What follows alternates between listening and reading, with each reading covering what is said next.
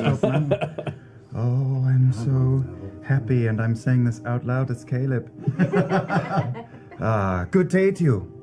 Good day. Sure you don't want to? I scoop up Knot and I just start dancing down the street with the goblin on my shoulders. You don't want to stay in and shop around some arcade? No. We have plans to make with our new friend. Okay, Let's go get some breakfast. Some of the aisles a little longer, okay? We're away. No, I'm going to read here. Good focus. Can I look at one of your books? Yeah, go away. Is that a yes? I'm going to pull out a piece of copper wire. And remembering the motions that Caleb taught me, I'm going to twirl it around in my hand and hold it up to my mouth and whisper a message just to Caleb. Shit. What? Okay. And I'm going to say, it's 3 buffalo or buffalo-type objects, creatures. What do you want me to do? I'm so proud. I don't know that spell, so I cannot talk back. Yes, you can. What? Who said that? Well, my social anxiety is getting the best of me. I'm taking a walk. Goodbye. I'm gonna walk out. As the door slams behind Caleb, briskly making his exit. Upon placing the lenses over your eyes, you have clear definition of all the nearby buildings, the dark alleyways. You have a very clear perspective on anything that is not directly being hit by firelight, and the firelight is almost a little too bright. Holy shit, you guys. Is this what you can see all the time? I don't know. What does it look like? It's like I got night vision. Like I can see things. Look over here. Yeah. You look like a nerd. So, for my own ledgers, because I do have to present this paperwork to the Crown for the approval of these rewards, what do we call you? Hey. Word like the mighty. Hey, The mighty. That's good. You know good words and like that sound cool in Zimnian, right? We are the Mighty Nine. 9? It's just the spelling that is tricky. Please do spell it for me. Yeah, mighty in common is spelled M. I will pull your beard off your face. H. Oh my God. T. Yes. Y. Yes. Now we come to the next word. N. Yes. E. Yes. I. N. We are the Mighty Nine. You have to be careful. We are going for help, medical help. We all have syphilis. Extreme syphilis. Make a deception check. Extreme.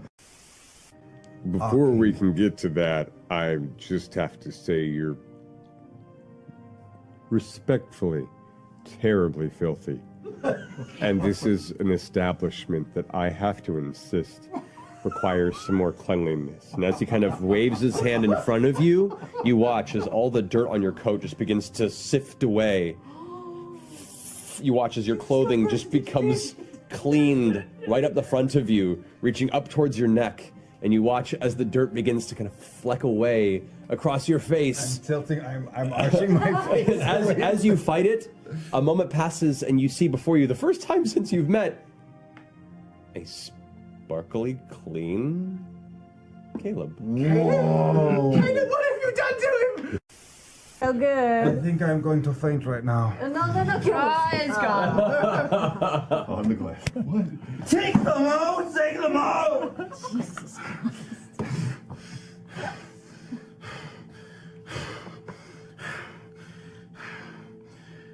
Oh, you're awake. Hello. Now we are all awake. Were you That having was a really Were fun. you having a bad dream? The party is over. Why would you say that? One day we're gonna have a real big talk about your issues. If we put you at unease, that was not our intention. Well, it's not just me. I mean, you are vomiting salt water, and you are getting into fistfights with people. I don't know what you're doing, and you... Look at you. Wait. Look at you, there's always the worst. Look at you. I'm well aware. people are kind of stupid, but I did talk to the traveler, so everything's cool. Also, I don't have any money. That's okay. I have a little bit of money. Do you need some? No, I have about 50 gold. Do you want me to give you some? That's about as much as I have now. It's so stupid, though. That's a lot of money. It's not, Caleb. It is? It's not. That's more money than my parents ever made in their entire life. That's what I made, like, every day for my allowance. In full view of Jester, I reach into my pocket and take what's left of the mud. Just.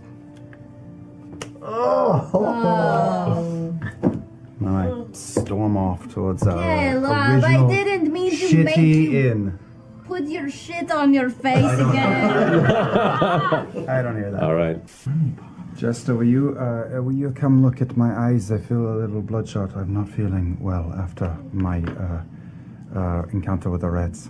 Sure, I put my hands on either side of his face. Can I see anything Wait, weird? come over here. There was gold in there. I would like you to have it. It's more than I had before. Here is 100 gold were on those people, so you take it because I know that you need money. Caleb, I don't... I know that you need money. And I'm very, look at this. I'm gonna do Those a little are joke. really, really strong. You And look that's- super strong. That's sad and funny at the same time. You carry the gold because I can't carry it all. Okay, but I'm not keeping it just for me, you know. That's fine. It's for both of us. Yeah, well, that's why you wanted money I assume, from your mother was to, to help us out in the position we are in. Of course. Yeah, so you take this. You're a better, I'm always thinking about things, and I'm not very good with amounts and money. So you carry it. Caleb. Thank you. And I'm sorry. I just had a really bad day today. That's all it was. Okay. I guess I'm sorry as well.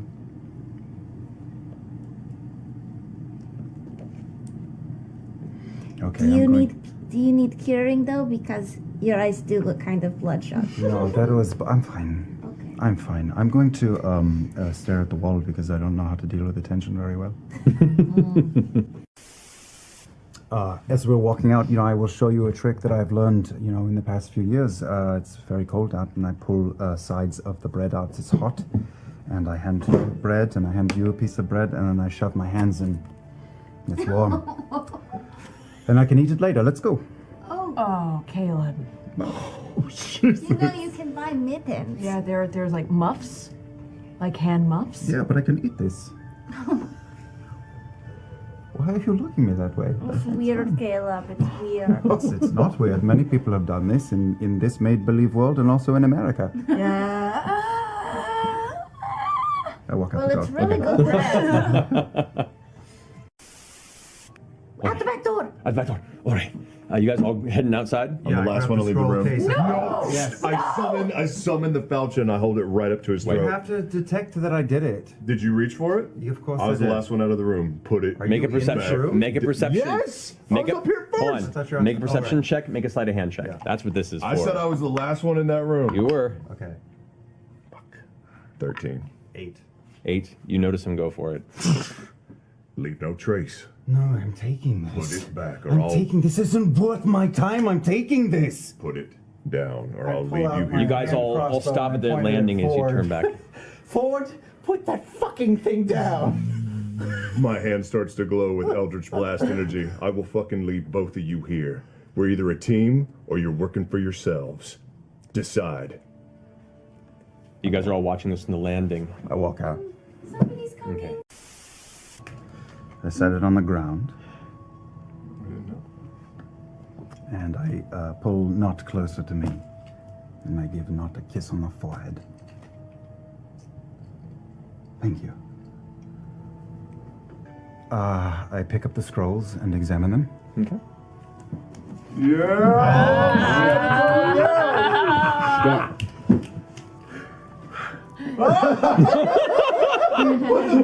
Why are you getting teary? What is happening?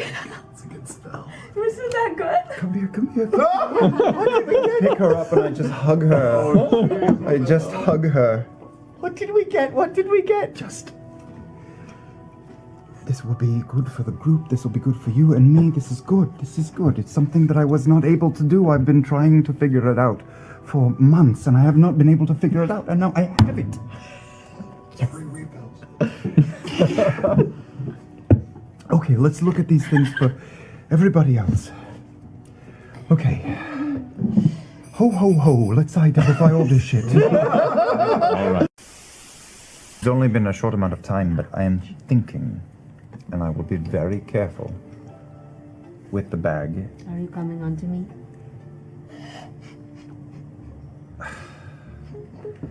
I was going to ask if I could hold the haversack and its contents for a day so that I could better inspect and understand the thing Why we are don't you do carrying. that? It's pink. Not the bag. It's mine. Not I the paid bag. for it. I understand that. I don't want to keep the bag. I just want to have it before you go off to do, I don't know, maybe you're going on a tour or something, but Not going to do anything. Do that you want is- to hang out with me and then you can look in the bag with me? I would... Aren't you about to go out with them? You told me you were leaving. I don't know what you're talking about. Well, all right. I would love to inspect our special package and try to understand it better if you want to be present for There's that. a lot of people that inspect their special packages. You get to know yourself real good, Caleb. So I know you're going to drag me over the coals for this request, and that is fine. I would like the Dungeon Master to fast forward to the part where you tell me if you will allow me to inspect the contents of this haversack. Yeah. You want to look at it? But do you want to do this together? Yeah, I'll hang out with you. I really want to see it too. But on a different night, maybe tomorrow night, because you just told me you were about to go out with Molly and... Then maybe I'll keep it now and then I'll come back tomorrow night and we'll do this again. Just inspect what's Special in the bag. packages and Just- everything like that. I leave to go on to watch them while they Okay. She leaves. And I look to the mirror in my room and I'm like red-faced. And I just stare at myself, like dead expression for like a good 30 seconds. And then I find not. Okay. I'll go see you again tomorrow. I'll come back. Hey, okay, do you want to check this out now? What are you back? No, wait a second. I'm talking to Not in this part of the day. This day, one night. Yeah, we'll come back. Two nights. All right, so you find Nod. Oh, I'm really blushing. This is my compatriot, Master Trent Ickithon. Trent Ickithon. Icky. Sure it is. And he turns and goes, it is a pleasure to meet you. I saw what you did today as well, and it was a very majestic display of skills. I am going to tell you the story of how I murdered my mother and father. Oh.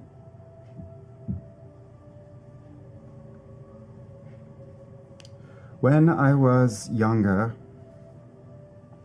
I grew up in a small township outside of Rexcentrum called Blumenthal.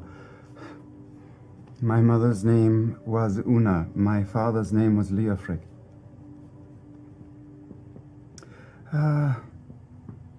Everyone was very excited about me when I was young. I was bright and confident. People used to say that I glided through life and everything just worked for me.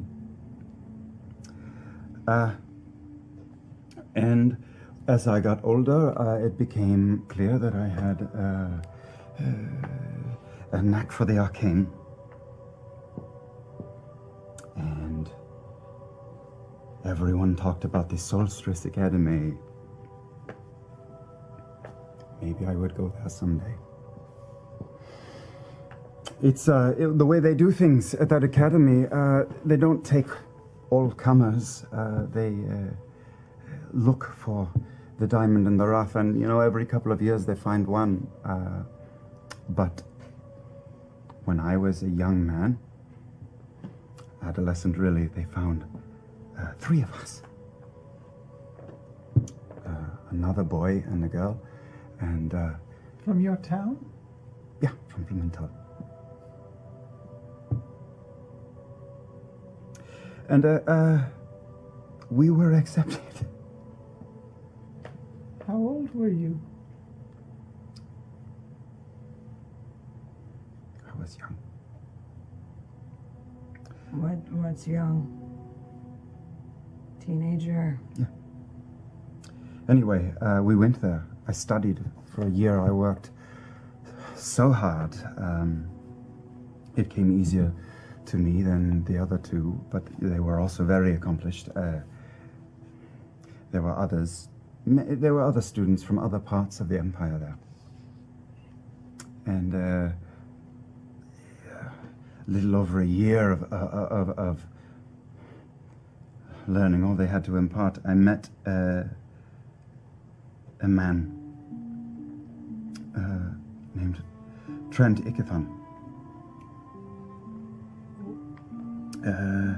He became our teacher. Why didn't you say anything earlier? Earlier when? Earlier tonight? A week ago? What do you mean? When we were talking to Trent. You know we were talking to Trent. So, after a year of studying in the main school, Trent handpicked all 3 of us again, and we left the school proper and went with him to a home out in the countryside where he trained us. And it was a good time. We believed in the empire. We were going to keep it strong. He was cruel. He hurt us a lot. Made us go through extreme circumstances. But we got strong. I also fell in love, but that's another story. One of the other students.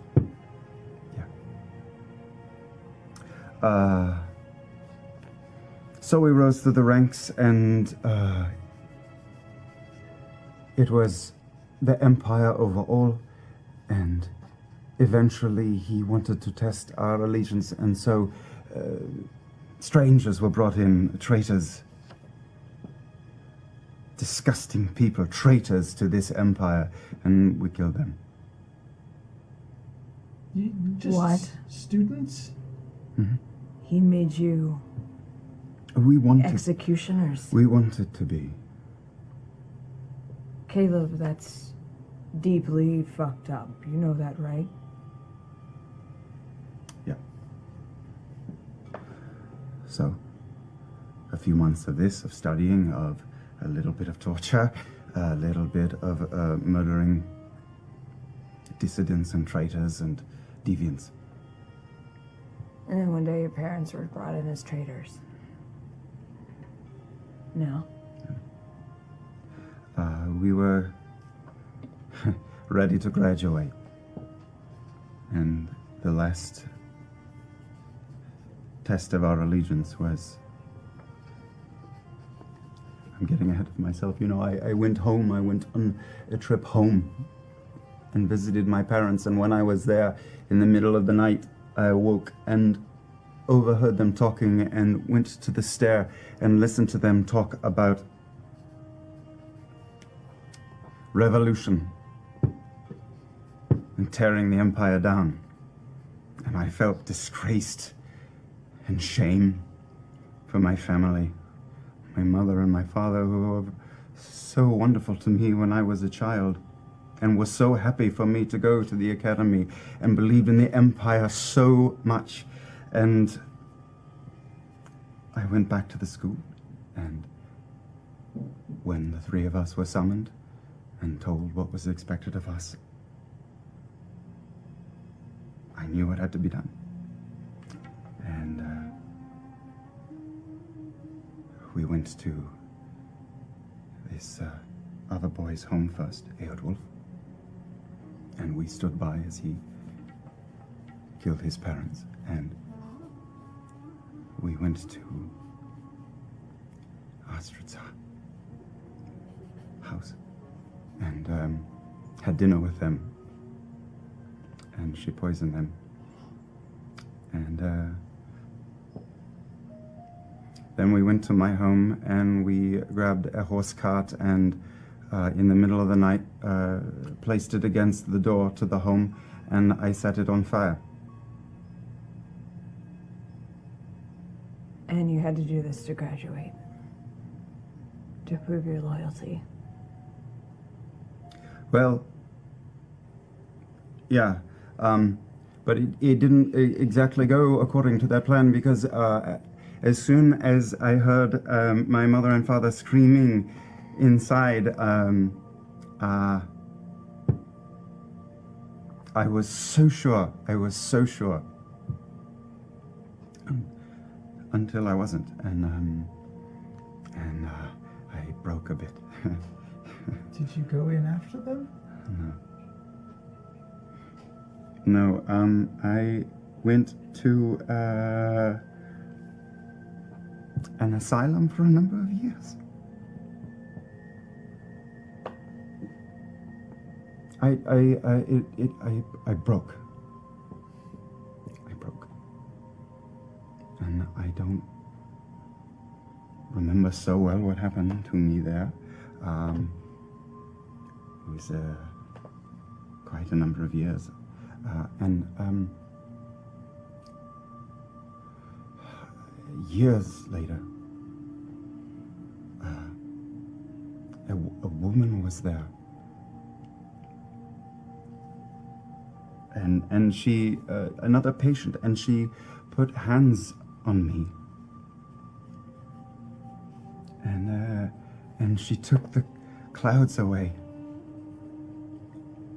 She took it all away. And not just my madness, but the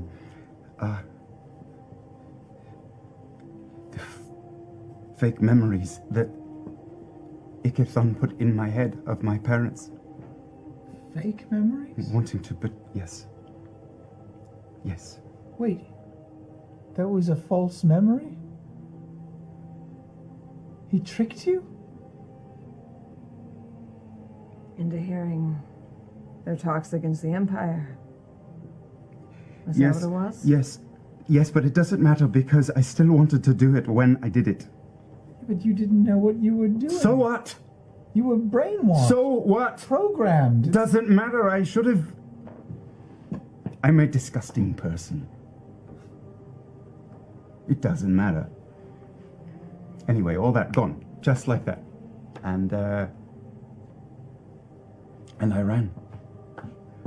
Not right away. I pretended like nothing had changed for several weeks. She was stark raving mad 15 minutes later, herself, the woman who helped me.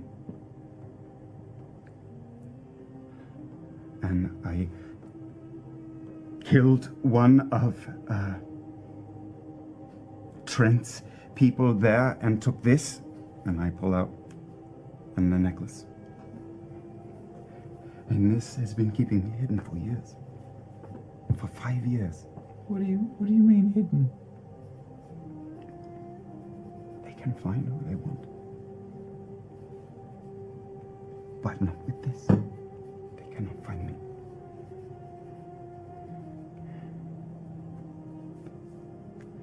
So, I would really like to get into that library because I would...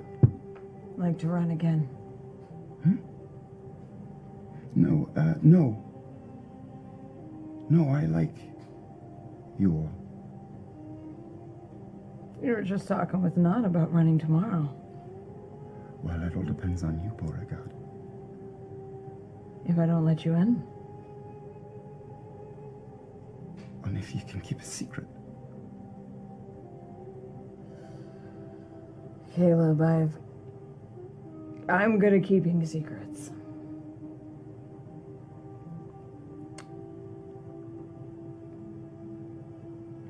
You heard us talking to Trent. You know he wants Yasha.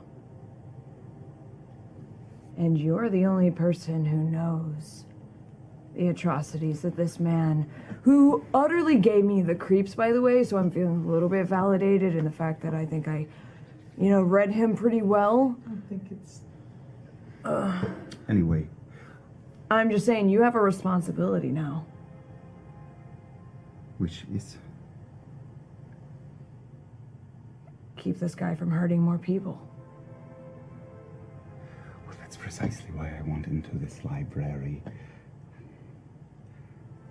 You want to take down Trent? Is that what you're doing all this? You want to take down Trent? Among other things. What are you hoping to find? Anybody can make lights. Anybody could send a message through a wire. I want to bend reality to my will.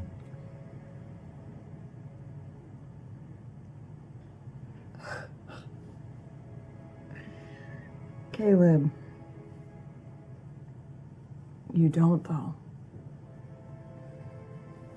No one wants that amount of power and responsibility. Yeah, well, I told you why I am afraid of fire. You did. So you are going to bring me to that library. Don't worry, I'll take you to the library.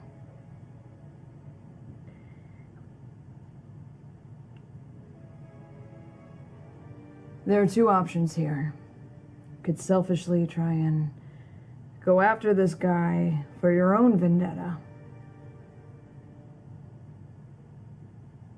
Or you can use your motives to keep others from getting hurt. A very similar way. Both of those are appealing to me. All right. I know you just make dancing lights. Or at least you can feel like you just make dancing lights. But those dancing lights make sure that I can punch people in the fucking face whenever I can't see shit.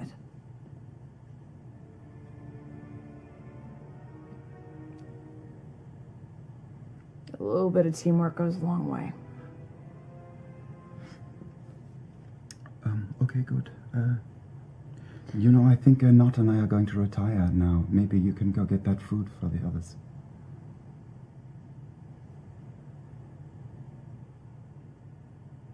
Cool, man. Cool. Kick me out of the room. I get it. Yeah. All right. I mean, you just dump some heavy ass shit like that and then ask me to leave. No, I get it. It's fine. Yeah.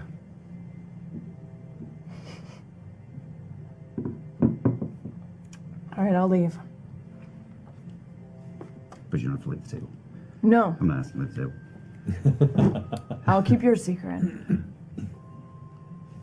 We'll keep all this a secret. I don't think it's anything to be ashamed of, though.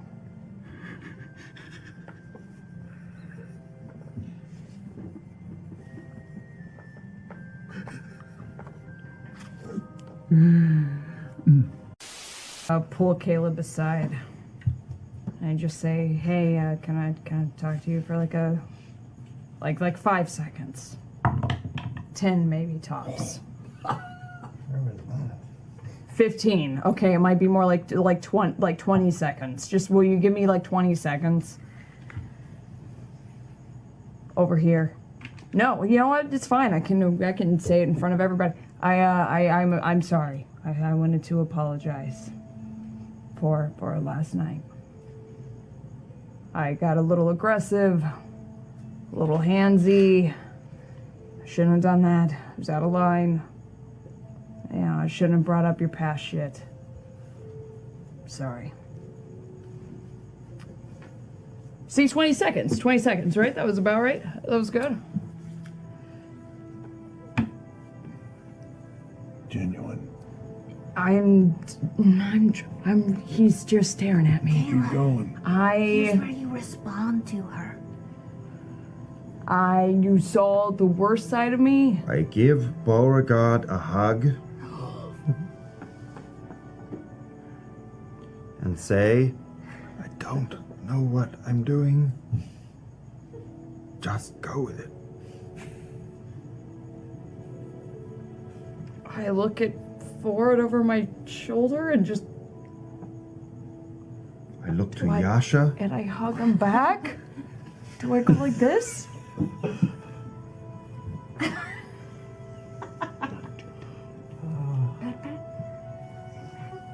Makes me feel awkward. It's so uncomfortable.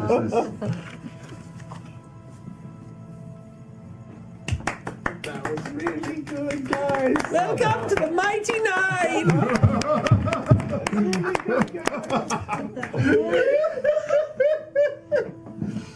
Caleb doesn't laugh like that at all.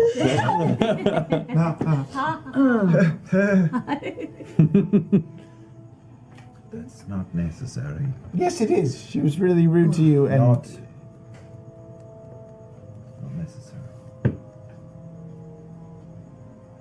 We're working on it. nice job. That's it. I don't know how I feel about that. Good talk. Friend. Seriously though, like friend? Yeah, okay. Yeah? Yeah? Yeah. How do you say it? Quit while you're hit. All right. Ains back. What am I doing? And first batch, go! Roll off. Grog die. Yes! 21. Oh, shit! Unexpectedly so, little Caleb finds his taste for alcohol in this one, and within but a moment's notice, downs the entirety of his glass. Yes! Finishing it before Falcon does. Was that, oh, well done. That's impressive. Yes, it's a good game. It's just a game. Fills both of them again. Next round. Go for it. So polite. Laurencia, liebe Laurencia, mein. Your confidence overtakes you as you go into the second round of cups, and you manage to finish, but you have to stop halfway through. You have to actually go for the second serve. You take it down and finish it. However, as you pull your glass down, you can see Valken's there leaning. Enjoying the fumes. I can As tell they that, waft up right? again. Well done, well Maybe done. we should do a dance to distract his competitor now. That's a good idea. Yeah. Third drinks are filled. Go for it. Directly in front of Falcon, we start.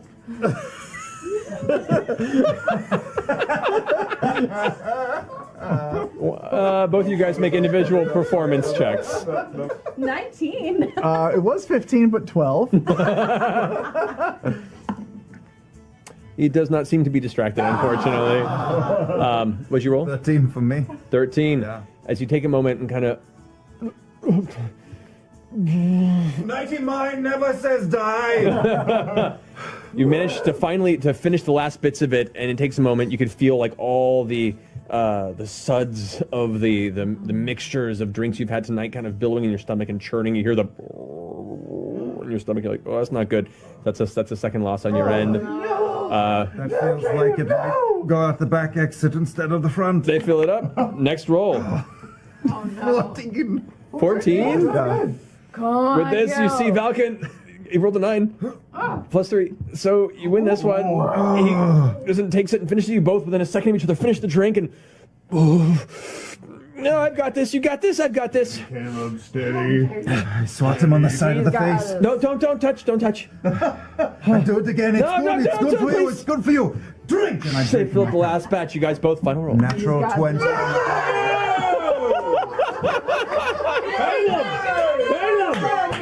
Natural 13 on his end.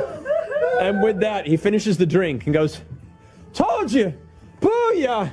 Gets up from the table, turns around, and just face plants right in the ground. The guy goes, "Yeah, Caleb!" Pick him up. I nod coolly for a second and I just turn and go. What? You guys are trash. You are very drunk. It's very observant. Am I also very drunk? Can you feel this? Slap. I assume I take 1 hit point of damage, or 4, or 1d4 from a monk. I'd say you take a hit point. Okay. Yeah, you're drunk. You're real relaxed. Did you feel that? Oh, the My mighty hands have been 9 is the mighty stinging now. 9. The mighty 9 is the mighty 9, the mightiest 9 that ever 9. I like that song. 9 mighties 9. You guys need to go to bed or something. Caleb. What? Not you you. go to bed. You are intoxicated. You are. I thought we were You going are- dancing. I walk him upstairs and make sure he gets in bed. Good. Okay. Yeah. Jester goes and tucks Caleb into one of the rooms in the bed comfortably. Blue. Yes, I am. And you're very nice. And a little stinky. One of those things is true, and you are blue. Are any of these people awake? As I can tell. They all seem pretty asleep. Look at the lot of you. Look at these people. I should go right now. I don't know you at all. Look at this one. He's like a walking rainbow. What is this? Why are you with him? It makes no sense. He's a circus performer. He's not going to help you. This one you told everything to try to get into a library. You learned nothing. On your gamble, you failed. You're stupid. Smart as you are, you're stupid with this.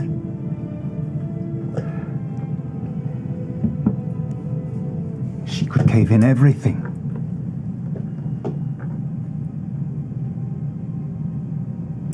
There's 3 that have been stolen.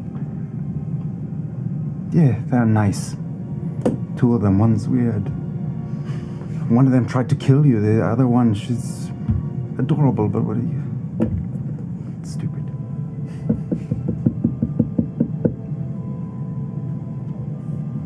This one here. What do you expect to do with her? How is she going to help you do what you want to do? She can watch your back. Yeah, I know. Don't worry, but you're fine. She's as much a liability as anything else.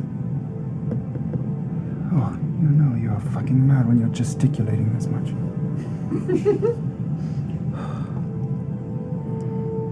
You should just go. You have told too much. You've told too much. I'm going to go. It's time to go.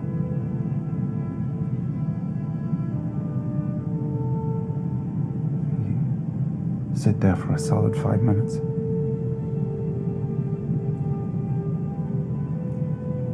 2 hours. Wait for everyone to wake up. We have not traveled with them this far to throw it away. To throw what away? I want to hear you say it. Why do you want to go after them?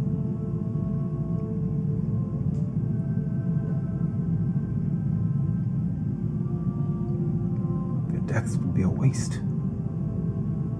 Wrong. Why?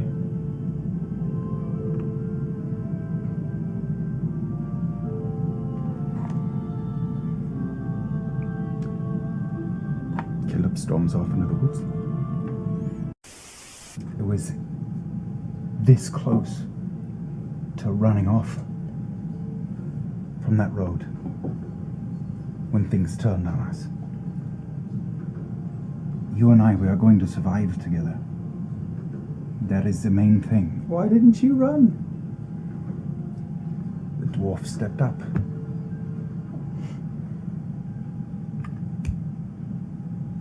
Changed my mind like that. Change your mind because we had extra help, or Whatever she said to him, he left. Oh, the danger was past. Yeah.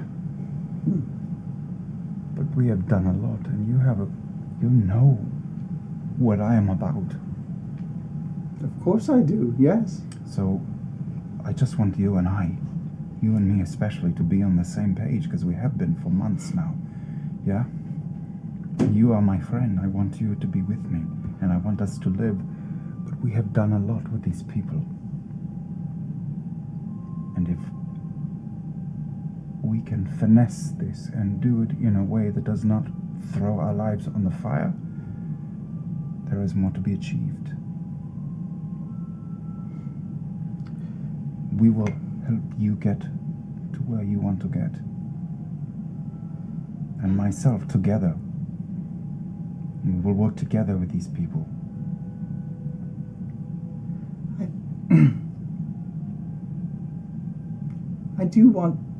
I know that you want revenge for what that man did to you. And there's things that I want too, but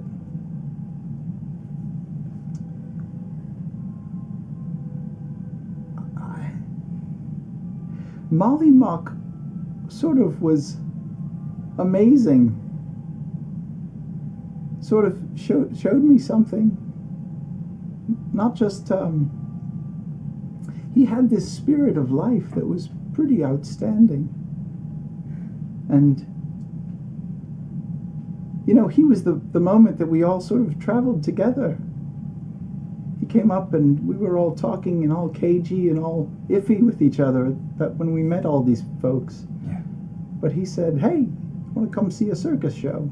And that lit the spark, right? Yes. Well, before that, it was... All I'm saying is, he was a rainbow man who represented life at its fullest. And that's what I want. Even more than what we were going for before. Together, we're sort of living life now, aren't we? And before, we were in the darkness. So I know we have things to do, and I want to do them, but the reason I want to find these people and rescue them is not to use them, and it's not because we've invested time in them, but it's because I love them. And we need to find them and rescue them because we're a team now. So if you're just using them or whatever, that's fine, and I'll support you, but I want to find them so that we don't go back to the way it was when we were hiding in the shadows and ducking into alleys to get away from people, and we were safe, but we weren't really alive, right? With these people, we're having fun and winning contests and killing bad guys and rescuing children, and it's amazing. And I hope you're with me on that. And I hope we are on the same page. I like them. That's a good start. I think they like you. We are not hiding anymore. Well, not like we used to. And there is a certain amount of risk to what we are doing. And what I want is good. For more people than just me. I know it is. And I want it for you. But we've used a lot of people in the past, and I just want to make sure we're not using these folks. Are we? Well, we are about to risk our lives to pull 3 people we met 4 or 5 weeks ago out of the hands of a lot of dangerous people. Seems like a pretty good offer for them. Okay. I don't have any family. You're the closest thing that I have. And I have come to rely on you, and I am grateful for your company. I couldn't do this without you. Well, let's screw our courage to the sticking place and get them out of there. Yes. Yes. You're not going to see me for a while, but I will be with you. What do you mean? You leave me alone? No, I am not. I'm canonically a coward.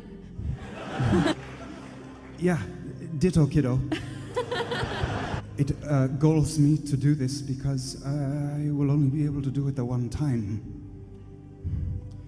Fuck it. And I pull out the scroll of invisibility that Kaliana gave me and recite a few words, and I am gone. What the fuck? And then you feel a tap, tap, tap on your shoulder. What the fuck? Keg doesn't have object permanence.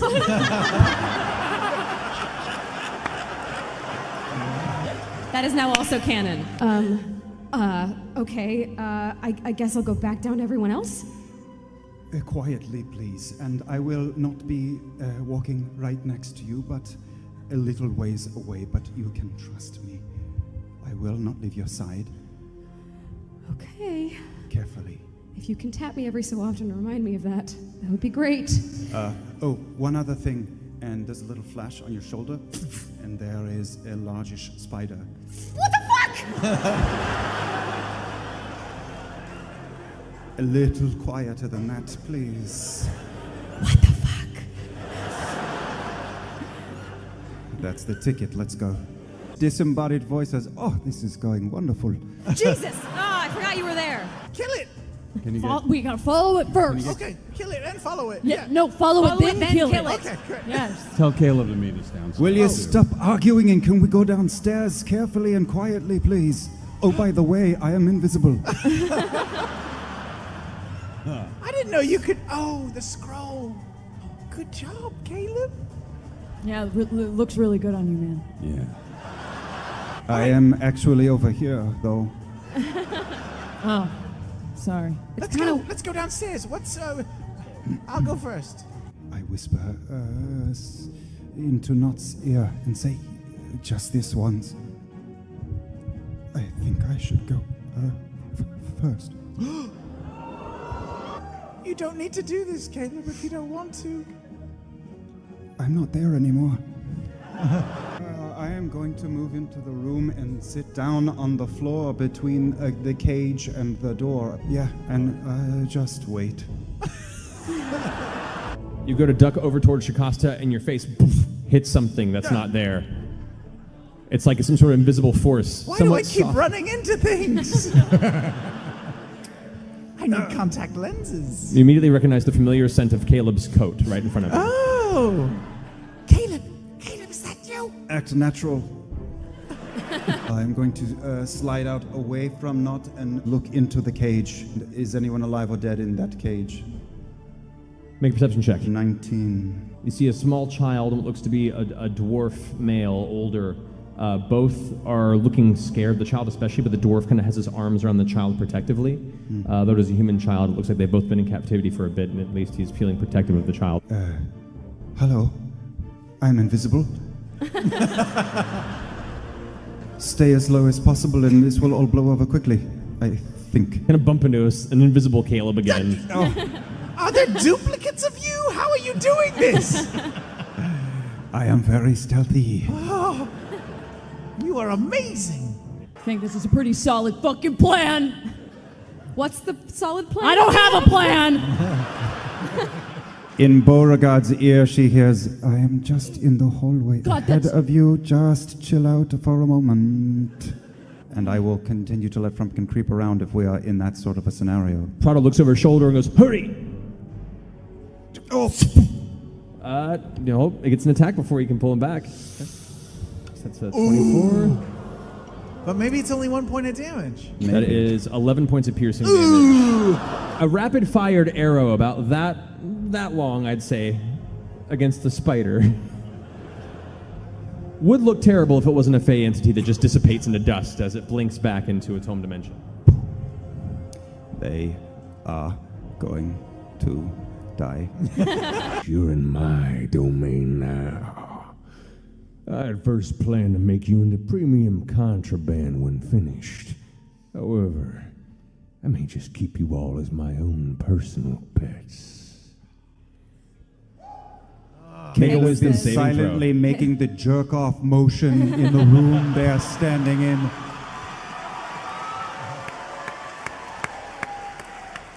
Let's get this door open. I used to have a cat. I do not any longer. Would you do us the favor of having a peek around with your bird, friend? That sounds like a lovely idea. You are able to do something so substantial. I'm not of substance, if that's what you mean by substantial. No, I mean wherever you are. I'm right in front of you. Okay. I'm right in front of you. I'm talking about...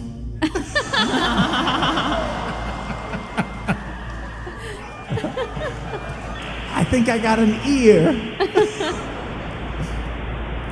In my head, I think, this is still going very well. I have not been hit. Here we go. And I'm at the bottom of the stairs already, not at the top. So what I would like to do is move my full movement and then use my action to dash and just stroll to the right of Not, and I will just touch her on the shoulder as I go and get as far as I can in that direction against the wall, if that's as far as I can get. So 60 feet.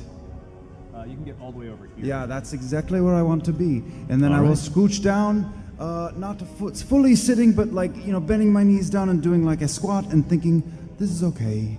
This is okay. This is okay. How do you want to do this?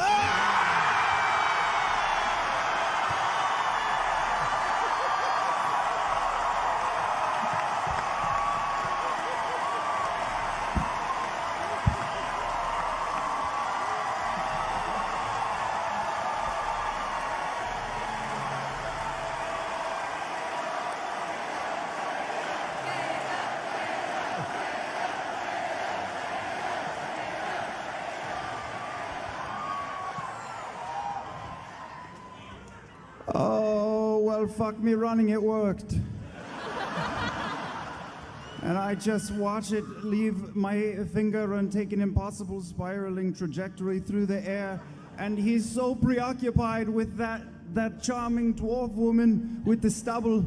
And it takes him in the back of the head, and it just starts to burn through the back of his skull and eat away through the back of his head and burn through his eyes.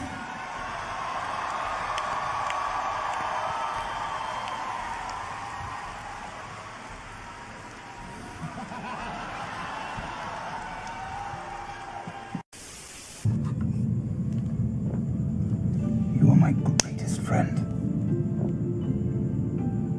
Little old me. I like you because you are funny. But it's more than that. We will get you what you want, even if there is some risk.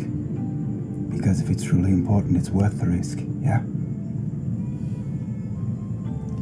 Yes. Okay. Well, you and I, we have an agreement, a pact. Yes. Whatever you need, we're going to make it happen. Even if it's risky. Yes. We're going to do it. You'll help me? Yeah. No matter what. If it is in my power, I will do it. Good. Well then, onward to the beach. That's funny. I've never been to the beach. Oh. I bet you would sunburn easily. You should probably coat yourself with like a layer of dirt just to make sure. Done and done. Okay. I have questions, and I don't want to alarm you. None of us want to put an axe in your head or anything. No, I don't want to do that. That was really sad. Right. We want to just, you know, get along. We're all tired. I'm tired. But I'll go to work if I need to. Oh, Jesus Christ! Caleb clutches his chest and cries out and falls to the floor of the boat. no, it's his condition. What's wrong with He Caleb? has a heart condition. Since when? He always has had one since he was a boy. Do you have any medicine for him? Yes, he needs mouth-to-mouth resuscitation. Too many teeth I'll are in the do way. it. That would be good. I drop down. Okay. Well, Caleb, just for the sake of it, roll a deception check. Yeah, sure. It's pretty good. I'm 20. I'm just gonna try to blow into his mouth as hard as I can. Yeah, it's super uncomfortable, Caleb. I think it'll help. Yeah. He's still not out of the woods. I think we all need to pray. That's not what I was expecting. Oh, good, you're alive. Do you want to lead the prayer? Yes. Oh, thank goodness. You know I'm such a fearful person. Oh, maybe he's okay. I'm always getting scared of things, and that one was too much for me. You could be on the edge of life, maybe the prayer. Climbing back up. Yeah. Glad you're not dead again, buddy. I look over it not. Wow. You guys, we saved his life with the power of friendship. Caleb is. I just watched. Caleb is beet red. I think that helped. Beet red. Face matches his hair. I was so taken by that marking, that tattoo you had. I was wondering if you might show it to me again. I think Make a they're about persuasion to check. get naked. My.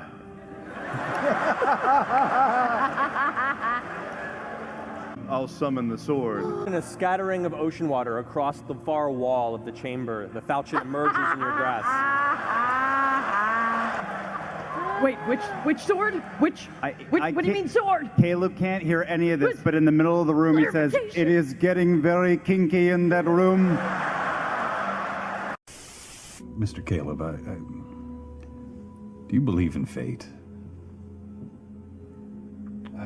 There are lots of different kinds of fate. I know that's a heavy question.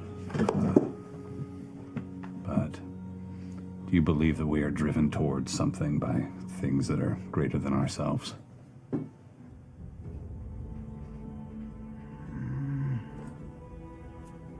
I don't know. I would like to think not. But I don't know. I think the world is shaping you into something important, and I want to make sure that you get to wherever you need to be. Oh, that's a pretty big matzo ball. Well, you won't have to work very hard at it, I imagine. I think just being you, wherever the world puts you, will do just fine. Brainiac Caleb, with this book, which is her own coded cipher and comprehend languages with enough time, try to study the recurrence of vowel sounds, consonant sounds, and try to create a key to this book. Go ahead and make an intelligence check.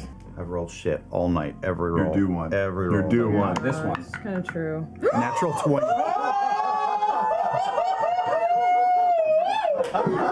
Fuck, dude. Rise, baby! Rise! 25. That is exactly the DC you would have needed to do this. It is set at a very hard DC. And there you see there's Avantika, Vera, the rest of the crew. But it has come to our attention that there has also been, well, to be perfectly honest, a break-in. No, I can find creatures, I can't find objects. And her eyes kind of flare for a second, and she goes, "But that is okay, because I can." I take a bit of phosphorus and squelch it through my hand and cast Wall of Fire across the entire length of the boat between them and us. That's what we're going to pick up next week.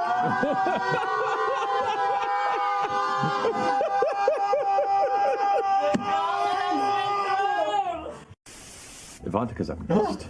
Closes her eyes for a second and raises her scarred hand where the sphere that she unlocked Ukutoa with raised up. At that point, you watch as the water from the ocean begins to rise up.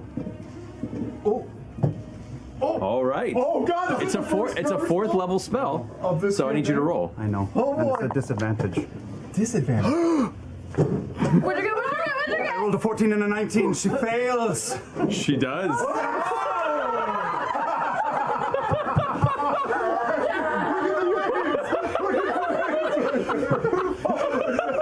I'm going to die tonight. 2 weeks of tension being released. All right. Let's treat this situation with the seriousness it demands, and I douse the lights and bring Frumpkin down onto my own head like a mask so I can see through Frumpkin vision. Okay. All right, so you have a mask. That's amazing. Like a Zorro mask with Frumpkin's feet right there. You just see these two dark octopus eyes, and then this little unshaven grin poking through underneath. Little Zimnian man saying, Pretty good. Can't believe I didn't think of this sooner.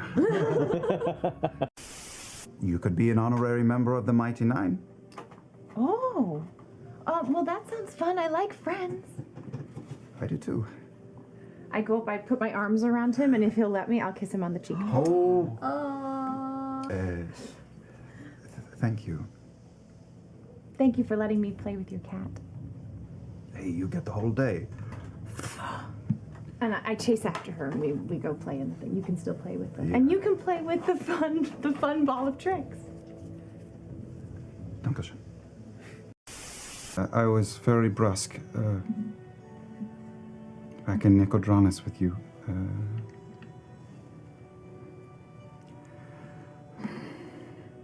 I'm sorry. I felt very exposed with that man.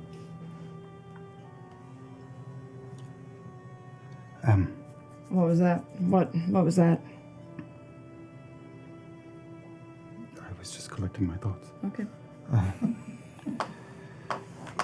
With a man like you, sir, if he wanted to find us, maybe not me, but the rest of you, he will. And I do not know his allegiances or his motives or anything. And neither did you, none of us did. And there are people who would flay me like a cat if they could get their hands on me. So, Did he say something to you about your past when you were in there with him? no, but it was hard to read. Think you saw into you? I don't know, Beauregard. You're a man of... But I don't like to not know. And I like traveling with you people. And I don't want to take unnecessary risks. So, I'm not telling you what to do. I could not tell you what to do. But if... for me to stay with you all, I can't keep poking my head up like a mole from a hole in the ground because someone is going to cave my skull in if I do it in the wrong place. And if you all are with me, you will die with me. That man in Rexentrum, he would spread my guts out onto the stone floor if he could get his hands on me now, if he knew where I was. So I factor that into all of my thinking everywhere we go. Everywhere I have been for 5 years, I have been looking over my shoulder. So it's not really fair to all of you because we are linked like this now.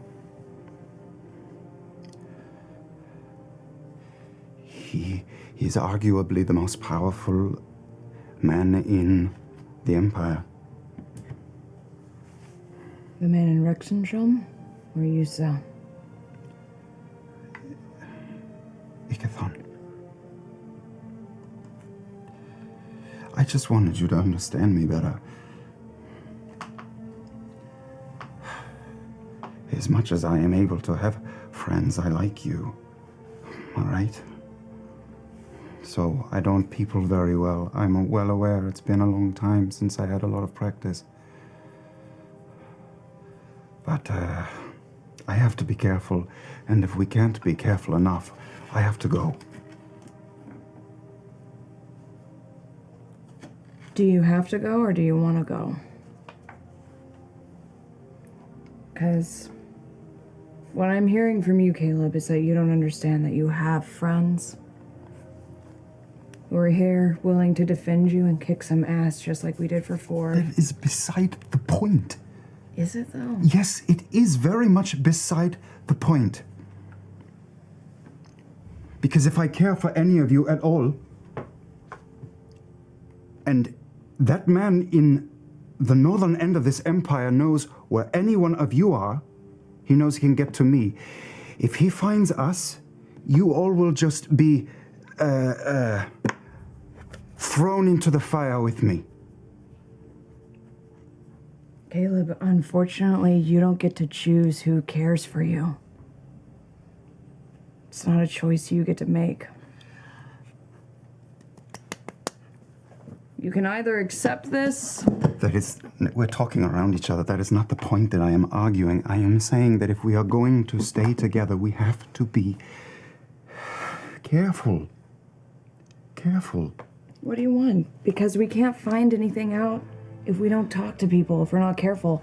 I don't like not knowing either, Caleb. That's why I thought I would talk to people. Just persons like that one in that tower. I thought you'd be excited. I thought I did a damn good job in there. I thought me and Caduceus both did.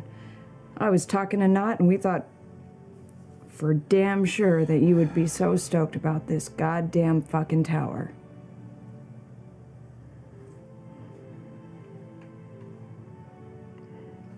You know, in the abstract I am, but the problem with friends is that you have to care about them. You wander away. Wow. Wow! Fucking cool, Caleb!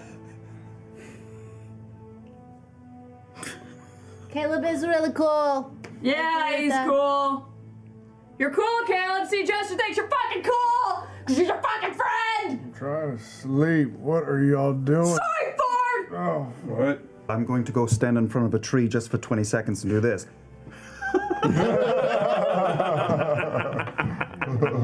Perfect. You got this, man. Your name is Veth. My name was Bren. Aldrich Ermandrud. I have been using you all. How?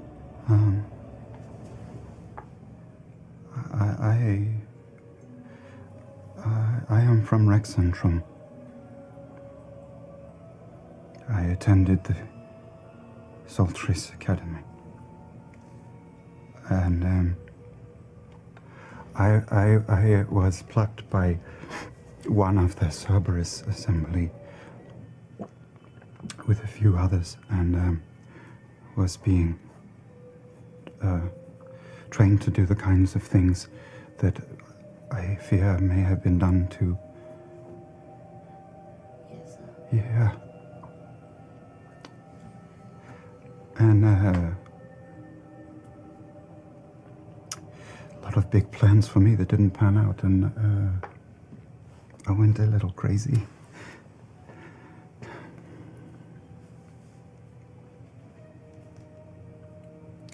And ran away. I ran away. I've been on the run for a long time, and I was tired of starving, and I met you, and was a little less hungry for a while, and I've just been afraid for a long time, and two of the people in that town over there are on the Cerberus Assembly. After going there for several months, one of the assembly, who also would teach on occasion, started interviewing me, calling me in and asking me a lot of questions. And he sort of put me in advanced class. Me and a few others.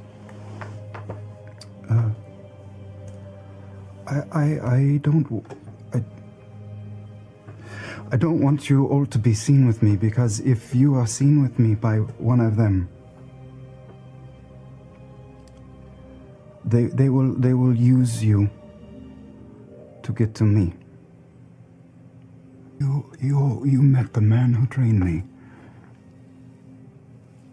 His name is Trent Ickathon. That's why you always make that face. I'm sorry, Caleb. I'm not a very good person. Well, I don't think our actions define who we are all the time. Good people do bad things sometimes. Even bad people do good things. I think you're a good person. Also, I don't think a very bad person would care about us. I don't think a very bad person would care that he was very bad. Do you care about us? You've told us several times how you've been using us. Are you secretly in love with me?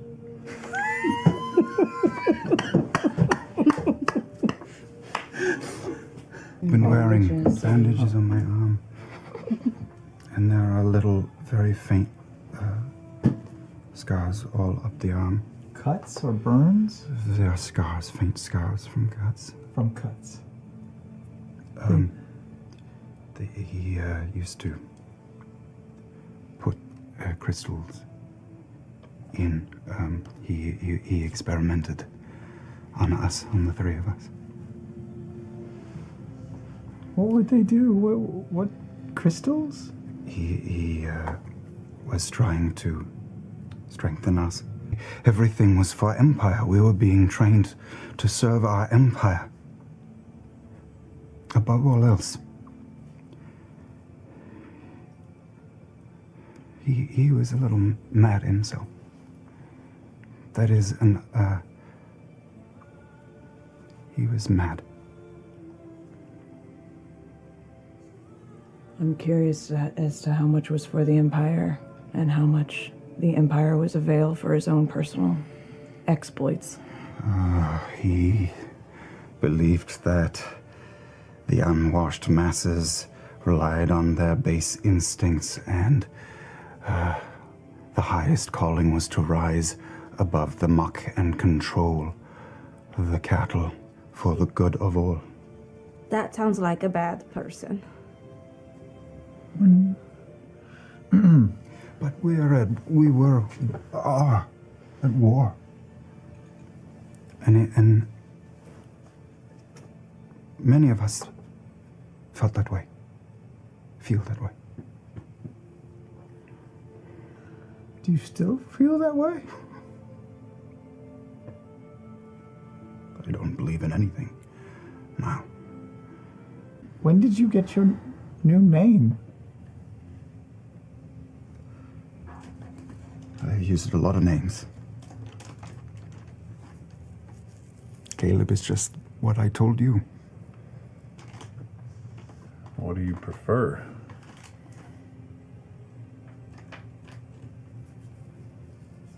I don't know. Caleb, let's stick with Caleb for now. All throughout the day, once an hour, Caleb says, "It's 2 o'clock." Shut up.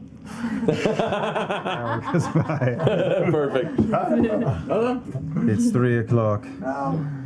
You know, if you're gonna do those, maybe put some chimes behind it so you can be like I a use bell tower. thaumaturgy every time he says it to make the bing bong noise. An hour later, ding dong, ding dong. No. It's 4 o'clock. All right. That day's travel goes by uneventful. You know, it's not so bad if you're down in the water with your friends. Oh, it's 9 o'clock. Fuck you.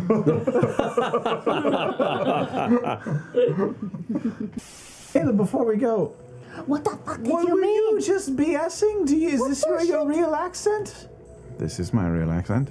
So you were lying. I was lying. Okay, well So then clever. you should seriously listen to her then, because that is a really noticeable Can you try a accent. different accent? I am terrible at accents. Try one. Try one. Try to sound like me. Sound like me. Try to sound like you. Wow. I am a little goblin. Boy. I like Okay, buttons. do an easier one. Gesture, yeah, like good gesture. I'm closer gesture. to Yeah, your you got accent. gestures. Come on. Oh, hi. Yes! I am loving pastries. And also, my god is... What? My god It's better. My god is so cool, you guys. What about That's Ford? What if you did a little That's Ford? amazing. Little Ford. Eldritch Blade. No. I think you put extra consonants that aren't even there. Eldritch Blade.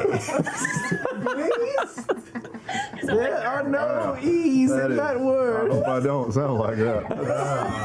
That is a ding to the old self-confidence. I like to swallow a sword. No, I never said that. That's not what I don't say that ever. He's rolling. What is happening? There's a second game of D&D going on back here. Are you going to be mind controlled? What's going on? Oh, wow, wowie, wow. You don't. Yeah. Wow, What are you guys doing? Wow, Rest of you? wow, wow. Well, we're waiting because the wizard told us to stay put. What? Caleb, are you okay? So good. Oh. So good. Well, we will have this discussion later. For now, just get the rest up here and we will... Oh, you want me to get the rest? Well, no, we can... everything's fine. Come up. Oh, all right. Well, we're going. The only No, thing... Not is just getting strangely personal and enigmatic. I'm sorry. I just thought you should know. So, but you see Caleb turn and looking towards you all with this kind of half-cocked eyebrow, his head kind of tilted to the side slightly. In the back of your head, a little voice just says, "Light them up, pretty." I need all of you guys to roll dexterity saving throw as Caleb lifts a hand and casts fireball right on the front entranceway where you're all standing. Yeah. The Empire is working against you. Wildmount is working against you. And we have brought the proof, if you will allow me to show it to you. The Zyther across the way goes, "What proof?" I need to approach my friend. I mean no harm. I need to remove something from... Make a persuasion check. Boy.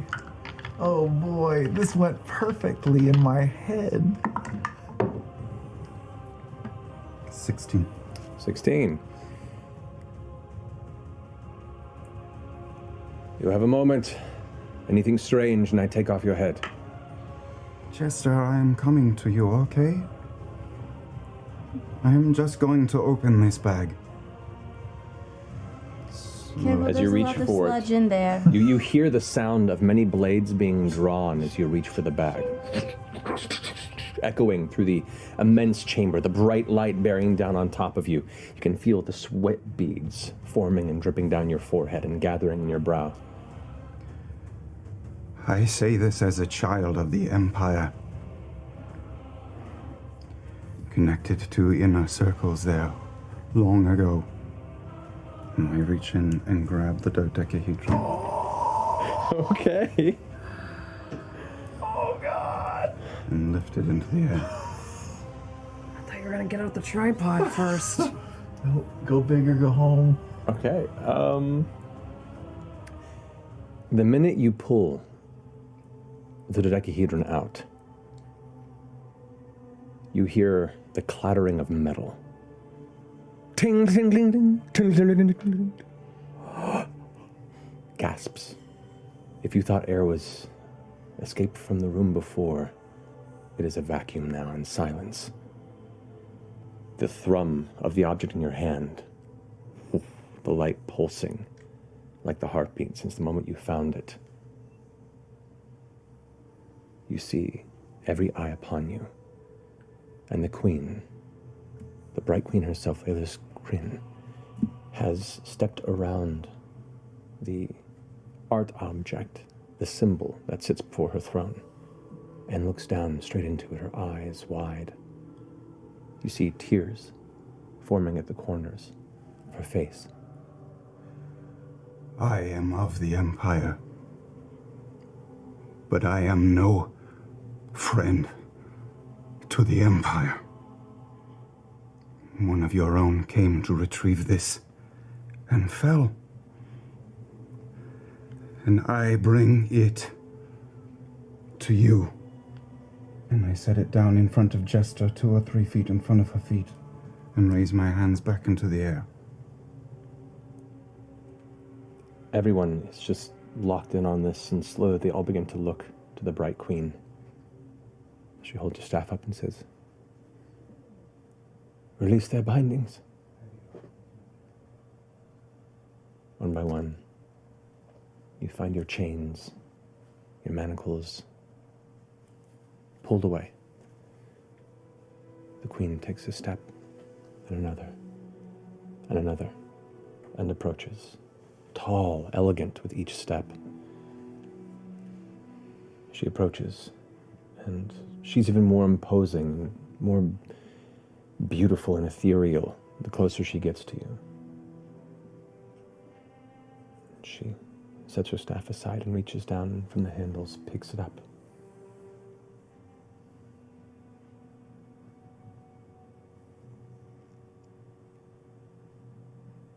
You bring us hope. I'll tell you what, though. For the first time in a very long time, I feel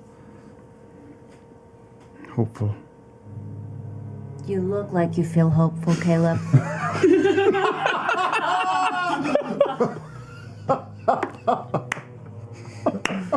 Keep the frown on, keep the frown.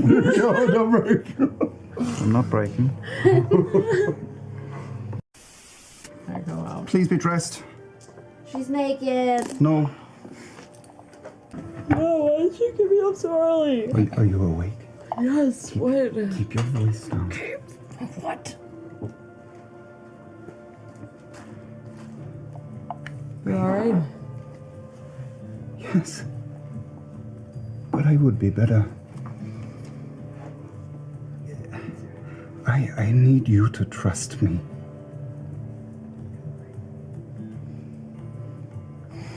I need you to be my friend. I can't believe that I am saying those words, but I need you to be my friend. Yeah, I've probably said some crazy things to you. I have railed against the elements, but I have also said that I wanted to murder a man. And that falls in line with things that Dyron and you want. I just put everything on the line, my own survival, all of our survival on the line.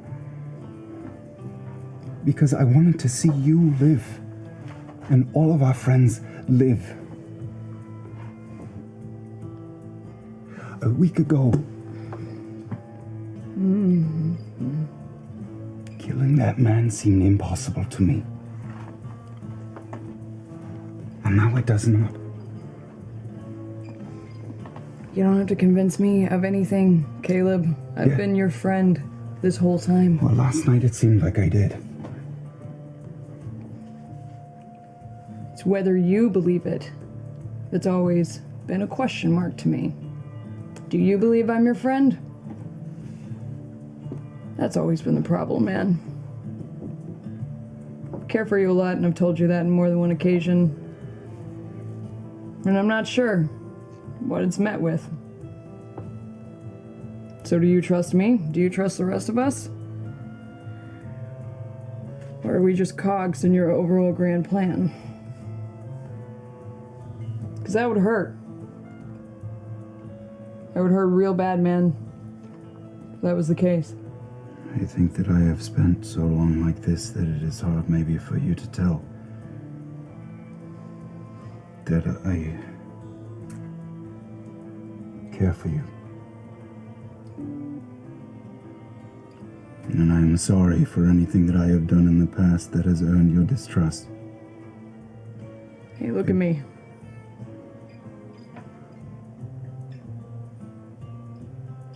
I'll trust you.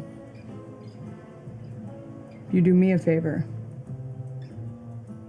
You start trusting yourself. Just a little bit. Getting there. Anyway, I respect you greatly. Thank you for your time. You don't have to thank me for my time like you're a social worker, and I just give him a hug.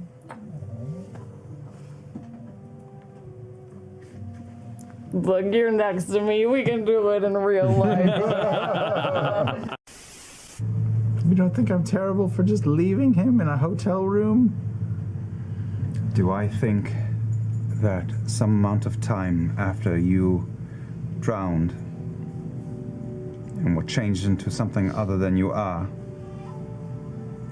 and have ridden halfway across the world, and are in enemy territory, and you are acting strangely, are you asking me if I judge you or if you should judge yourself for the way you are acting right now? Because I don't. Thank you.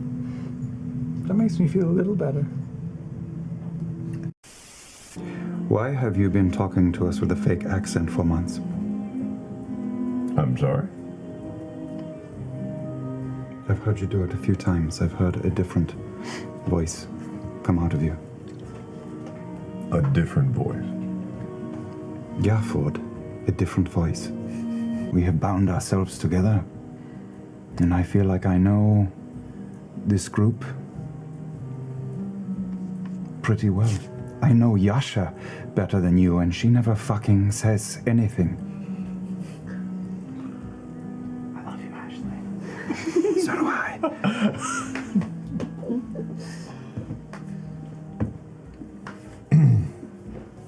What do you think? We're going to chase you out of here? Run you off? I find it hard to believe that anything you tell me, maybe I'm wrong, but is worse than what is inside my head.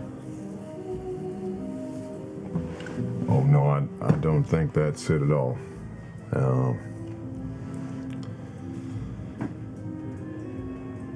It is not in me to speak about myself. It appears the same is true for you.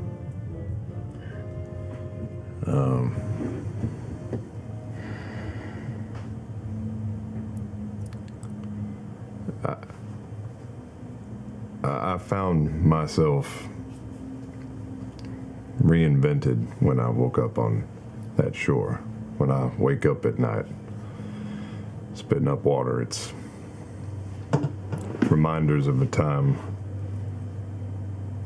when the rest of my life no longer mattered, didn't apply.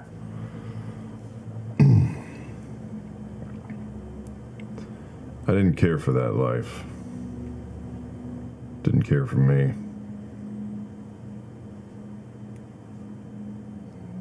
I prefer to leave it in the past. It's not that I'm hiding anything from you. I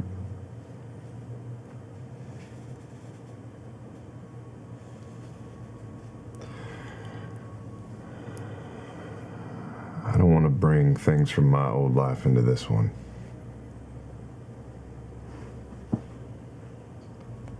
I can sound like many people do many things.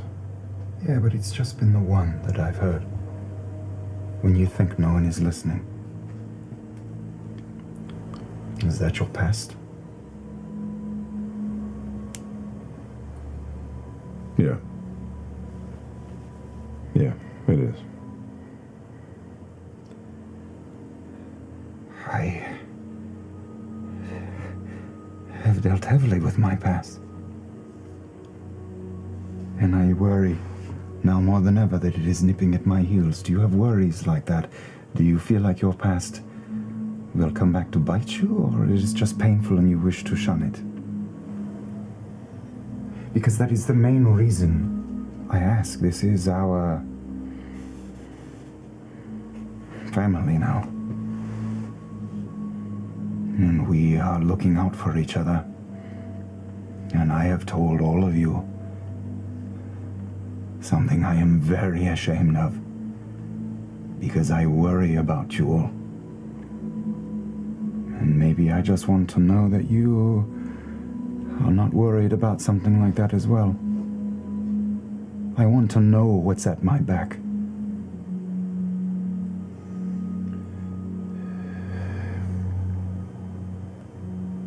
You are right.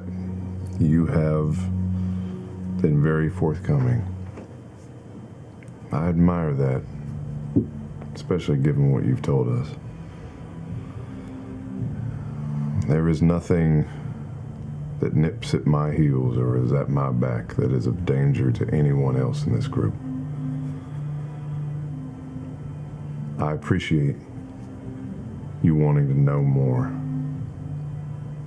I almost resent you for telling us as much as you have. Anyone for sharing their pain. It seems like the last thing I would ever want to do. And to see it done with such conviction, resistance.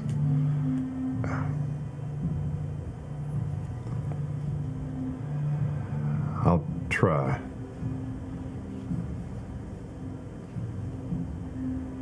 Give me some time. I do not want to share this with the group.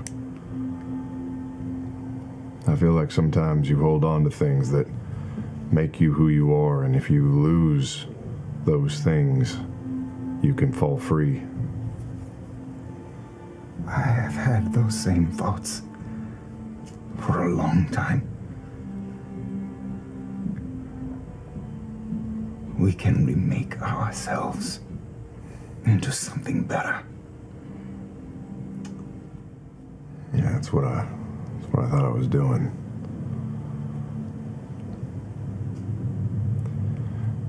I promise you, here and now, there is no danger from my past. I like this me. I love it. If I would have my way, none of you would ever know anything about who I was before, and I mean that. I find myself on my heels in this room. Please understand, I am not trying to be deceptive. Just let me figure out how the fuck to say it, and let me come to you, and I will feel less like I have been, less like I've had something taken from me. Let me find a way to tell you. Please.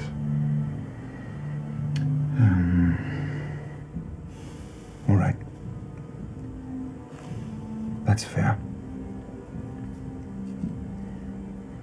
The only reason people in this group know anything about me is because I am crazy. I actually don't think you're crazy. You're one of the more put together people I know. At least that's what I see. It's what you show. Thank you for, I was going to say caring. That's accurate. Give me a hand. I'm not a good person, but we are friends. We are friends. We are friends. All right, to be continued.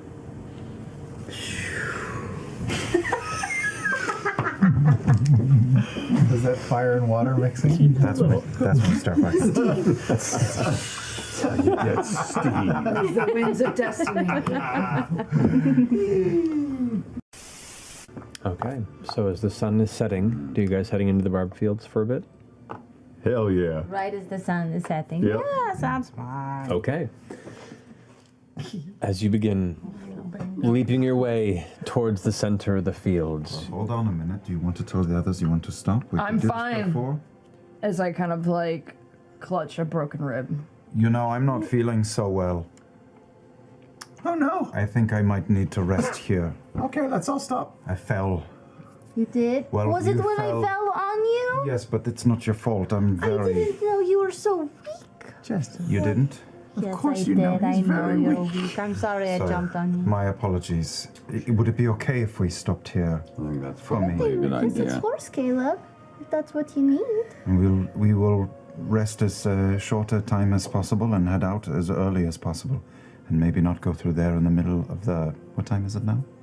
At this point, you're about 7:30, 8 o'clock. At night. Maybe we don't want to go through there for the first time in the middle of the night. I'm sorry. Yeah, we can lock it down here and leave it first light. Sure. Can you build your dome? Absolutely. As they start the dome and I get off the back of Yana, I could just say, man, making a vulnerability look so easy. It is. Cave to hide. Oh, they're heading up. What? Shut up. Go. You're getting in my ear. God. Take a look up there. I speak in Zemlin. Do you know Ren Aldrich Ermenrud? I don't know. Is he you? And the figure turns and looks in your direction. I find them both. And kill them. I've heard things about you, Bren. Welcome back.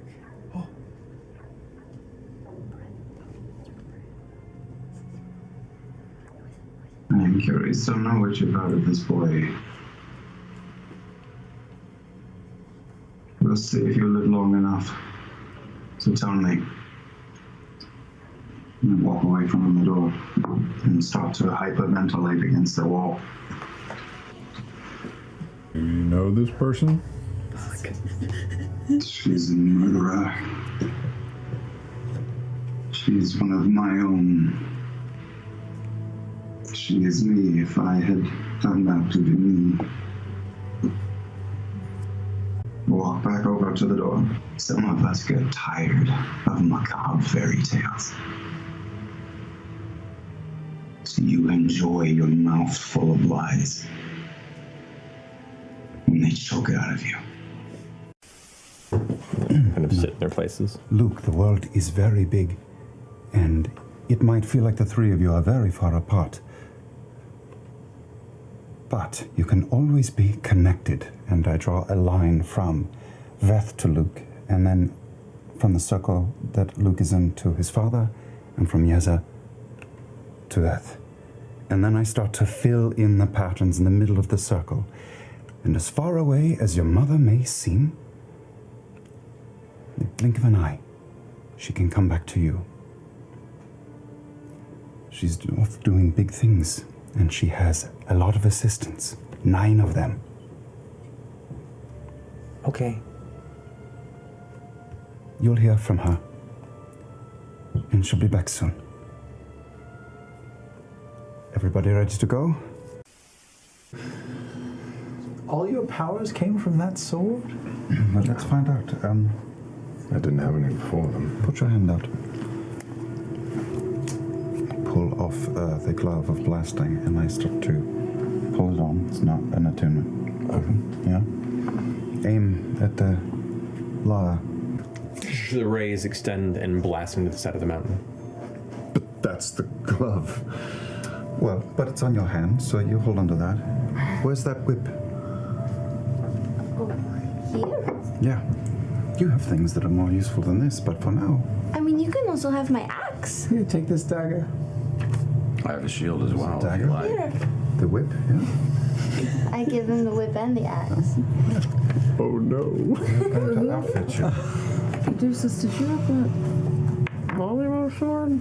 No, he, having that. he ate it. He ate it. I hate it. That's right. I do have a shield though. If This is more than enough. It's Please. really not. You're very weak. Okay. Caleb starts, he had an idea, but he just starts rapidly going through the spells. He knows this, no, this, no, this, no, this, no. He sees his dear little blue friend looking rough and pulls out a cocoon and casts polymorph and turns her into a mammoth.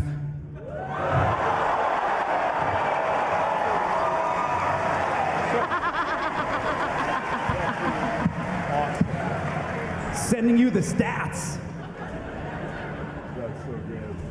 And I'm backing the hell away from this monstrosity. This way. All right. You watch as the jaws suddenly distend and snap almost as Jester's body begins to swell and grow brown fur. The armor seems to protrude and expand until it becomes this extremely deep brown furry, just a hunk of flesh and muscle before it spits her out instinctually.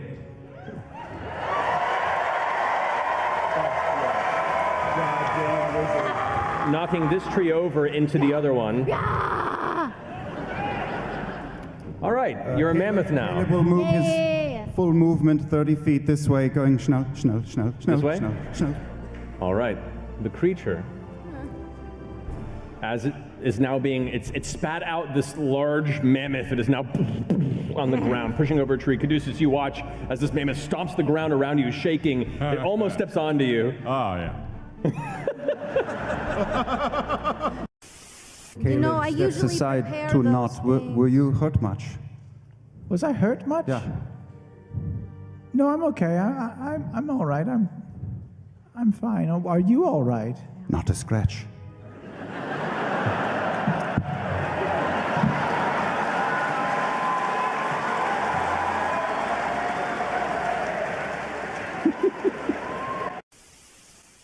Right, so we set up one cup across the room and another one where we started, and that way we can just throw back and forth and see who gets closest. Great. All right. Good idea. 6. 9. Oh no. 10. 14. Oh, 11. that's 15. Caleb waits till everyone walks out and looks across the room at the cup and pulls out a little wad of bat shit. You didn't do it? No. Did you? 16.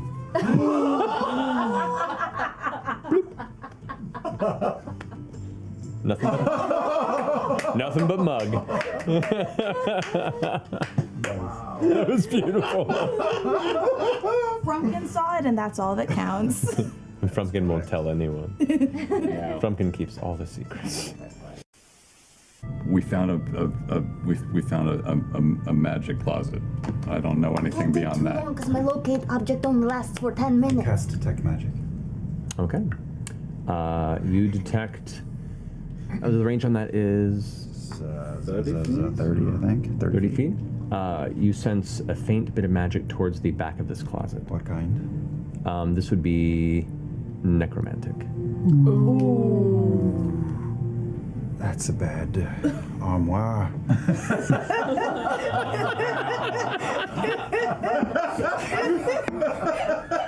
Everyone's on fire tonight, man.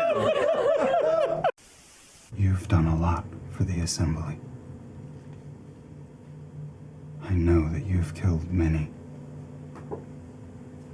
enemies of the Empire of the Throne.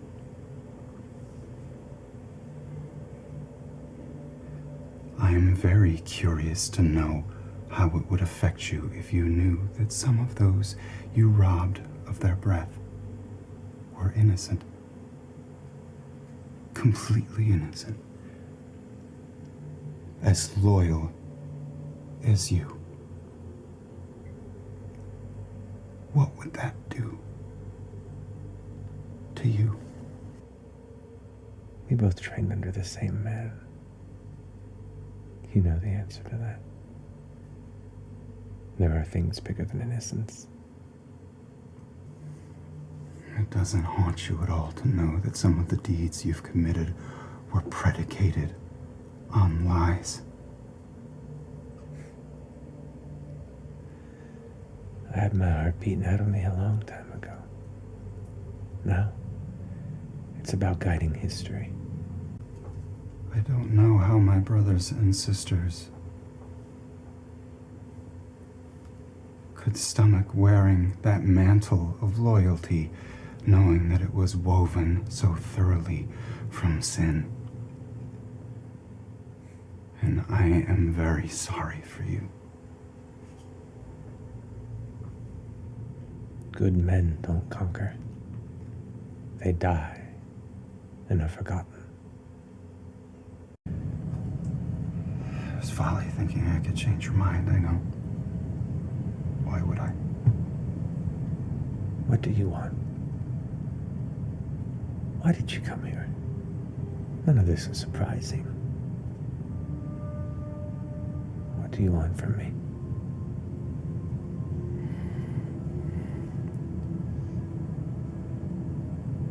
Maybe if I could talk plainly with you and see 1 inch of change, I wouldn't believe we're all damned. I don't know if you want it or not, but I'll be staying around for the end. I consider you a sister still, even if you don't share the sentiment. I've always been a little impatient. You see a whip of motion as one of the chains goes slack, and the arm arcs around towards you. Counterspell. You go to cast Counterspell. There's no spell. You guys watch as a spray of blood begins to out of Caleb's chest as she pulls back to go in for another stab. That's when I've already moved forward. And beat her across the face with it. Okay. Go ahead and make an attack roll. I'm leaping forward. I'm gonna yell, Caduceus! Yeah. And then I'm gonna bash her upside the head with my shield. What are you doing, Caduceus? I'm running in to separate them and get Caleb out of it. She's now kind of pressed against the other half of the taut weight. You pull Caleb back. You know, the blood kind of just out of the wound. The guards immediately rush in and, raising their crossbows, fill her chest with bolts. You watch as she begins to lift up off the ground from the chains, and you see Essek, his hand out of his cloak, lifting her off the ground. And you see her kind of like,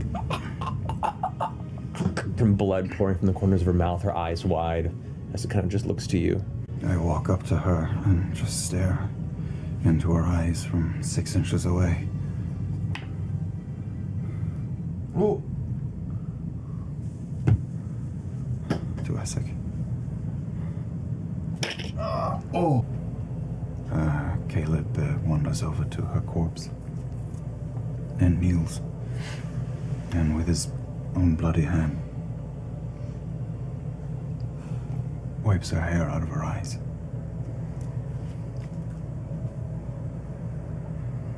I'm sorry. Can you talk without an accent? You know, like a normal voice like mine or something? Yeah, a normal voice. What do you mean? I speak in a normal voice. No, but not the weird way that you talk. The normal way. What do you want me to talk like? Normal? Like You know, like not or like me, something very normal. Like someone from Nicodranes. Yeah, like Fort, he could do like your accent that you used to do. Why would I do that though? So that they won't know it's Just you. don't feel as smooth when I Jester, talk like. this is. Do you see what? No. Way more obvious. This is awful. Wait, like, big problem. This is bad. Wait, I want to hear. Do Ford's old accent. Oh, I thought I had already started. I summon Balsgura.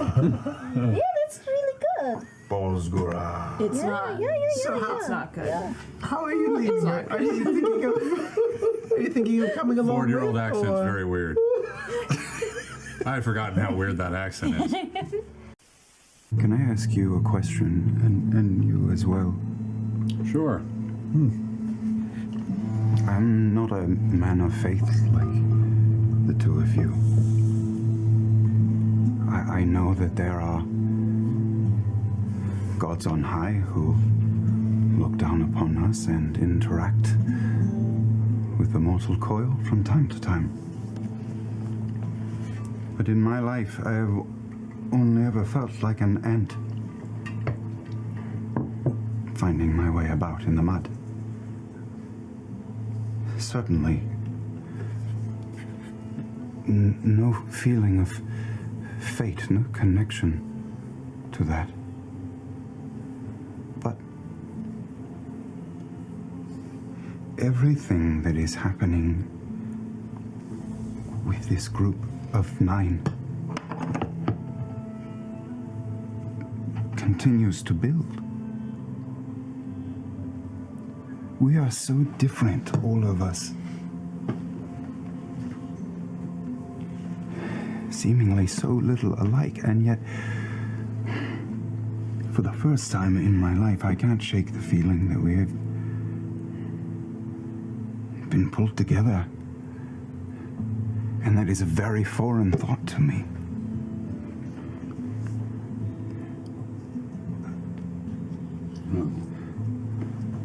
I knew that you had a destiny from the moment I met you. It's in everything you do. You are particular. I don't feel that. Well, it's a matter of perspective, I suppose. You were always moving towards something since you've been who you are. You're moving towards something, right? I have been. Well, it's kind of how do I put this? So, have you ever planted a tree before? Or a plant? Have you ever planted anything? Put anything in the ground? A long time ago, yeah, plants. Yeah, what did you plant? Green beans. Green beans, perfect. So you put something in the ground. Didn't look like much. You knew what you were going to get at the end of it. Put this thing in the ground, and it's going to do what it's going to do. It doesn't know what it is. It doesn't know its purpose, but it's moving to green beans. The gods plant us. They plant their will and their desire, and we move towards the fruit that we will eventually bear for them, if all goes well. That plant may not have made it. That plant may have fallen to a chill or circumstance, been eaten by something that didn't appreciate what put it there. But destiny has planted you here and now, and it hopes that you will bear its fruit. That's destiny. Don't look at me, I'm learning.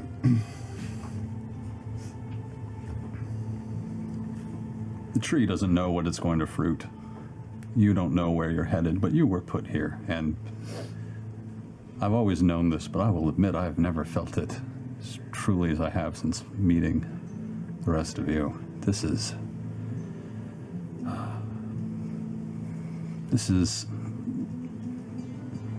a garden.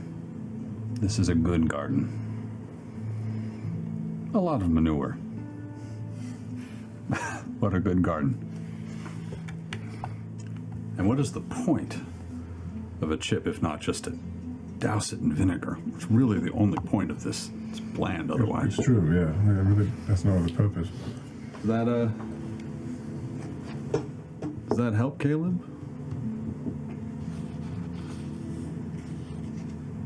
Or at least it's worth pondering. What about you? Are you ready to go chasing after Tharizdun? That's a real sentence that I just said out loud. You did. You did. I am not ready for that. I admit I haven't been ready for any of this. We've just sort of been falling forward, one foot catching our momentum after the other. It's actually quite nice sitting like this. I can't really imagine what life would be like if we weren't trying to unravel this incredible mystery. I'm sure calm will come again one day, but until then, listening to my friends, we've been given incredible opportunity to affect change. Maybe change the course of some things. I don't know if we'll do it. I don't even know how to start. Start by helping a friend. A very large part of me still feels that this is all stupid. That I should run away and stick my head in the sand. This is not for us, for me. This is our death. Well, you are the smart one. You're also not wrong. But I have started to forget what it was like to not be with you people. And we are missing one, and I am stuck on that we are missing one. It's good to know your goal, to really know it. It'll help you. I think the other part of it is if you know everything that we know, and you have a choice, do you choose not to act and sit by idly, letting the rest of your life go by? Or do you act knowing full well that you might fail entirely? Yeah. Well, I'm at least familiar with the concept of failure. I think I'm becoming comfortable with the idea of failing with you. Makes it a little less lonely.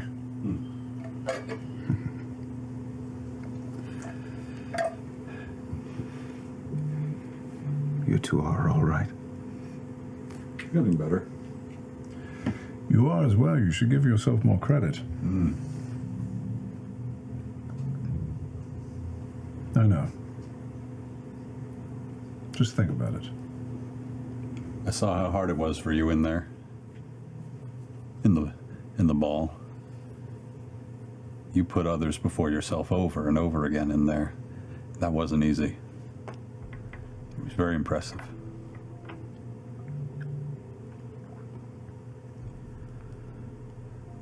What's our next move?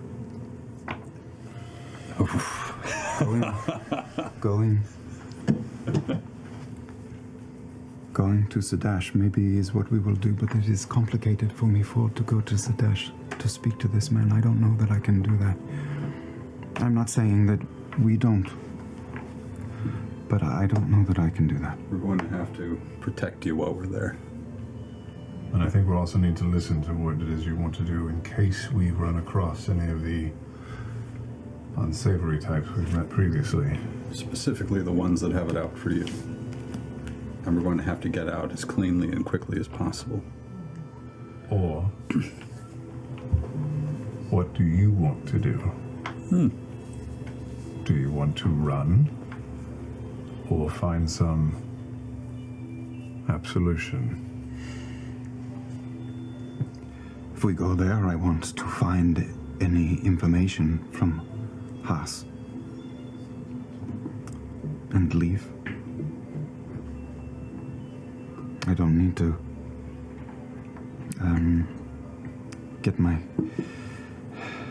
feet wet in that. We have a friend who needs us, and we have something bigger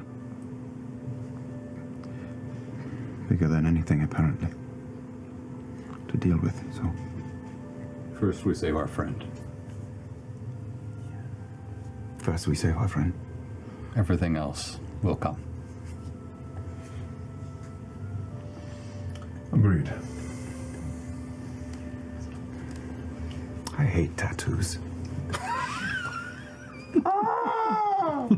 Yep. Just not for me. Yeah. They're frowned upon in my family. You want distraction? The first side of the room? Sure. I can take care of that. All right. Give me 30 seconds. And I start walking fast along the side of the temple towards the back. 20 seconds later, 30 seconds later, 40 seconds later, massive cat's claw slams through the center stained glass window. Right here? Yes. Bits of glass come raining down from above as the entire thing falls in on itself. The sunlight comes through and shines bright onto the center pillar. All of them spin and turn and look up and see the mystical claw.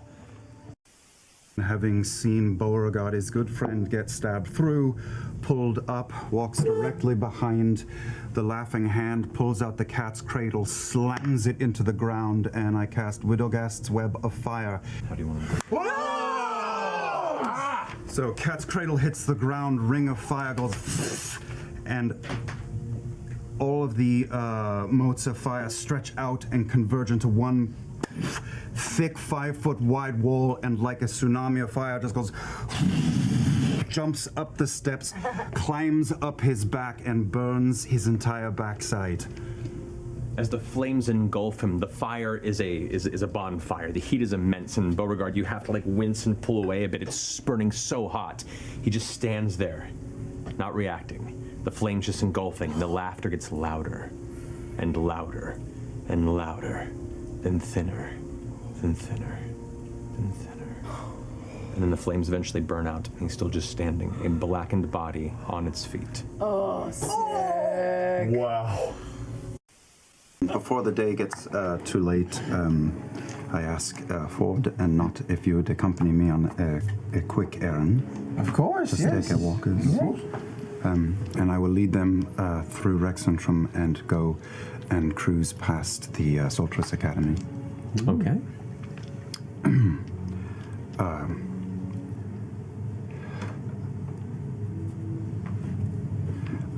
I don't want to go in or anything, but I thought both of you would appreciate it, seeing it for different reasons. It's much different than I expected, I admit. I actually looked forward to coming here at one point. Learning. It's technically possible. You hear a heavy door open and you watch as a group of what looks to be 12 students, all in very neat uniforms, kind of emerging off in the distance as their teacher is giving a soft lecture to them as they head through one of the exterior gardens. And it's a beautiful campus. It's massive. The Trispires and Zadash and the Hall of Erudition there did not prepare you for the scope and kind of splendor of this particular location. It's with the context of you learning about some of the people who have been involved with it, it might have darkened it a bit, but objectively it's a very well-crafted and very well-kept campus of towers and walkways and large marble halls and tall windows. And you, in particular, watching this class pass by, your words escape you for a moment as you are immediately brought back to those early days. So hopeful, absorbing all knowledge that you could possibly get your hands on. They look happy, these students. Believe me, being a young man here and attending school was like nothing else. It felt very important. It was a great honor. Were any of your professors just sweet, kind-hearted souls, or were they all sort of ulterior motive-y? No, it was a wonderful place to go to school. With good teachers. And just bright people. It was exciting, where everyone around you was so... their minds just sparking. And I was not going to be a soldier like my father, and I felt like I belonged, finally. Do you ever wonder what would have happened if you had stayed there and if those bad actors hadn't gotten their hands on you in that way? Do you imagine where you might be?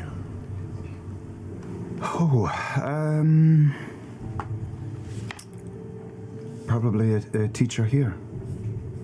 At least that's what I thought. When I started, it was intoxicating. I never wanted to leave. I wanted to just go through the revolving door and stay. I think you'd probably be an excellent teacher. You've taught me quite a bit already. Without any formal, classrooms or anything. Well, you are very bright, like Well, the people in there. but I mean, think about that. You'd be surrounded by knowledge and books and eager students. That would be pretty cool life. I think you're right. Maybe one day you could do that. Maybe not here, but there could be a place. Well, maybe I focus on you for the time being. You're such a good student. You need to thrive. I wouldn't mind that. Do you want to go inside? We could disguise ourselves and sort of walk around, pretend to be students. Ask where the chow hall is, or whatever they call it. I don't know. Is that what they call it at schools? Yeah, mess hall. Mess hall? I don't think so. You know what I would like to do is go back to the cottage and start sorting through those papers we took from the Archmage's Bane. Yes. See if I can't start to figure that out. Yes, that would be tremendous. Are you sure you didn't want to check on anyone else while you're here in Rexentrum? I think it is a bad idea to stick my neck out here any more than I have. Later. And sets off for the Shimmer Ward. Okay. To find her house. She looks over towards you. A familiar face of older, with a hard look in her eyes, but a smile, with a heavy scar that is new, that rides from the top of the brow down to the bottom of the chin. She's dressed simply. I rise.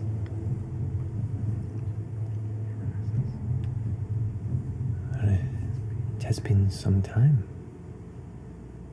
I was not expecting you, Brian.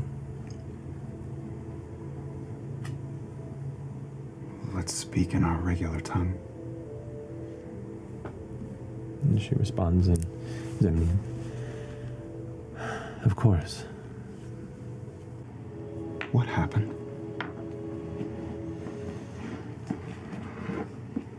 A lot of things have happened, Bren.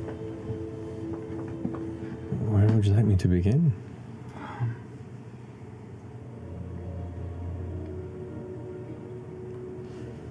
The last thing I remember is my home.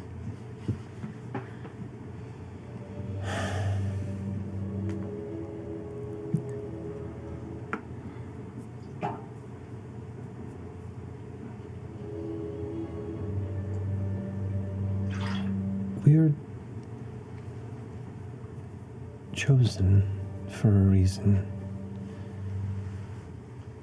From obscurity picked from the rest of the riffraff for something that we can do.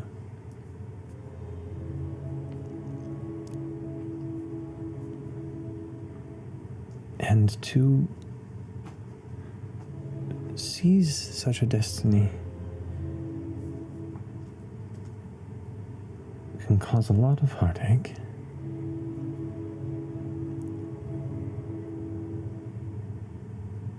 And we can do some terrible things.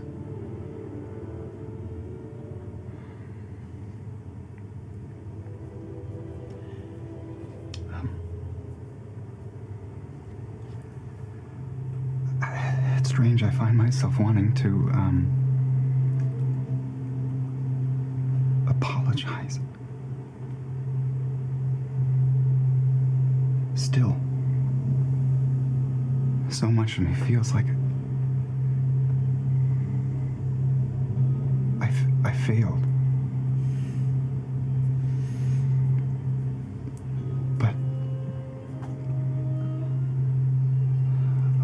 has changed. And I know some things now that I didn't as a boy, and I'm so glad to see you.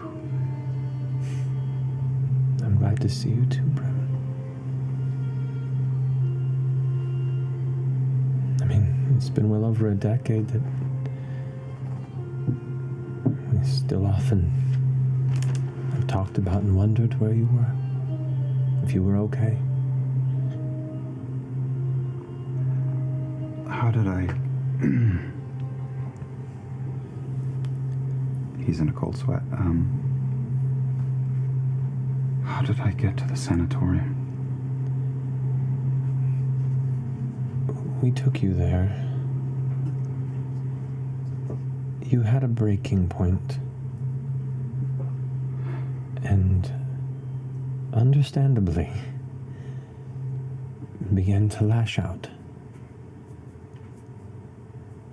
Part of that same spark that was seen in you could create a lot of sparks everywhere else.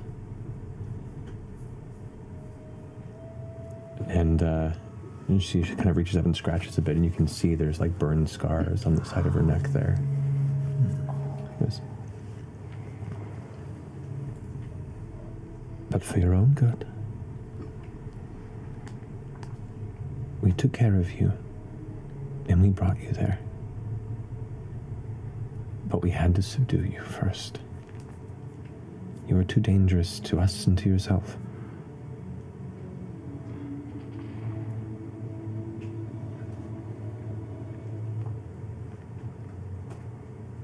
I was there a long time. And we always hoped that you'd improve. And at times you did. And I mean, to be honest, even looking at you now and hearing some of the things that you're doing,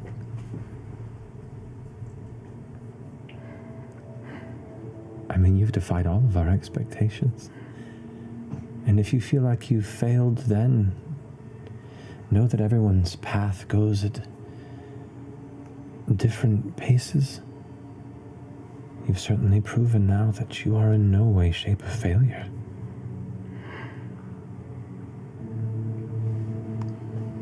What are you doing these days? I'm doing a bit of tutelage. I'm doing what we were meant to do, which is keep our people safe.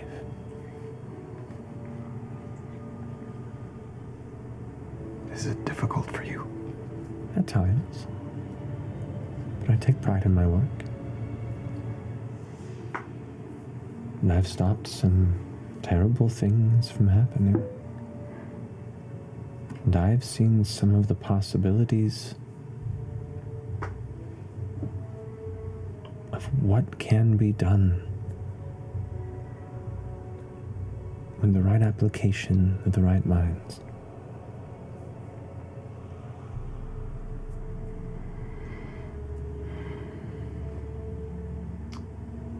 Had you heard that my friends and I were here? And it was rather rapid chatter once Trent had notified us of the return of the lost pup. You know what the Mighty Nine and I are leaving to do? I've heard. And I'm very curious. It seems so not what I would have expected from you. So much more. I'm impressed. I'm proud.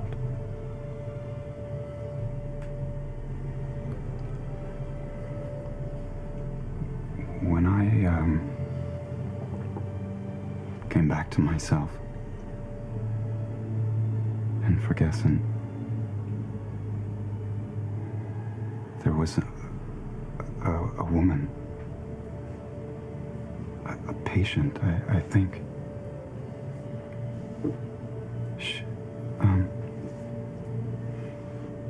She healed me, and this might be hard for me to convince you, but she helped me see things.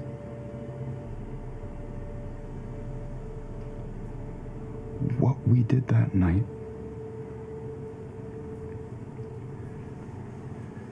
I did fail.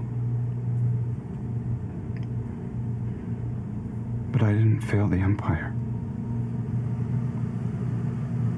I failed myself and my mother and father.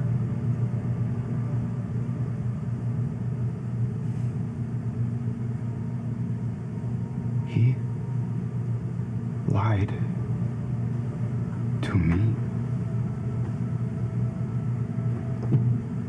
I know he lied.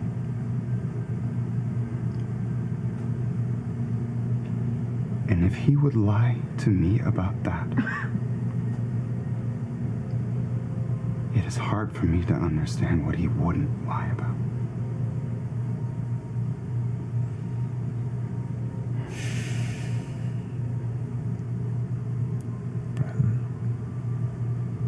I'm so sorry.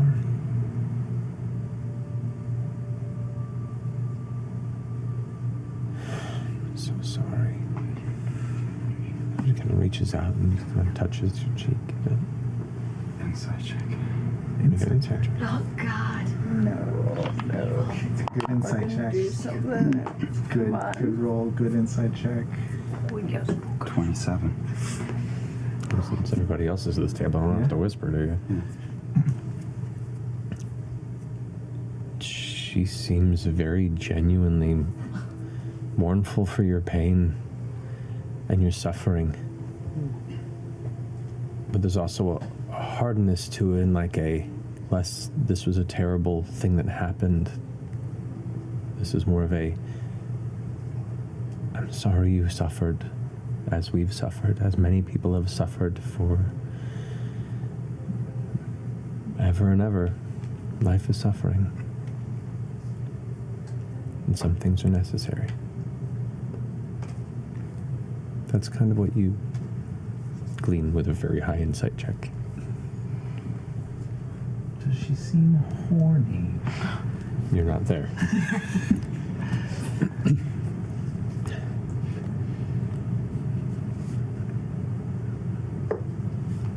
To be gifted in a world filled with hardship like this is to do things we're not proud of. And to question the choices we make. And to regret the things we wish we could change. Do I agree with everything that I've been asked to do? No. Do I think about it? Do I lament? Do I see the faces of the people I've watched expire at my own hand? All the time.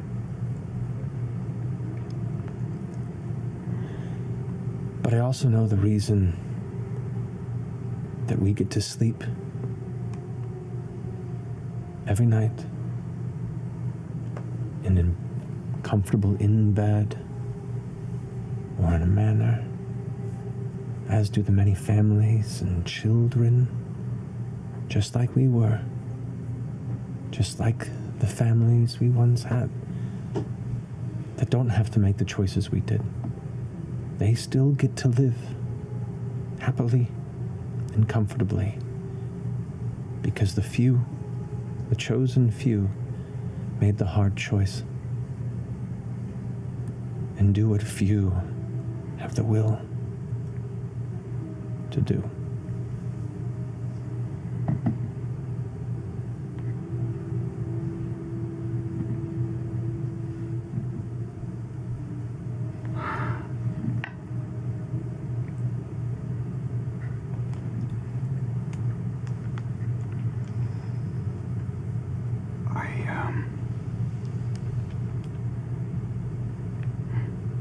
I'm sorry.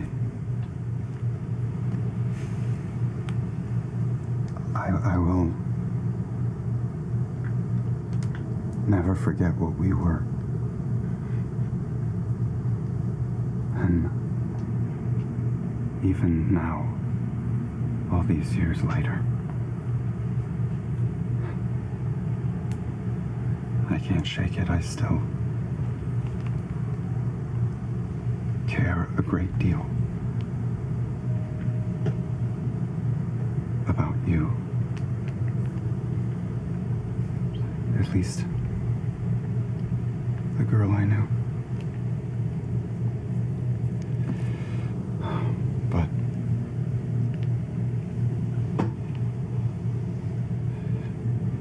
he has blinded you. You and Wolf. And all of his little helpers. And I mourn our childhood. And our souls.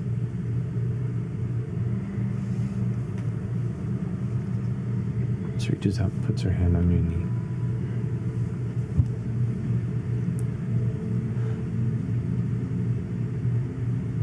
I understand your anger.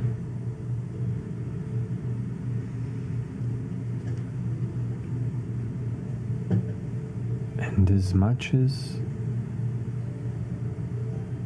he's been our teacher, he's not infallible. He's just an old man with the right connections who will one day pass, like they all do.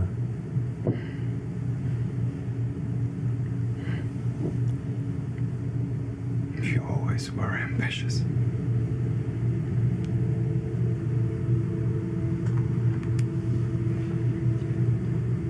So are you, apparently, Bren. Like I said, I'm proud of you.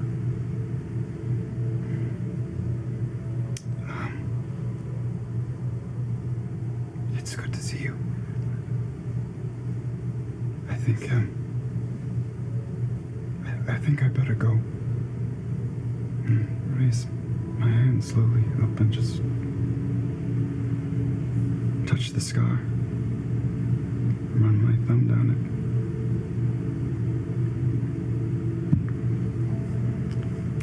it. Too many scars. I regret none of them.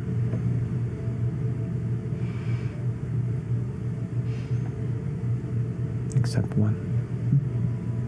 What was that? Except one.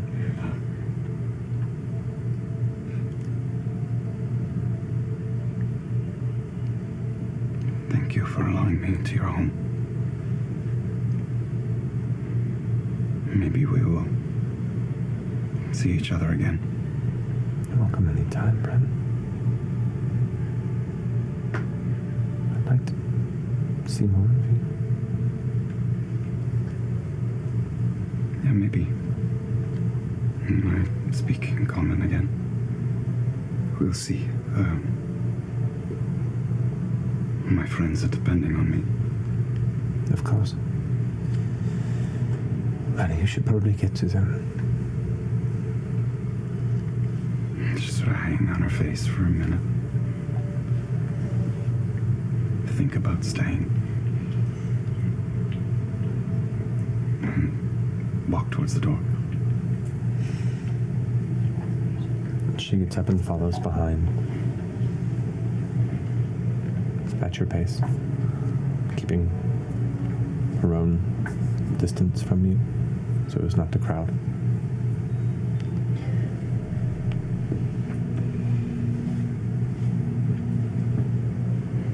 Good night. Good night. And she grabs and squeezes your hand for a moment before giving a nod to her servant who opens the front door. Releases it and just stands there, arms crossed in front, watching you. I turn and go. And I will wind my way back to our lodgings. And all of this, while you're reading, Caleb looks up and remembers their first trip to the library together, where you just fucking hated the books, and smiles at her, totally engrossed, and just watches for a bit, and goes back to what he's doing.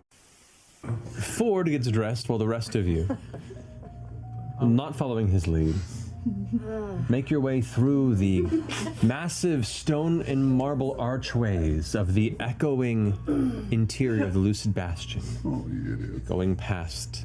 I cast Seeming on Ford so he looks like he's in a robe.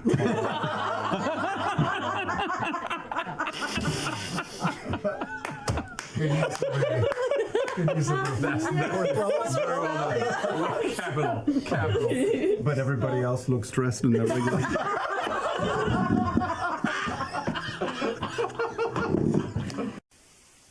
Have we scryed on vents here lately? Well, he's got a He's got a thing. protection against But I can try it, but he's like it would be really, really No, hard he's to got scry. something to He's block got a it. thing like He's got The only way he would not have it is if the Empire is caught up to him. Yeah. Right. So he is either off the grid or. Like, it's impossible to scry on you. It doesn't, like, Well- sometimes work and sometimes doesn't. For him, I think it is impossible because he is most likely traveling alone. I am a bit compromised because you are all not protected like I am, so Should we always stay a little bit away from you? I hope not.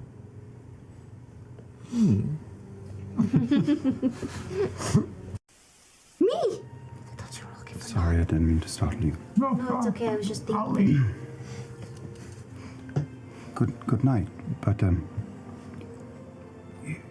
you look like you're knocking yourself a little bit, and I don't think you should. Do you know what I think about the Traveler? I think that he is lucky to have you. I'm the transmutation wizard, but you're the one who changes people. See it every day. Really?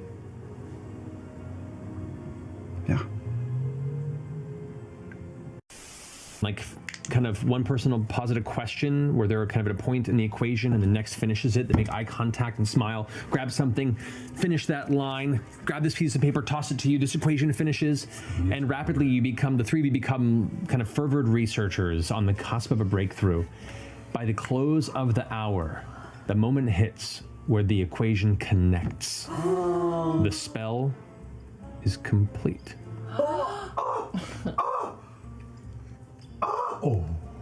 Essa kind of stands up and goes like,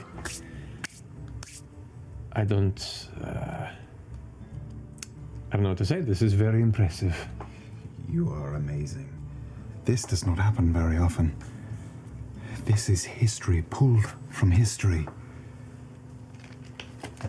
Thank you. Well, you've done most of the legwork yourselves. Well.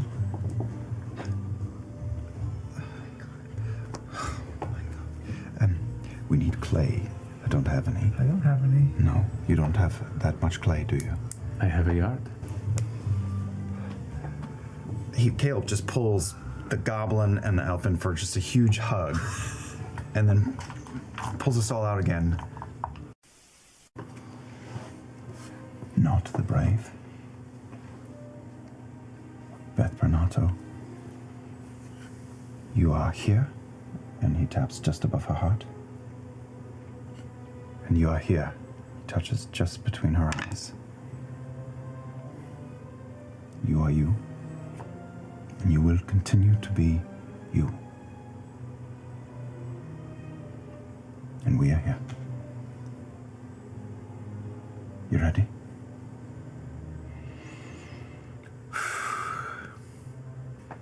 Cups the side of her cheek.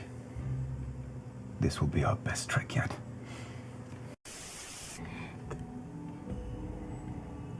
I hope I'm not being too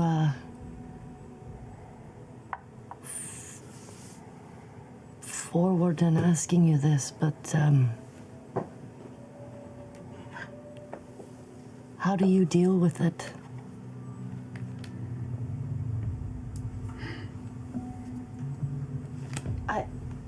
Is it that obvious? I guess from someone who knows.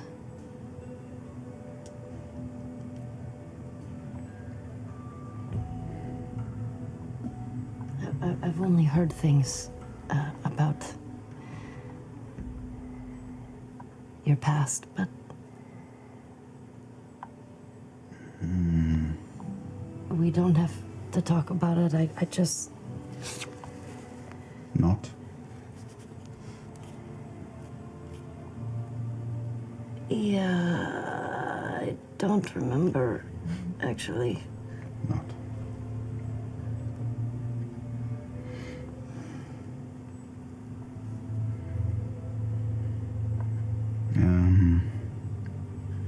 Sometimes I feel like two people. I'm better with them. One of me is...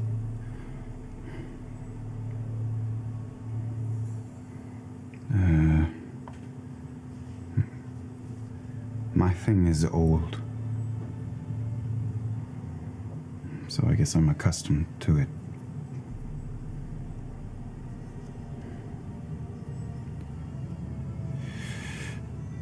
I thought that we were similar when we first met. It's not just Oban. You have blood in your eye. Yeah.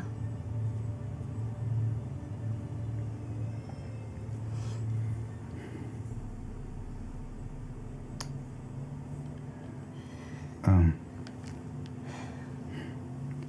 sorry. Where are you sorry?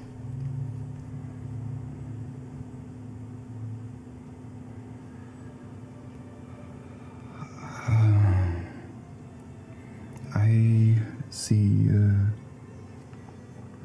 hesitation and regret in you.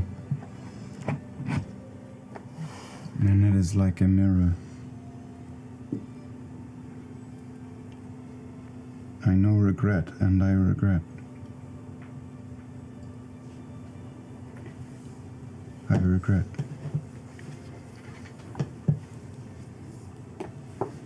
And unless my intuition is very off, you know regret.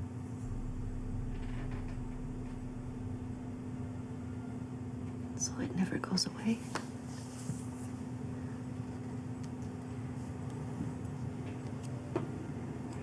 No.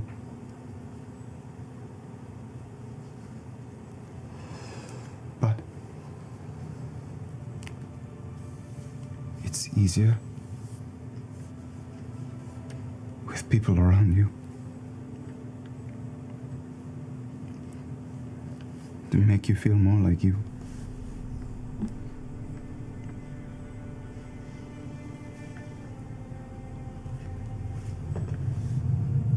I feel a little bit like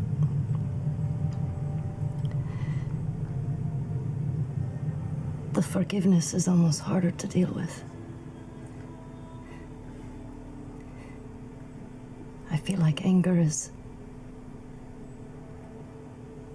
an emotion that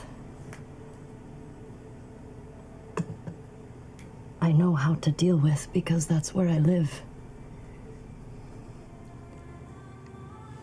But I feel like with everyone being so nice and accepting, I don't know how to handle it.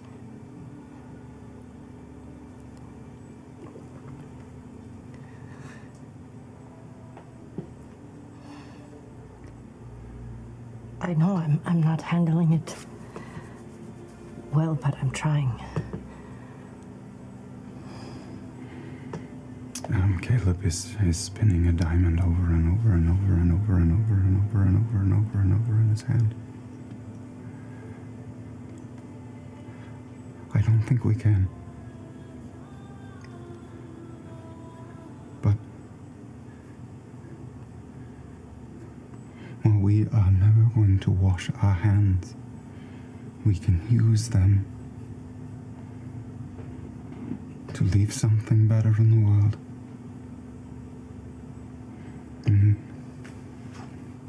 Maybe the curtain never rises from our eyes, but what else do we do? You either lose yourself to it and forget, or you do your part.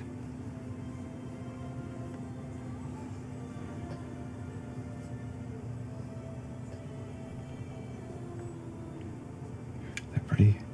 He looks around at them all.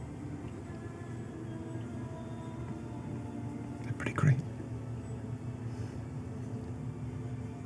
Don't deserve them.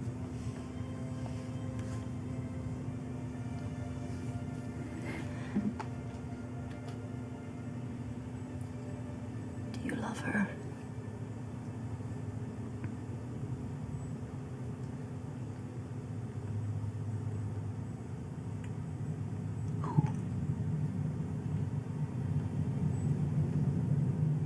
I don't need to tell you who.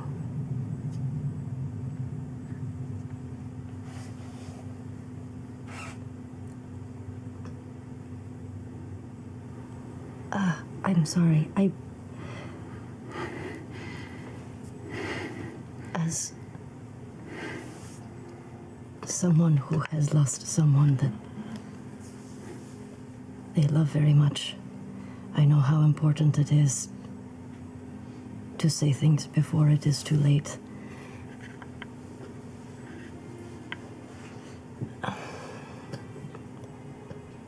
It's too late, Ash. It's too late.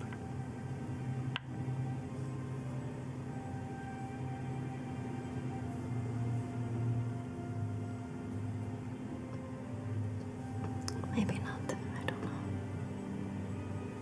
Reach out just a hand and just look away and pat the top of her hand and then curl up and face the outside of the dome.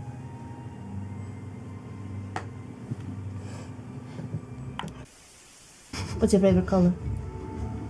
Oh, I don't have one. Oh, that's weird. Wait, you don't have one? But how do you see the world? See that? What about That yours, seems to Joshua? make sense. How do I see color? Is that what you're asking? We are in control of ourselves. We do not have to harm anyone. Unless there are people who deserve to be harmed.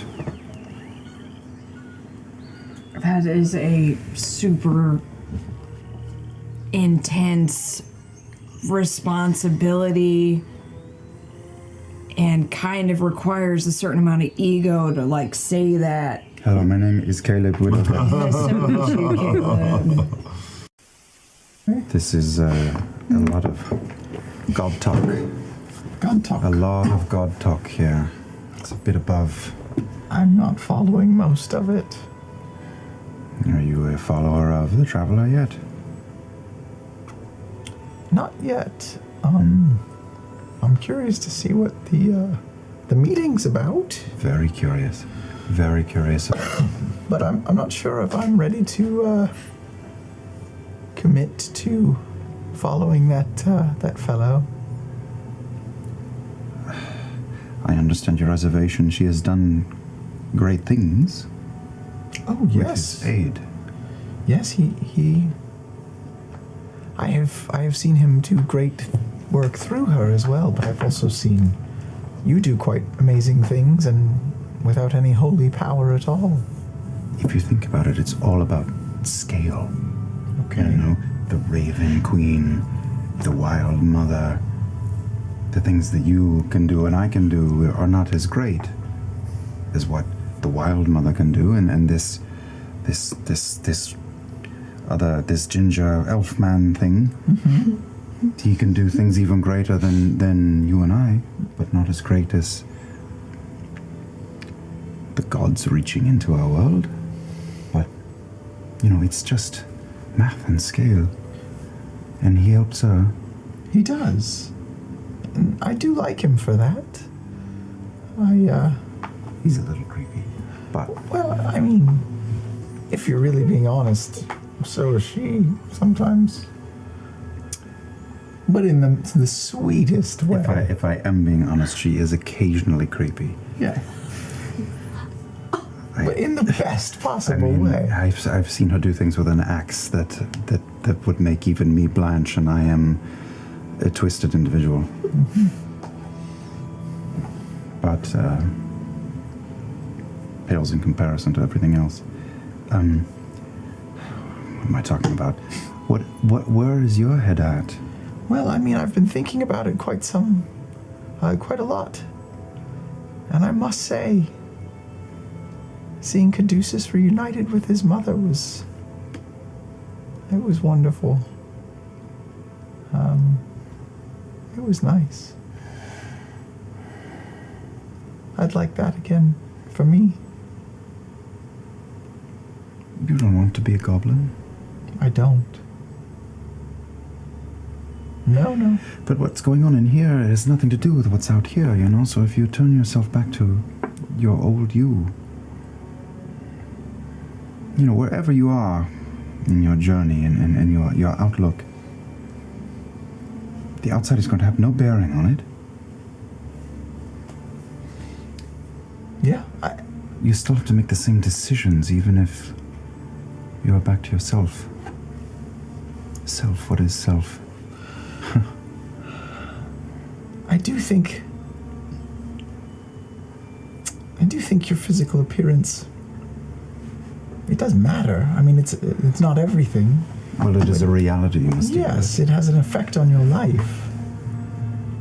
And I don't know how much it's had an effect on mine, but I guess there's only really one way to find out. And if you change back, do you know, are you going to go home or to your family? I think I've decided. I think I've made a decision.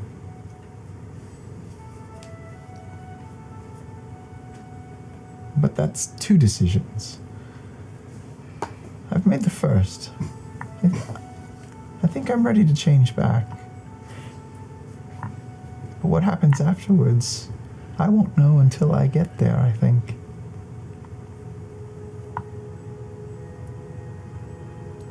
I support whatever you choose. But I will miss you if you go. I'll miss all of you if I go. I'll miss you most of all. Our time together has been so dangerous and deadly and incredible. And it's been wonderful saving your life again and again. I appreciate it. I know you're going to use your life to do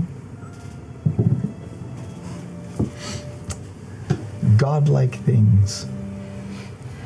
And I hope I'm there to see it. Can I admit something to you? Go ahead.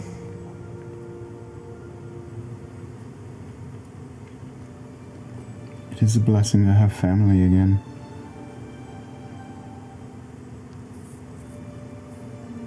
I mean that in the realest sense of the word. It has been a blessing to me, and I am so grateful for your presence next to me on the road. I feel the same. I don't know what our family is. Work in progress, Veth. Yeah. You're not my...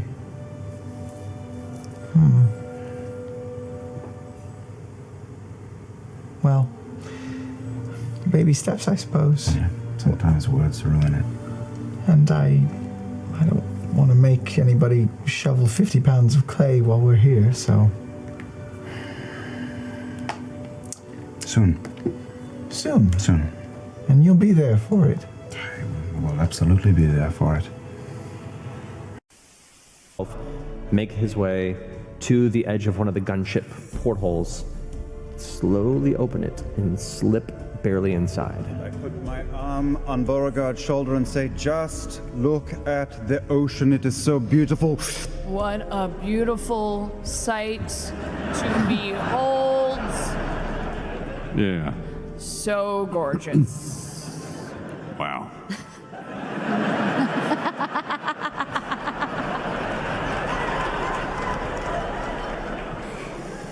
So blue. Just take it all in. What's he saying? Can he hear anything? Okay, so as you... Don't forget that Okay, so... I hear anything, so if you try to talk to me, I can't hear you. This will be interesting.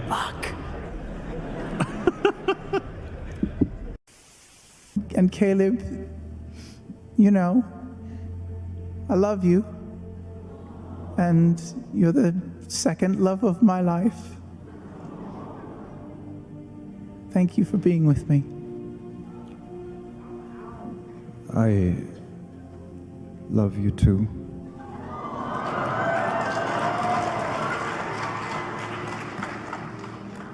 Veth the Brave. What are you doing? Yes, friend, what are you doing?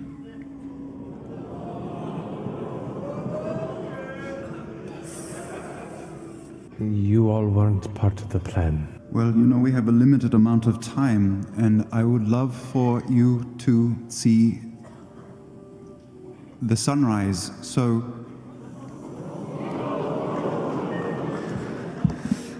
If there is a reasonable explanation, we would love to hear it. I know what you are talking about. I know. And the difference between you and I is thinner than a razor.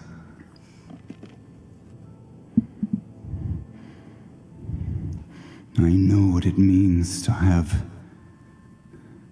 other people complicate your desires and wishes. And I was like you. Was.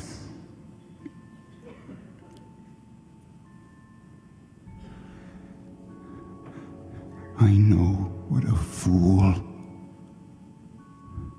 I have been for years.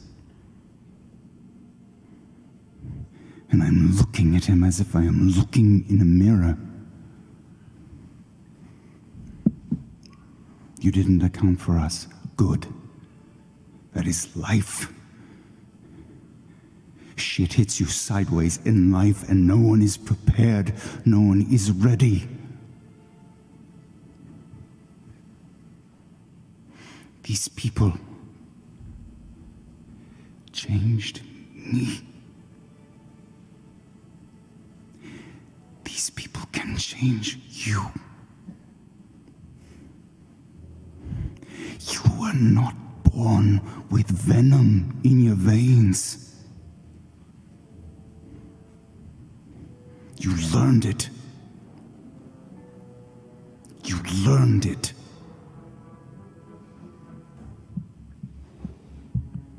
You have a rare opportunity here, Thales. One chance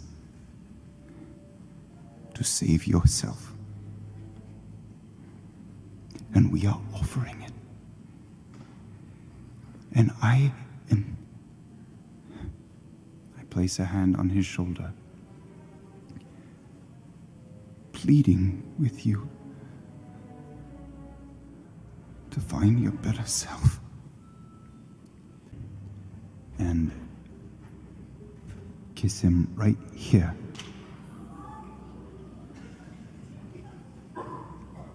And say, maybe you and I are both damned.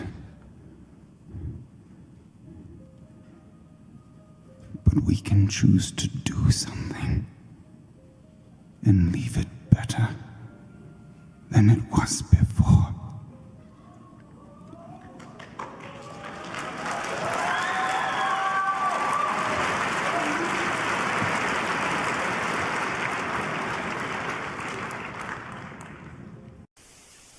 If we try to grasp justice wildly now, as you say, Caduceus, it will spark the conflict. More people will die. I think we try to bring this day through and then find a way to surgically remove the problem after the fact, rather than just blasting it wide open. No, that would be really dumb. Be gentle in your motives is all I ask. It's always worth thinking about what you really want. It's the only thing that really matters. The murderers removed from power in my country. Why? Really, why? Because I'm tired of children being thrown on the pyre. That's what you really don't want. That's what you want, though. You want no more children on the pyre. Always remember that. You don't want to punish the people who made you. You want to make sure that no one else makes you. You'll get there quicker.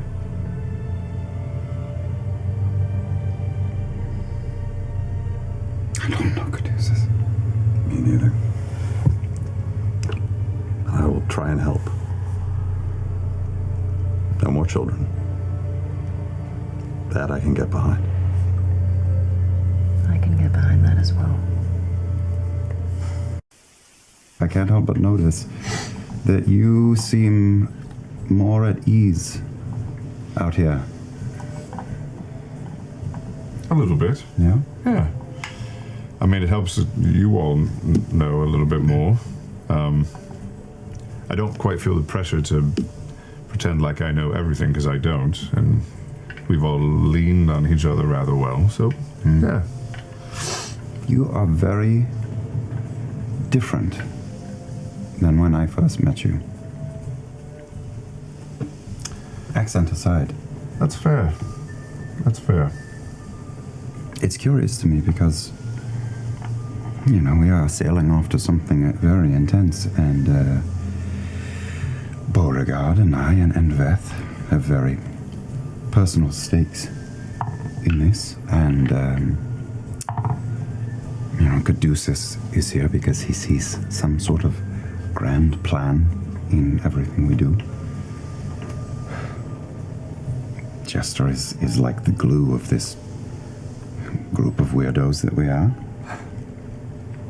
And Yasha, I have never met anyone who craved a family so much. But you know, I brought up the other day that sword you held up to my neck. Mm-hmm. That seems so long ago. I was very untrustworthy. I am very untrustworthy. You were founded in your actions that day, but you were far more. You were darker then, and this new place you're in. I know you're still finding your footing, but it is admirable. What you're doing, you're here out in the middle of nowhere, trying to help broker peace between two countries, neither of which you are from. And we'd like to think of Caduceus as the only, as the most selfless in our party. But you're no slouch yourself. Thank you, that means a lot. I realize darker is probably a very apt term. I would probably call it more full of it. That sword and everything that came with it was really the first sense of control I've had in my life, or the ability to control others, or even just affect a situation. And I think with a little bit of reflection, I'm starting to realize that maybe I thought that the way to enforce or shepherd others was through darkness or force or threats. control is a tempting thing. Yeah. It didn't feel good. I stopped you in that moment, and then I felt terrible. And I didn't know if that meant that control meant feeling terrible all the time, or if there was something wrong with the way that exchange went. And that and a million other things led to me realizing I don't have to do things that way. I don't have to do things in the way that were done to me. I understand you. Of course you do. Of course you do. I don't know if I'm more comfortable, if maybe I just care a bit less. And I think that's the better place for me to be. I don't know if I'll ever be comfortable with any of this, but small things help. Watching over you and Rexingtrum, making sure that Jester can do whatever she needs to do with this entity. Watching Bo go back to her family, watching Yasha come back, watching Beth. This is more life than I ever thought I would see. Every day is like a new page in what I thought was going to be a terribly boring and repetitive book, and it's not. So, yeah.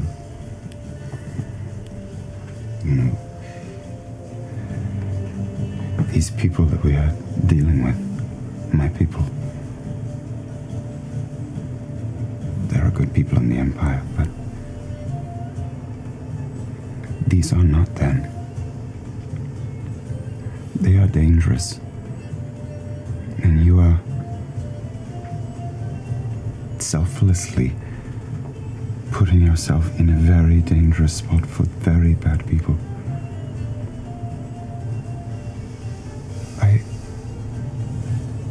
I was one of them, Ford. He sort of grips the railing of the ship and looks to see where everybody else is, particularly Jester. And when he realizes that they're well enough away. Long time ago, you asked me about myself, and I just never answered. I value this family, Ford, because I killed my own. For these people that we are going to deal with. You understand me? My own.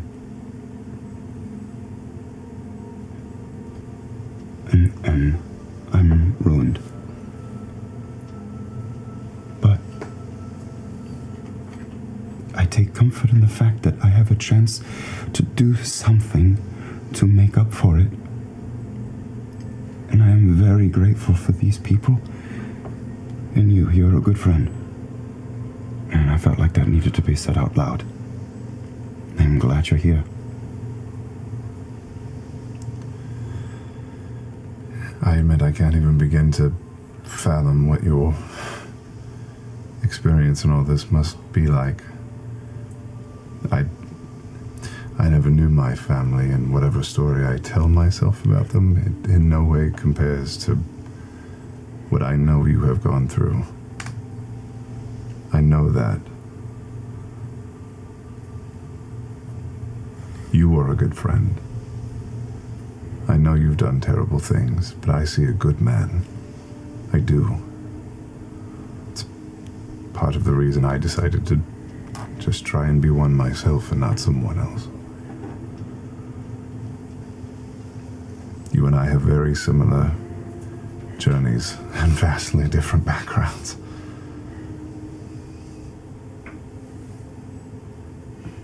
These people,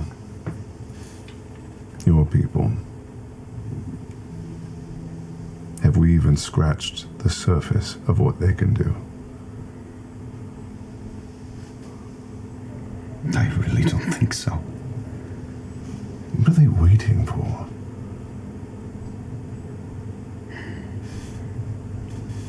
The moment where they can ascend.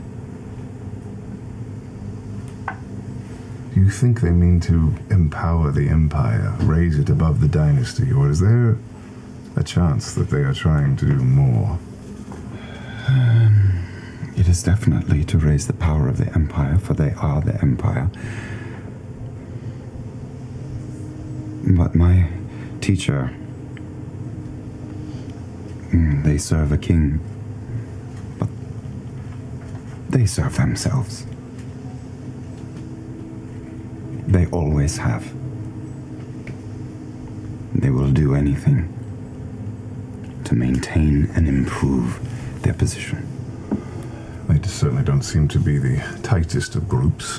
Seems to be some small fracturing. No, and even one or two in the pack who are fine. But the Martinet is dangerous. Ikathon is dangerous. So are my old friends. You know, in my town, when a terrible storm would come in, it wasn't because you could see it or feel it. Sometimes it was just noticing the animals around you starting to act differently. I keep an eye on you when we're around these people. I have no idea what they're capable of or what the signs are. If your eyes are on them, our eyes are on you.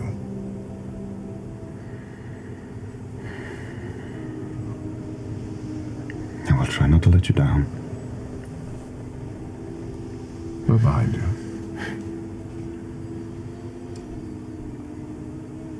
Do you remember when we almost sank our own ship? Which time? Good point. Prep? I mean, can we even see any of the ships anymore? Yeah, are they all left? What are we doing? Yeah, are they all sailing away? Or are they gone out of over the horizon? Or what is the occasion? They're leaving. Okay. Yeah. I mean, I It's up to think you to we follow ended over. war amongst our people. Maybe, for a time being. Maybe. Do I need an occasion to hug you? No. No. Oh, you're going in again. Do it again. Yeah, with this one, I want him to, like, reciprocate, though. He's not hug reciprocating. Look at him. hugger. He's doing it. He's gonna do it. He's gonna do it. Those it's aren't awkward. Put that arm around her. Give It's a her Voldemort big hug. It's sort of okay. It's like when he He dances. doesn't look like he's frowning quite as much. I just hope it sticks. No, the thing that hides you! No, Caleb! And lets it go and lets it float in the water. The creature, its eyes kind of spin about and snatch it up. Pluck it amongst. One of the eyes looks at you. This was precious to you. Yeah. Your offering is accepted. Programmed image.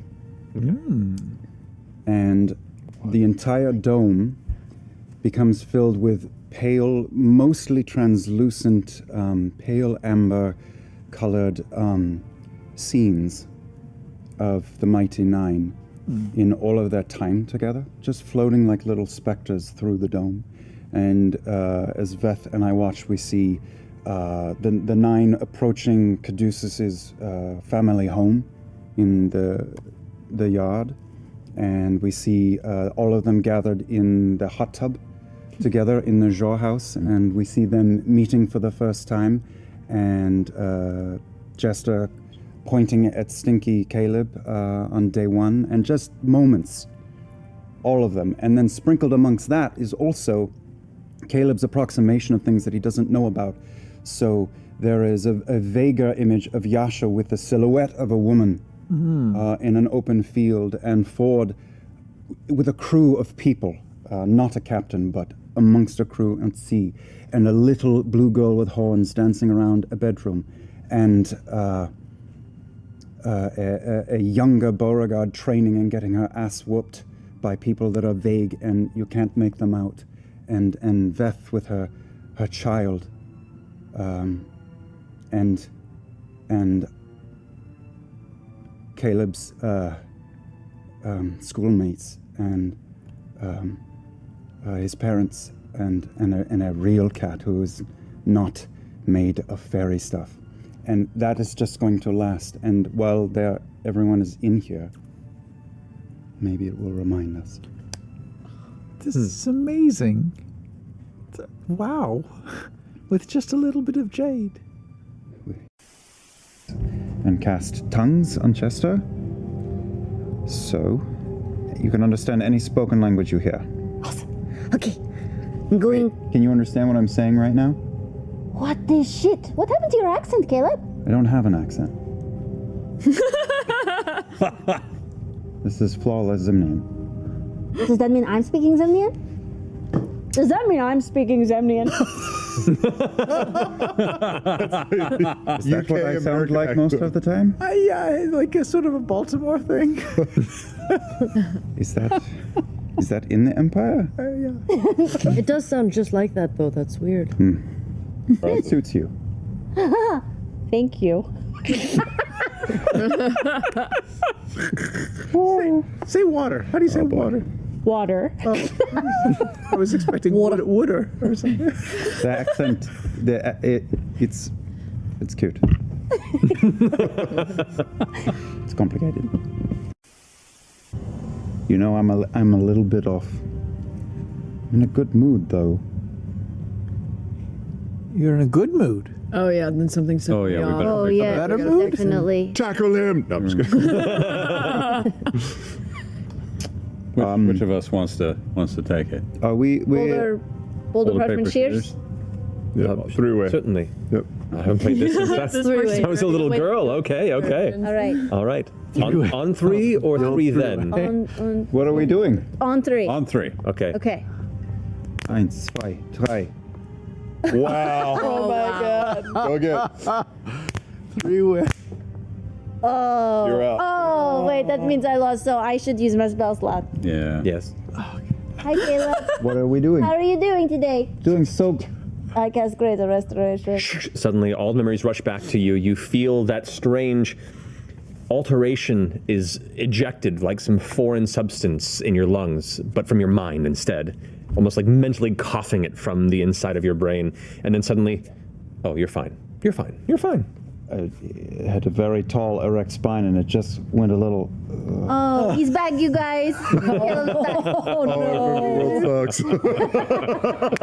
You were smiling for a second. You were happy. Oh. It happens sometimes. It looked really We weird. knew you wouldn't like it. Thank you. You're welcome. Yeah, better this way. Yes. Was that a question? For now. Period. Right? Yeah. You're much taller than I realized. Yeah, average human height. And Caleb quietly sidles over to Yasha, who seems to be apart from most people. Hi. You're over here being awfully quiet. Yeah, I feel for these people. I understand how it feels to have your mind played with, you know. I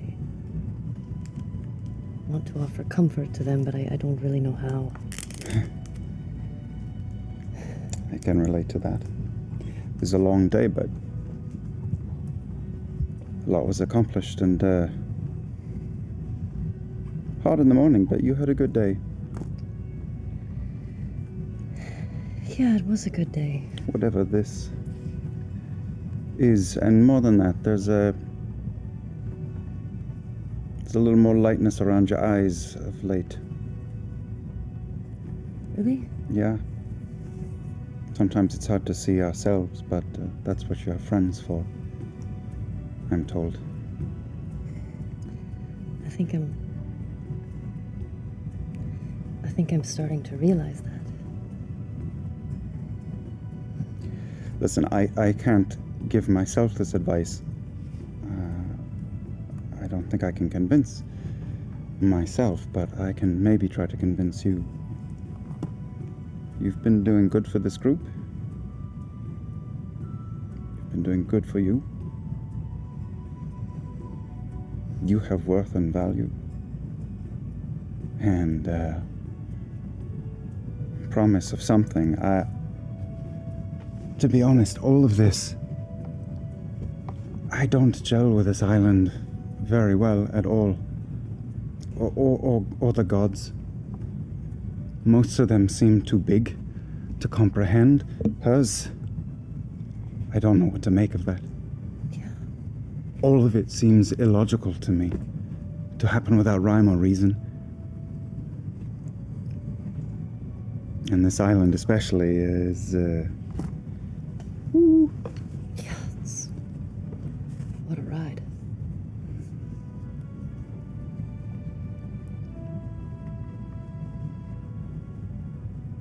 Anyway, I don't really know why I came over. I just, we're the quiet ones, so I feel like it would do us some good to talk more. Get out of our own skins a bit. I think that would be good for us. Look out at everybody. Yeah, sure. Let yourself a little happiness.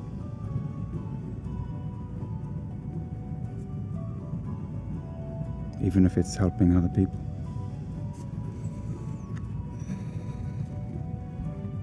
I'm trying. I think it's working.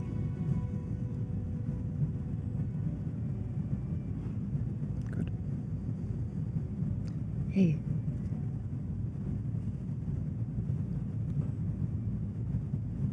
I pull him in for a hug.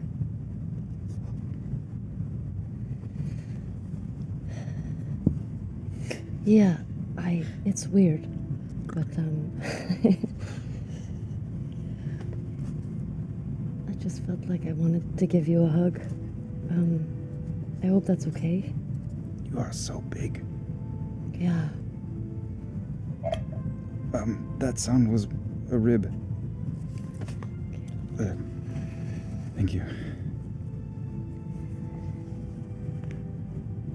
Thanks.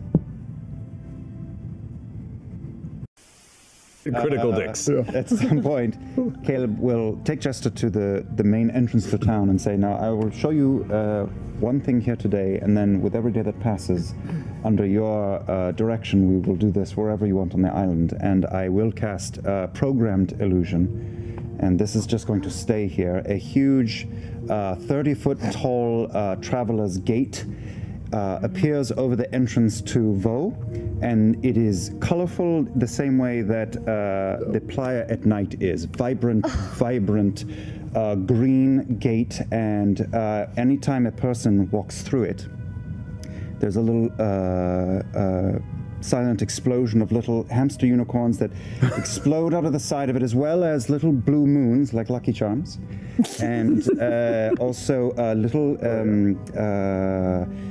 penises. Very small. You might think that they're like butterflies, but if you look close, they're penises. Their balls are flapping? Yeah, the balls That's flap. lovely. You say, look, isn't that beautiful? Wildlife is so beautiful. That's And then also little blue-skinned fairies with tiny little horns. So all those things go when people walk through the gate. So this will just be here for the week. And this is just a test run. I mean, this will stay, but if you want something like this at the top of the volcano or where the boats will land, I'm not a party planner. Do you want a party planner, Caleb? You should really be one. This is amazing. You can see you should think about this as a new profession. Okay. Ford backs up a lot. I see they're scared, and I'll stop. Okay. I take that opportunity to take another bite of the corpse. No! We whack you off. No. No. No. I'm gonna I'll use my tiny arms and try to hit Caleb to make him stop. All right. dick made of gold. Yeah, I could Pure gold. transmute some of our coin to. I didn't want to waste our actual coin. You're right, too much dicks. I have a hard time knowing when it's the right amount of dick humor and when it's Better over to the have line. too much than ask for more. Yeah. It's really, yeah. It's not a bad thing. I mean, if you want to transmute some gold into a dick, for me, I will keep that dick, but I don't want to let somebody else have a golden dick. Well, you know what I mean? We'll think about that. What if you transmute it into a gold dick and then you hide it, and then I'll have to search for it? And then if I find it, You don't want to waste your time searching. We can just make you one some other time. What are you going to spend 2 days looking for this? You're supposed to be running a festival here. Don't get distracted. Caleb totally just blue screened. Yeah, here's what we will do. At the beginning of the pathway that Caduceus has created, I will make on each side of the path, going 30 feet up, a series of what look like floating circular icons, and each one is a crescent moon with a dick pointing through it, creating the look of like a bow and arrow, combining the Moonweaver plus your gentleman, and so there'll be like sort of runway lights pointing up. that's really wonderful. It's like a Soviet sort of. Like, yeah, correct, but with hammer and penises. dickle? Yeah. Like Caleb, I think you've missed your calling as an artist. These are really amazing works of art that you're creating. You rub off on people. Cheers. Yeah. This is it. This might be our last night. It could be our second to last night, but it feels like this is coming to a head. Last night from Last what? night, from are what? we going to Wait, die? What? On the island. Just everything you say has such a gloomy sort of. That's why I came for the drinks. I was like, wait, I want a little bit more time. Who knows what is going to happen, though? We've been at this we've been talking about this moment for months, and planning for it for a week or more, and now we're on top of it. What is going to happen? Well, I mean, if I know Jester, something spectacular will happen, and something very, very well thought out, because she's one of the smartest people I know.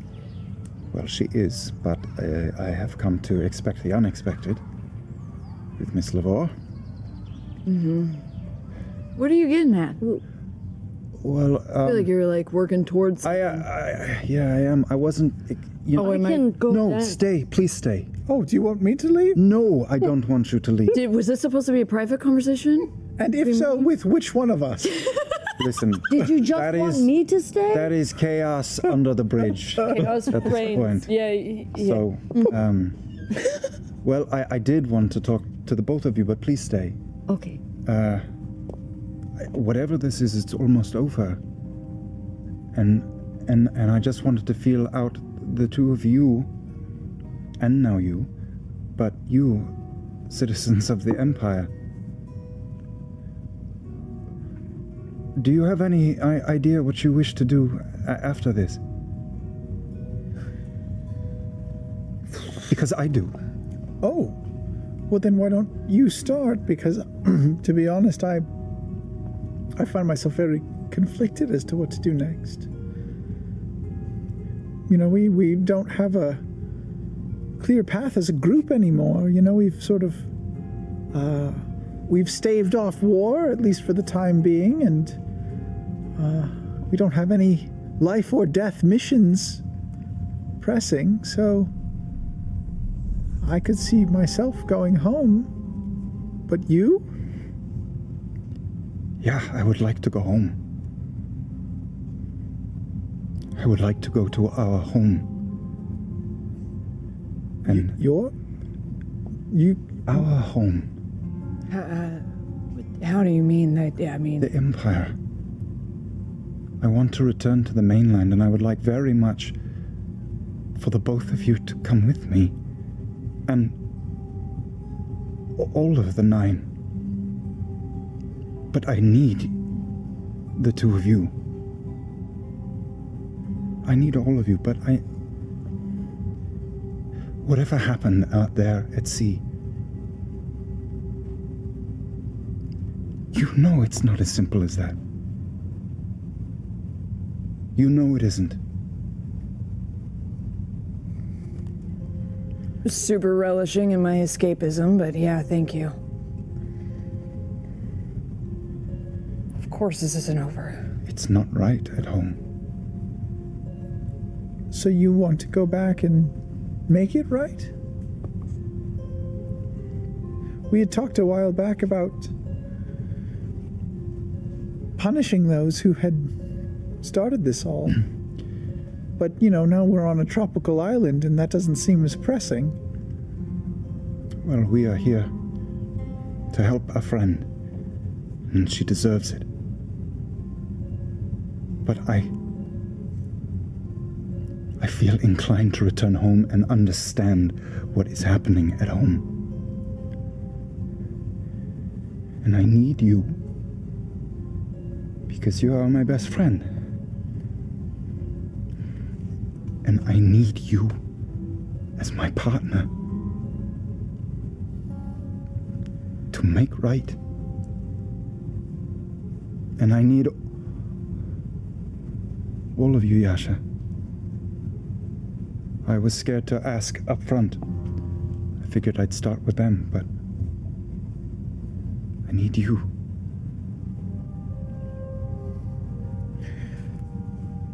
We came all this way for Jester, and I can't imagine it. Any of us would say no to a friend in need, but what would we be doing exactly? I mean, going to Rexentrum and enacting some sort of vigilante justice? Well, I'm not sure yet. It's complicated. Yeah. Some of them seem maybe redeemable, maybe. The ones Not vigilante justice. Maybe we do it all above the board. Sure. How would you mean work for your organization? Maybe. You're gonna deputize us. Can I do that? I think maybe. I think I can. I think we just decided that I can. Yeah, I could do that. Yeah. We're not like the guard, by the way. We're like librarians. I just want to point that out. So you could be like deputized librarians. I must admit, we've been talking about your organization for a lot of this campaign over whatever you but I don't know very much about it at all. It's pretty enigmatic. Yeah. We have like a god. The Ayun. Wait, what? Yeah, totally. No, I'm technically kind of like a religious person. I'm just like, well, it's whatever. It's You're like a cleric then? like, no, I'm not like that at all. It's just like Platinum Dragon School, Yeah. or like, it's stuff. It's like Ayun School. It's like I've only ever seen you reverse heal people. Did you have to wear mini like plaid skirts and well, we had uniforms. Yeah, we're getting off the point. Okay, let's get back. Who's your god? Ayun, the knowing Ayun, mistress. Ayun. Yeah. I mean, it's thematic. Yeah. Yeah.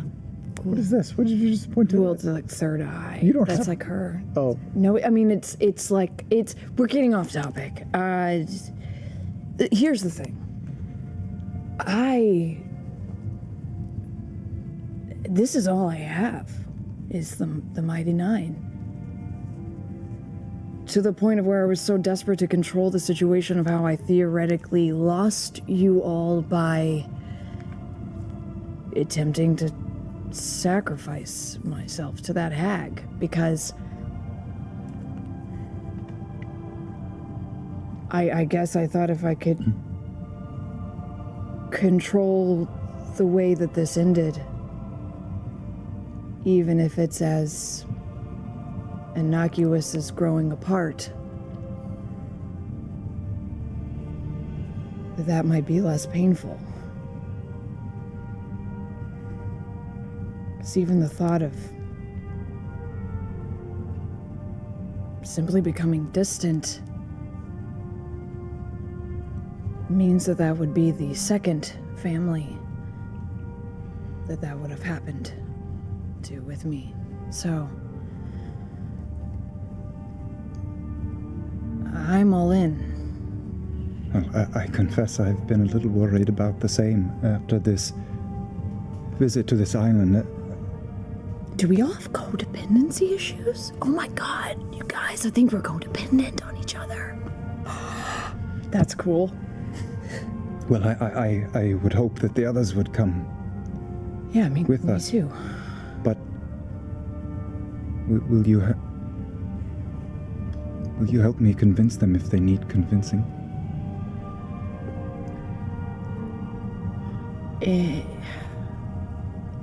Honestly, I'm a bit conflicted myself. I mean, I definitely want to help, but I've got to go home at some point. And not just to Felderwin, I mean, to my family. I don't... Yeah, I don't know if... forgotten. Yeah, I want to help, of course. I love the Nine as well. But at the same time, that feeling of throwing your arms around your child that you haven't seen in a long time is on my mind. And I need to do it. If we go back to the Empire, maybe you can start there. Have both. And what if you could visit more frequently? What do you mean? I know what I've been noodling. I am right on the cusp of being able to bring you to your family. All the time? Yeah, all the time. I haven't mastered it quite yet, but sort of like a commute? Yeah, you could be nights and weekends at the... A working mom who jots off to save the world and returns home for dinner. I mean, it's very That's the progressive. dream. That's It's the great. dream, Yeah, really. it's true. Wow. Yasha, what about you? I mean, we're Empire people, but where do you stand? I haven't even thought that far ahead, but I don't have a home. I don't even know if my tribe is alive. And it's not like I would want to go back to them anyway. No? No, you all are the only family that I have, so I want to be wherever you are. If that's okay. Have you been... Forgive me prying, but... have you been seeking something?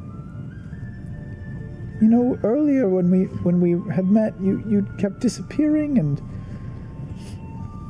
even now, you know, you toss and turn at night, and it feels like you have something missing in your life, and I've always been curious. I mean, what is it? What is it that you're looking for? Unless it's all just sort of a cover because you're really evil and you're going to kill us all in our sleep one day. Yes, that's exactly what it is, not. Yeah, we were super convinced of that for like That almost a happened. long time. Very still. I'm on the fence. Hey, it still could happen, so, you know. No, I think I was just looking for answers, I guess, of... There's so much about myself that I don't know, but... Did you find out enough? I think there's still more to find out, but I think I needed to forgive myself for a lot of things, and I think slowly I have, and I feel like I have a purpose with all of you. But yeah.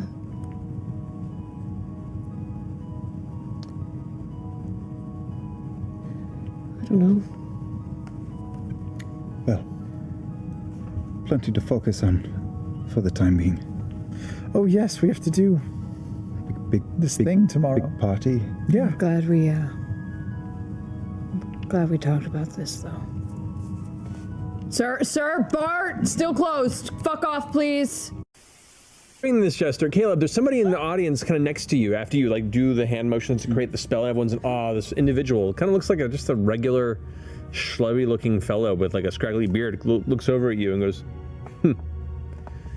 And then as Jester begins casting the spell, kind of flicks his finger a bit like this, and you watch as from the wood platform below the stage, vines begin to rise up and create this throne made of thorns and brambles that kind of cascades and curls around her to form this like elevated throne that kind of catches you from underneath as you have your hands out. Oh, nice, Caleb.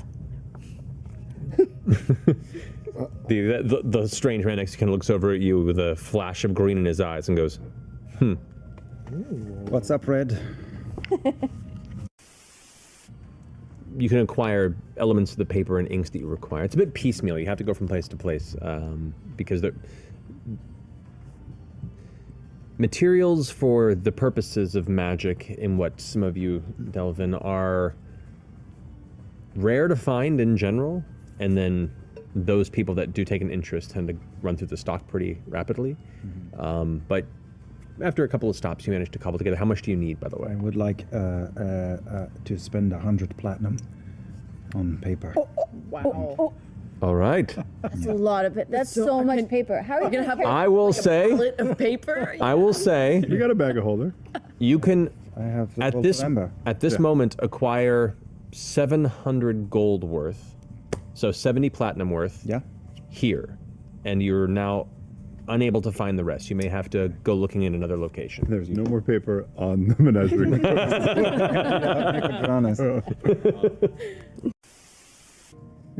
I think your intelligence is wasted on being a foot soldier. One day, maybe. Cheers.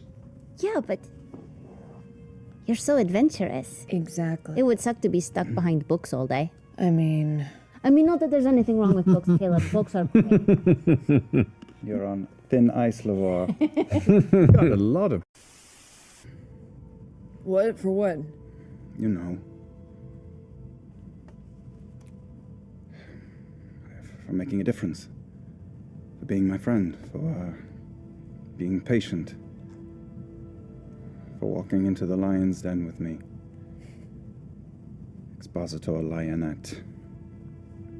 It's where I belong. I'm glad we're friends. I know it was a rocky start. I don't know what you're talking about. Yeah, we were always great. We were always great. Yeah, it was all in good fun. You drove me insane. I hated you. Yeah. Yeah, you sucked.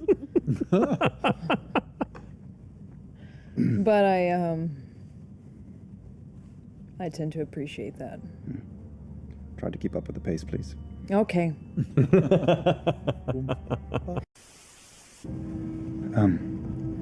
There are gaps.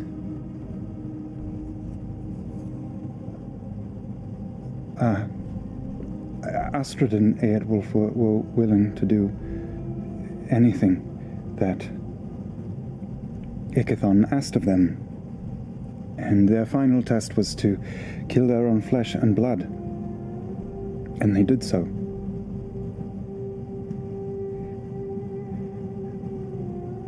And I am like them. Was. Am like them. Was. We share a road with a lot of people. It doesn't mean that they're all the same, especially when you take a crossroads. So you did it?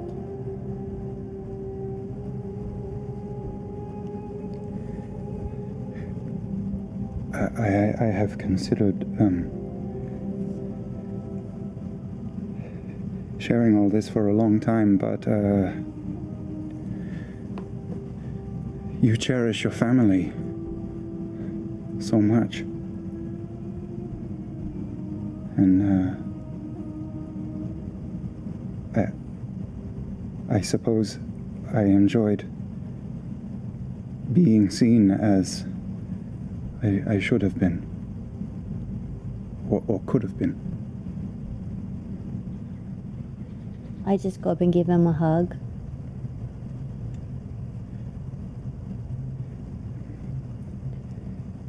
There is a reason I have never told you about my mother and father. You must have been so sad, Caleb. I'm sorry you felt like you had to hide that.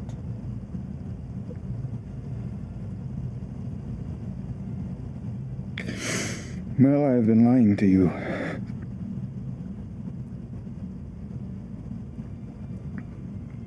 And I am sorry. We lie. We lie about things all the time to protect other people. Sometimes to protect ourselves.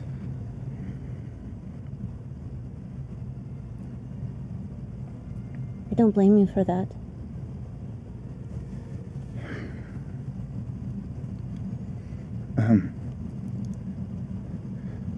Whatever we're doing here, I've come home in the hopes of atoning. And that idea has evolved quite a bit over time. And I'm not sure what the exact answer is. But I mean to atone.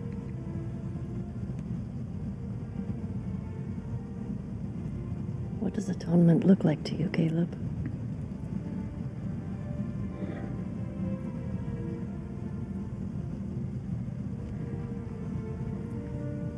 Well, I feel like the things that I've seen no one should see.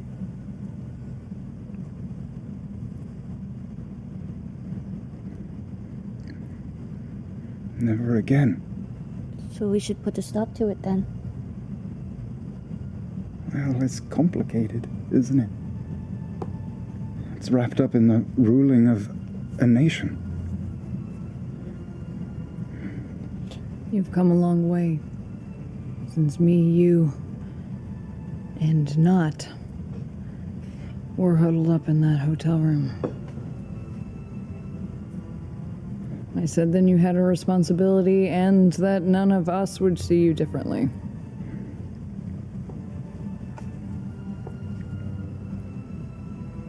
No one should be put through that. No one blames you. Well, one person does. Anyway, I find it hard to imagine walking in there tomorrow and you not knowing the whole picture.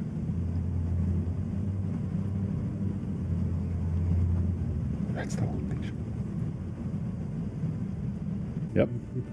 So wait, is our goal to murder him tomorrow night? Should we, if there's an opportunity, should we just murder him? Let's make that plan G. G. For tomorrow. I'm very proud of you. I was expecting that to be Plan C. Plan B is that's growth. Well, we need to figure out if there are more people to murder. So. Okay. Or people who've been waiting for the moment to get out from under his thumb. We just need to know more. Do you think all this time that maybe, like, do you feel like when you were here, do you feel like you were being controlled? Or was it like your choice? Do you feel like maybe they like were subtly controlling you and you just didn't know? Oh no. No, Chester. No. I am a different person. In every way. I relished my work. We were riding high, serving the king, tasting power. This is why I have never... it's hard. I think that was the first time I've ever heard you admit or recognize that you were a different person back then.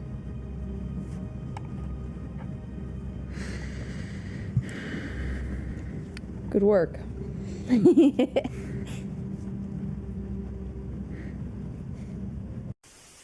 All right, so I will pull out the little turtle statue that Jester gave me from her home and grip it in my hand. Don't crush it. Oh, no, my grip is so weak. I have a strength of 10. And don't let it hurt you. it is, in fact, jabbing straight through my palm. What if the thing to do now is to supplant you, to pull you up like a weed and do better? You comfortable with that idea? Nothing would make me prouder. Back downstairs. Okay, I get the last of the 9 in, and I shut the door. Give me 1 second. And I open the door of this wardrobe closet, which smells, and I pull out the wand that Kaliana gave me, and I look at the bottom of the wardrobe, and there's a little hole, a little imperfection in the wood, a knot, and I stick the wand into that hole so it's standing up. And then I pull out several pieces of stained glass and arrange them just so. And I take out a small piece of slate and put, granite, and put that on the ground. And that little wooden cat that I had fabricated, I put on top of the granite. And I then begin to use chalk to draw around those. And I draw a solid line behind that wand and start to utter words. And a moment of this, and that chalk line begins to glow a thin golden amber color, and a rectangle of amber shimmers up from that line, and the amber begins to waver, and past it, you see just the barest glimpse of windows of stained glass stretching up into the air. And I say, "Welcome home." And I walk in. Think of all the dicks I can draw. Caleb, this is stunning. How long have you been working on this? Who, me or Liam? Oh!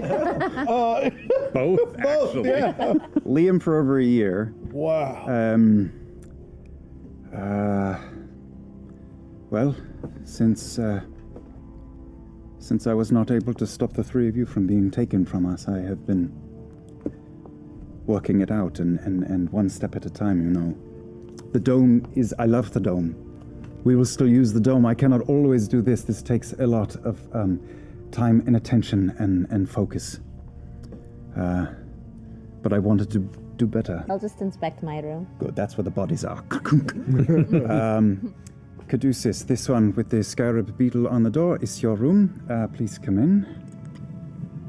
It's a very tall door. It's not that tall a door, but the furniture is quite large in the next room. It is more accommodating to your size than you're used to traveling with us for the most part. In this room is another fireplace with a fire burning and a stained glass window. This one depicting the story of clay, stone, and dust. On the left, beasts of the wild within a cavern of red and gold. At the center is a pool of water surrounded by caverns of crystal and plants and flowers growing about it, all in glass. And at the right, a pool of fiery magma within a cavern of obsidian. Furniture is simple, wooden, firbolg sized. It is reminiscent, the furniture in this room, of your graveyard home from the brief glimpse we had inside. There is a tea station in the corner, and that pot is endless. boiling water. What? I push open an inner door, and we find another room. This room is doesn't seem like a room. It is filled with an eclectic assortment of fungi, crystal formations, ferns, and other plants. There is It's a frat party. a potted plant that is home to a small colony of bioluminescent beetles that are crawling around on it now. Oh my god. And I push through, and within is a very large four-post bed that is furbolg-sized. And there is a brass bathtub in here, and you can see steam rising off of hot water in it. Oh no. Can I have Caduceus's room? Just you wait. All right. Next, come. Hey. Happy birthday, everyone. Caleb leads everybody back into the central chamber. Oh, geez, don't fall. Tsu. And the iris goes... there is lilacs on a door here, and that is yours, Yasha. Please come in. This is your room. Also a fireplace. Notice the theme. The stained glass above the fireplace depicts the symbol of the Stormlord against a clouded background with gray and lavender flowers along the bottom edge. Hints of lightning, of course, always hidden in the clouds. This room is exploding with flowers. There are pressed flowers hanging on the walls. There are vases of flowers. There are potted plants everywhere. You cannot see the walls in here. You can only see a single door, which leads in here. This room is far emptier. There is a simple straw mat upon the floor, and the wall wrapping all around it is a very familiar sight to you and you. It is the mural that you painted for Yasha. But as we all sort of crowd in at the doorway and look at it, the flowers shift in the breeze. Just a little bit, just ever so slightly breathe. Come on. Here's your bedroom over here. More pressed flowers surrounding the room. The bedding is reminiscent of Shohassian design. There is, in addition to the same brass tub of steaming water and the four-post bed, there is a terrarium full of insects, which are either for viewing or possibly snacks, depending on what you're in the mood for. Real quick, can I? They're yours for the taking. I push open the doorway to Ford's bedroom. The stained glass above the fireplace warmly depicts a sailing vessel at sea. The walls of all three rooms are designed to look like the insides of a ship. There are porthole windows spaced out all throughout the quarters, but the glass is thick and opaque. You can't really see through them. Oh, I should mention down below, maybe another time. We're moving too quickly. We don't have to be, really. We'll take the whole game for this. Really into it. All of these rooms, these sitting rooms that you've seen in all these rooms, have the same little rounded table with a stack of 5 books on them. They are all the same 5 books. But Ford, if you're paying attention, if you see your side table with the 5 books, you see peeking out from under it the same design from the altar top of Dashilla's briny lair. Just as a reminder, your center room is very sparse. It is a meditation room for you. There is a mat laid out here as well. On the wall, there is hanging an old yellowed map of the waters and islands of the Menagerie Coast. Standing before the opposite wall is a stone statue of the Wild Mother, who is draped with curling ivy and vine around her growing. And through here is your bedroom. There is a similar 4-post bed, the steaming tub of brass, but there is also a hammock bolted into the ceiling here, like you're accustomed to sleeping in your sailing days. I push into the doorway with the symbol of the cobalt soul on it, and we see another fireplace. And the stained glass above it is a picture of the Mighty Nine, standing with their backs to the viewer, looking off into the hills and fields of the Empire. The same 5 books on a side table, comfortable furniture. I push into the middle room, and you see mostly empty, but there is sashes in cobalt blue draped around the room. There are 3 bow staffs hanging decoratively on one wall. There is a polished wooden fighting post in one corner with blue bands wrapped around it. There is a writing desk and quills and a stack of blank paper for you. It's not... Perfect. The quality is just okay. It's just... But it's serviceable. I've been through so many notebooks. It's appreciated. Here is your bedroom. 4-post bed, all done in blue, of course. Same bathtub. Do me a favor. Lie down on the bed.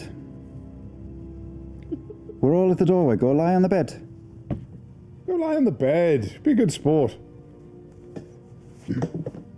Okay, there is a blue, like sash or rope hanging just above your shoulder there. Pull it down. Pull the rope. It actually slides forward. You are immediately looking at yourself in a mirror built into the roof of the 4-post bed.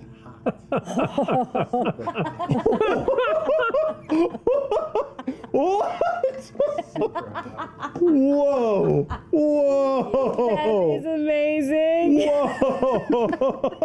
Look at her. We are friends, you and I. I go peek under the canopy. That's gonna be useful. Meet us outside in a minute. Push everyone out. You're my best friend, Caleb. Out and up the floor? I was so excited. Down. That's you. I'm the gate? You're the gate. That is the arch. Oh, it's an arch. I thought it was like a gate. No, it's the symbol hanging on your, Awesome! on your chain. Okay, anyway, opening the door. The doorway, by the way, and the one that leads further in, have little gemstones sort of built into the sides of it, subtly reminiscent of the Traveler's Gate. Too much. Okay, so here we are, we're inside. Fireplace crackling, the stained glass above your fire depicts the coastal cityscape of Nicodranus, the chateau visible, and a small red figure on the balcony, arm outstretched towards the water. Mama! The decor and furniture in this room is not Zemnian. It is recreating the decor and design of the lavish chateau. Same 5 books. Caleb pushes open the next doorway, and inside everybody sees a very well-stocked art studio. There are paints and chalks and ink and lots of paper. Still subpar, but serviceable. There are painting easels and canvases that sit waiting for creation. The walls in here are all blank. In fact, the room is pure white and ready to be whatever you choose to make it. Love it, Caleb. Thank you. If I put the paintings in here, they'll stay when we leave? If you wish. Okay. There is also a small, lovely side table in this room full of pastries and a bowl of blueberries in the corner. I will never get hungry while I'm painting. And then in here is your bedroom. And as you walk in, you see almost a recreation of the bedroom that you just showed to all of us the night before, but it is more of an homage. It is more of an updated version of your room. It has all the same elements, but this is equal parts whimsy and elegance. There are all the same shelves of books here. The colors of the spines of the books look exactly as you remember. The windows in this room match the windows in your old room, but since we are not in Nicodranus, they are actually all stained glass, recreating those views that you saw from your room. There are a small selection of framed art pieces on the walls, mirroring a few of those bits of art on your walls. So there is one of a very early sketch that you did, framed in a wooden portrait, and then one of the most detailed is there. There is also a portrait of your mother on the wall. 3 lanterns hang about the room, illuminating it. And you too also have to look at, you see your canopy bed, and it is just as frilly, but again, it's a little more sumptuous and refined. But I want you to, just like Beauregard, it's not a mirror, lie down and look at the top. Hop, hop, hop. It is the same painting that you did of Nicodranus, the lighthouse in the sea, but like in Yasha's room, the painting is undulating ever so imperceptibly, and as you stare at it for a moment, you start to quietly hear sounds of the city and of the ocean. A simple illusion. I push open the ever so slightly green door, and we see another room where the furniture, most of it is halfling-sized, much smaller. And there are one or two chairs for people that are as tall as Caduceus or Yasha, say. The fireplace is stained glass, depicts three halflings walking up a country road among wildflowers. It is very clearly you and your family. Love it. The furniture, as I said, all smaller. By the fire there is the table with the books, but there's also an earthen container holding a variety of walking sticks. And all around the room are glass bowls and little open jewelry boxes filled with either colorful gemstones, but primarily buttons. Ooh, so many trinkets. There is, in the same direction, a door that leads to your bedroom over there, but there is another door on the other side. We'll get to that in a moment. Okay. I push through and you see a child's room full of toys, hobby horses, stuffed dolls in various forms that Frumpkin can take, game boards, playing cards, lots of things that you can shoot because the boy is building a habit. Standing there going, help, Mom! I don't know where he is. He's been here for months. There is a proper painting, oil painting of the Bernato family hanging on the wall. And as I push through into your bedroom, another four-post bed that is smaller than the rest. It's the same tub, but Caleb runs over to the side of the bed and I pull out a sliding bed from under the first. Ooh. So, you know. Like a trundle. Yes, so if Luke is ever, frightened and wants to be at your side, he can be here, but if you and Yez ever need some quiet time, well, he can sleep with all of his archery. Caleb, in a burst of energy, pushes back through the group and says, now, this is for you and me, and I push through the door on the other side of your sitting room and enter a large laboratory and study, and there is a giant slate on the wall with chalk markings already on it, and there is a slate on the ground, and there are tables with alchemical equipment and paper everywhere. Unfortunately, subpar with their quality again, but good. It's good paper. This is for myself and for you and for Yeza if he wants to do any work here. If I have missed anything, if I have guessed incorrectly at your your passions or your tastes, then please let me know. You guessed perfectly. I mean, it seems This is very amazingly suited for us. It's perfect. Where do we eat together? Oh. We skipped a room. I was in such a hurry. Sorry, Liam is so nervous. There is another small wooden nonagonal? Would it be nonagonal? Nonagonal? Nonagonal? Nine-sided. Another nine-sided room. There is a single door in here, and I push it open, and we are looking into a large, almost pie-wedged room, a shape. Where it just spreads out to the sides, and there is a large dining table in front of a very large crackling fire. No stained glass here. There are buffet tables, side tables, piled high with food already. And there are doors, large swinging doors on each side of this pie-shaped room. But don't go in there too much. It's busy back in there. I go in there.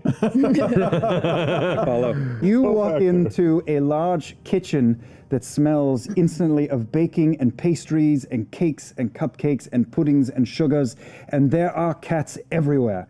There are cats the size of tigers that are just large, spectral amber cats, and one cat walks right past you, and on top of its tail is a tray of muffins, and it just walks right by. Come on. And little cats go running, and you see one cat go running up one of these wooden aqueduct slides and then disappears into a hole in the wall.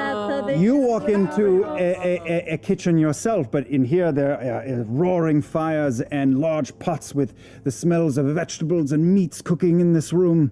And both of you, as you are being taking in the sight of many, many cats. For instance, here, come with me, and Caleb just plummets down through the holes, and I lead us down to the second floor, which is the large empty room. So this room, and I start speaking presentationally and walking away from the center of the room, is very large, and you can do a great many things in here. For instance, if you want to have an archery contest, and I slide open two of the wooden doors, and you see what looks like almost like a walk-in closet, but there are targets lined up. And arrows hanging on the walls and bows. Or, forget that, and I shut the door. Maybe you want to have a party. Maybe we are going to have some people over and we want to show them a good time. And I open it up and you see stacked glasses of champagne in the same space. So, none of this stuff can come with us out of here because it's not real. But it's real here. This is Widogast's nascent 9-sided tower. Yeah! Anyway, yeah. This is amazing, Caleb. Amazing. Well, you are all amazing. And it wasn't that long ago that I would have trouble admitting that, but I would not be here without you people. And I value you. And there's not much I can do. I cannot do a push-up like this one does. I do not know anything about horticulture. I couldn't find my way around the ocean. I don't have an ounce of your flair and creativity. Obviously, yes, you do. Because you just made this. Yeah. So come up with something else that I do that's cool, because you just took mine. You're hilarious. Okay.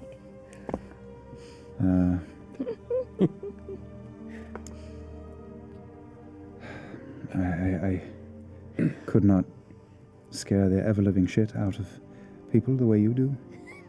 Thank you. Yeah. Crunch. You just have the bugs in your pocket. And you are my best friend, so... Only if you don't cook. May I try one? Yes. A cat just scoops it out of your hand with its tail and runs it over to me. Yeah. Very good. It takes a while to get used to, but it's very high in protein. It did not stop moving. He would walk into the center of the tower and start to levitate up past the dining level, past the lower bedrooms, the middle bedrooms, the upper bedrooms, and once he is in the small chamber where Veth and Caleb's rooms are, he looks up and says,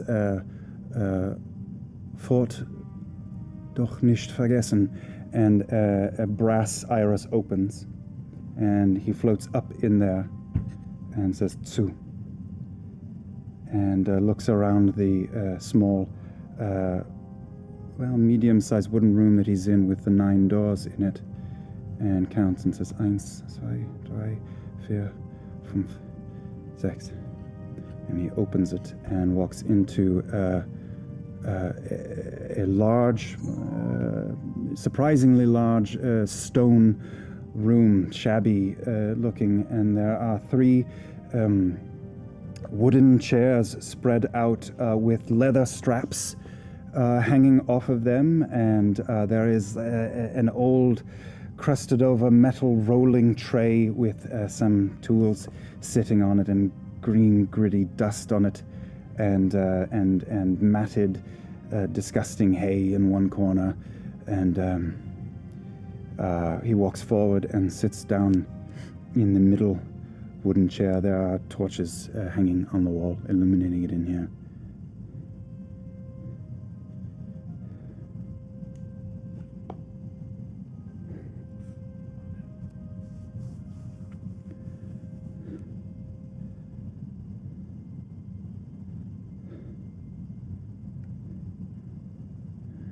thinks about their dinner.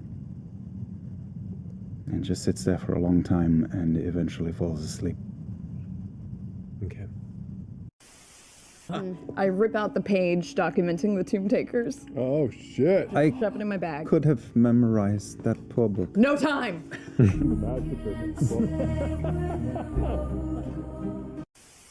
There are different areas on the floor level in here, not in the center because there is a hole.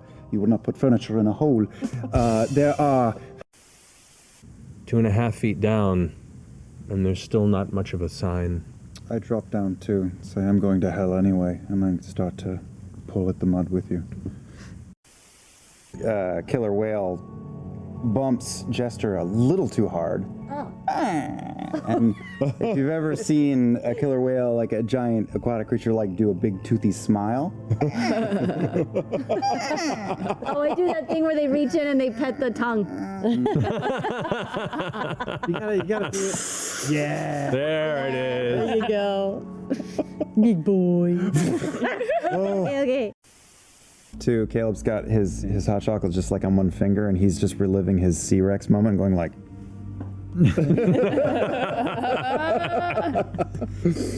All right. I would like to cast telekinesis on Beauregard and throw her into a snowdrift. Nice. Hey, buddy. Payback is a bitch.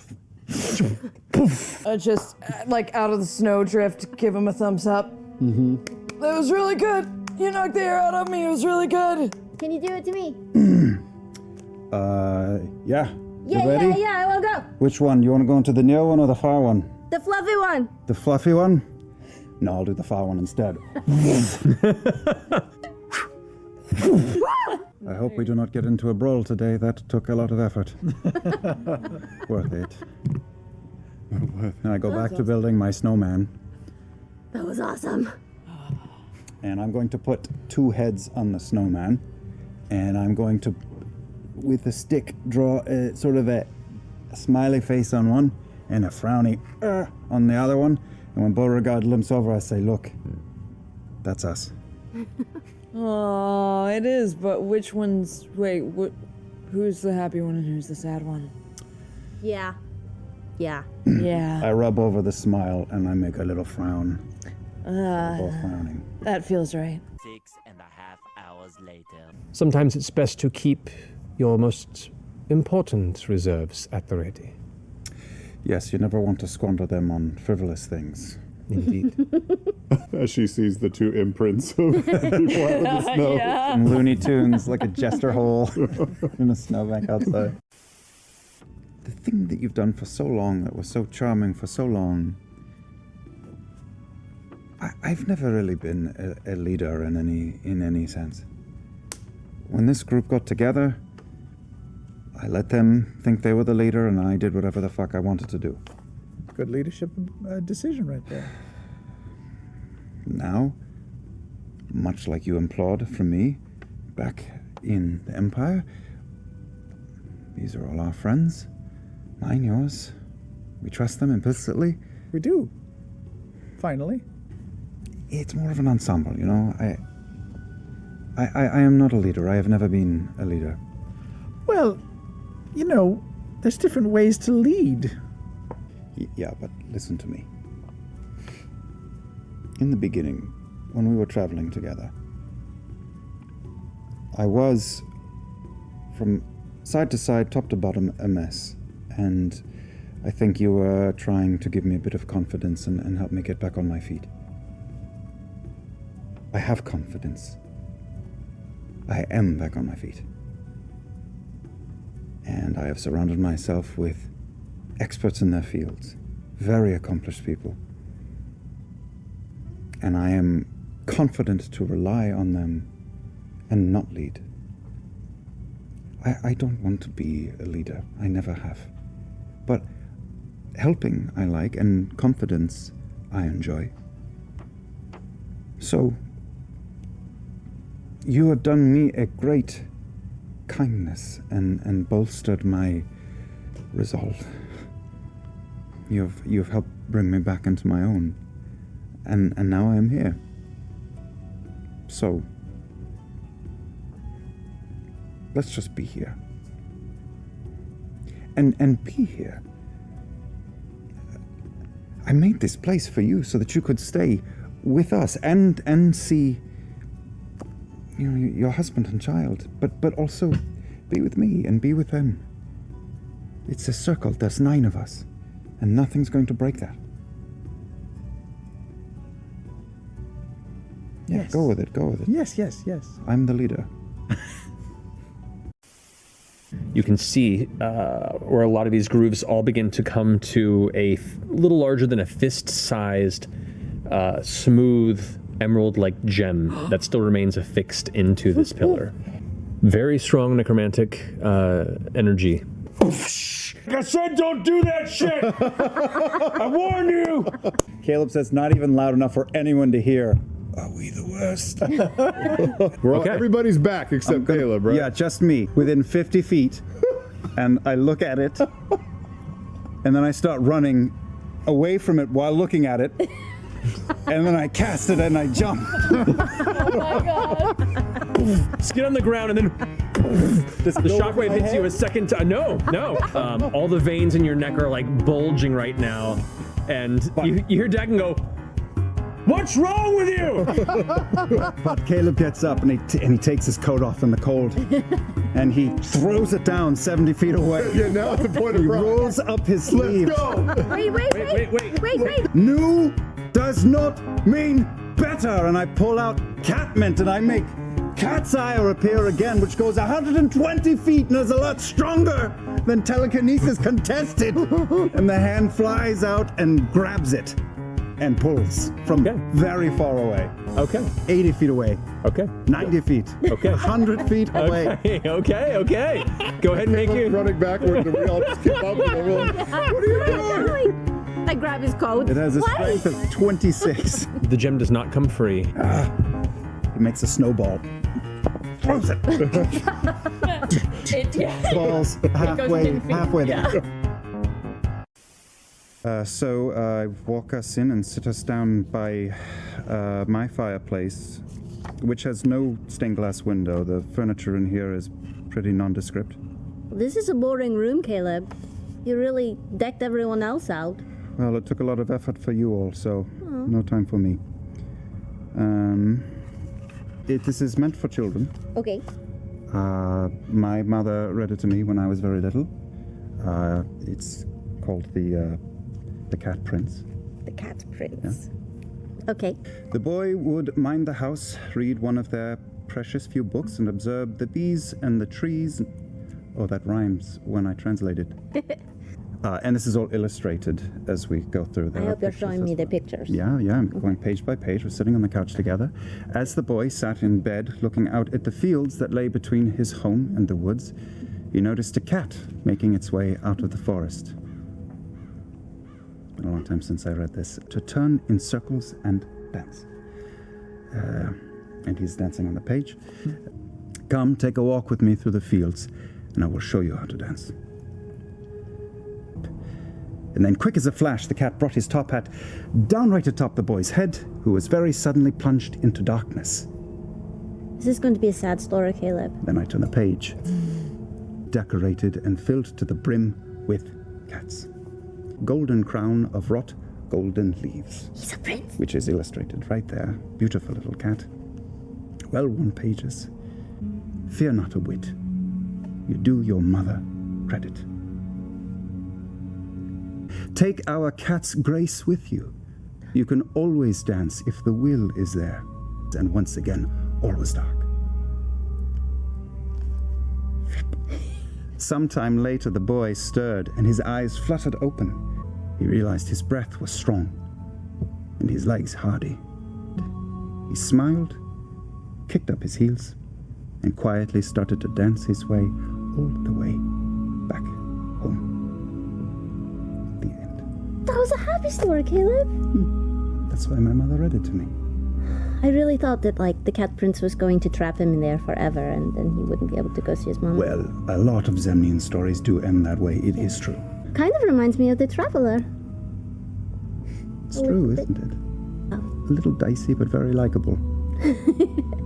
Good in the end, you know? That was a really good story. I'm happy that I could share it with you. Me too. Thank you. I'm going to invite you into our home, lead them into the tower, and just think up. And Caleb starts to float. They step in, and at first it's like... Table's our size, and then I go and I pull a rope, and a cat comes running down one of the little aqueduct tracks, and I say, Mitzi, we have guests as well as the waffles and the pancakes. That's good. You may want ale. Yeah. Double amounts, and some ale, yeah. Good call. Travis. We broke him. Yay! That's all I want in life. By the time dinner is done, too, there are amber spectral cats hanging off of all of them doing kitty biscuits on their arms, their shoulders, just nestled in. They just kind of freeze when it happens. They're just like, oh, thank you. It's a rough world, but when you can find moments of commonality. Indeed. He wipes a large chunk of meat from the side of his mouth that's kind of been there for 20 minutes, but you haven't been able to point out this goes like on the ground. It weighs about half of your body weight, Caleb, and you kind of step back as it impacts. Oh, sorry. Right, all right. If you need it, Caleb can read you a bedtime story. Really? Yeah, I have a copy of Der Zauberlehrling. It is all in Zemnian, but it is very old Zemnian. It's hard to translate. So, and he just starts reading it in its Zemnian. Within 5 minutes, they're asleep. Soundly and comfortably. No. What are you doing? What are you doing? Oh, where are you going? You watch as Jester cleaves the head from the drow corpse. It rolls about 3 or 4 feet before coming to rest at your... Caleb, do something with this sword. What did you want? Well, he's holding 2 flames, and I shake one out. To your attention. Okay. What about the head that's on my toe? Can we put Not magical, but a little ghastly. You know? Sure. I just toss him the head. I put the flames out. No, we need not in time. After catching it. Oh, good. Okay, I need a moment. Or Do you want me to lift you up? send the Are you guys talking cat. about floor ceiling? I lift Caleb up on my shoulder. All right, I'm on top of Jester's shoulders, so I'm walk pushing me him over. up so that he can look through the doorway. I'll bring the globule. Oh, I grab hold of Jester's horns Ow! and bring the globules over. More sensitive than you think. Brum, brum. Moped. Leader. All right.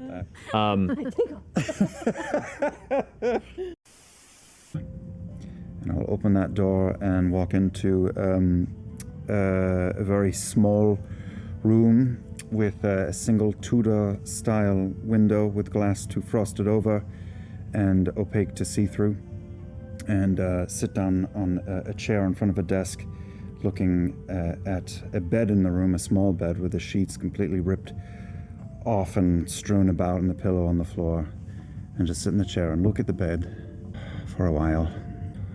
What are we going to do about our home? Can I trust you? Should I trust you? We could make it better if you want to. And that's it. I'll quietly leave, shut the door, float down to my bedroom and go to bed. Before everybody leaves, a puffin circles down from the sky and just lands on Ford's shoulder. Not the ear, please. This is odd. Can you understand me? We're sure it's Caleb, right? Caleb gets real stupid when he polymorphs. Caleb, can you understand him?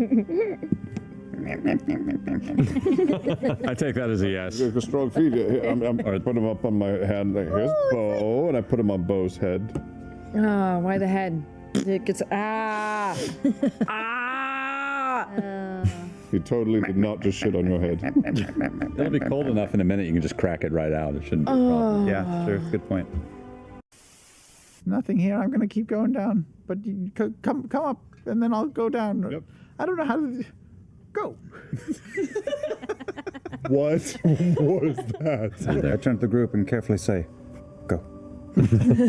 You bastard. Go. Beneath this illusory self, Call out, Ford! I am so sorry! You are not going to like any part of this. And I use my bonus action to send Cat's Eye or Claw and surround him. Okay. Oh, no. And then God. pull him to the left. Throw him to me. Throw him to me. Go ahead. Go ahead and push him even further. Then wait. Let's go to put some peppers and onions on next. Using the cat's cradle, yank forward, back off of it. The barb tears through again. I'll say for that, you take another 4 points of using damage. 4 points. And I pat Ford on the shoulder too and say, I thought we were going to lose you there. And before he notices it, I brush away some cat hairs before he can notice that they're there. Let's go, let's check the room. You know, I'm having trouble with this. I think mainly because I'm feeling guilty. I can't help but feel like I talked you out here. I told you I could get you back to your family, and we are stuck out here on the edge of nowhere with no way out.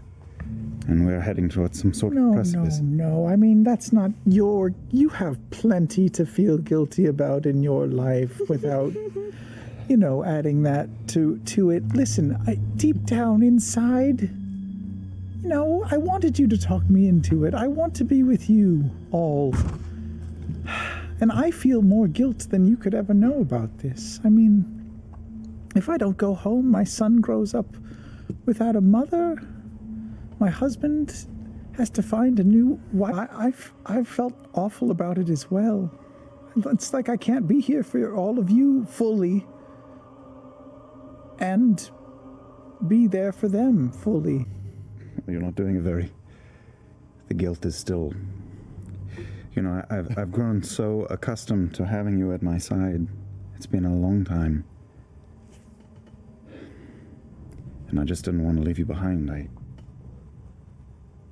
don't really function on my own so much. I don't think any of us really do. This journey will come to an end at some point, and...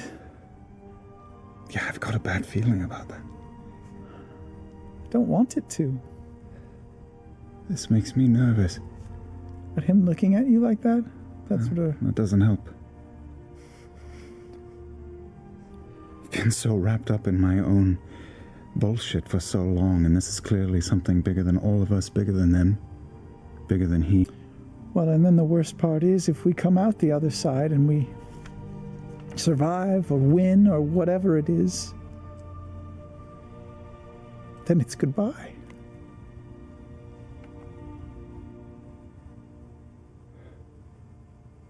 I don't want to think about that. Well then, good. Think about your guilt. And I'll think about mine. Check. And that'll keep us company. I just pulling her a hug. I love you. I will always love you. Thank you. I'm sorry. Thank you.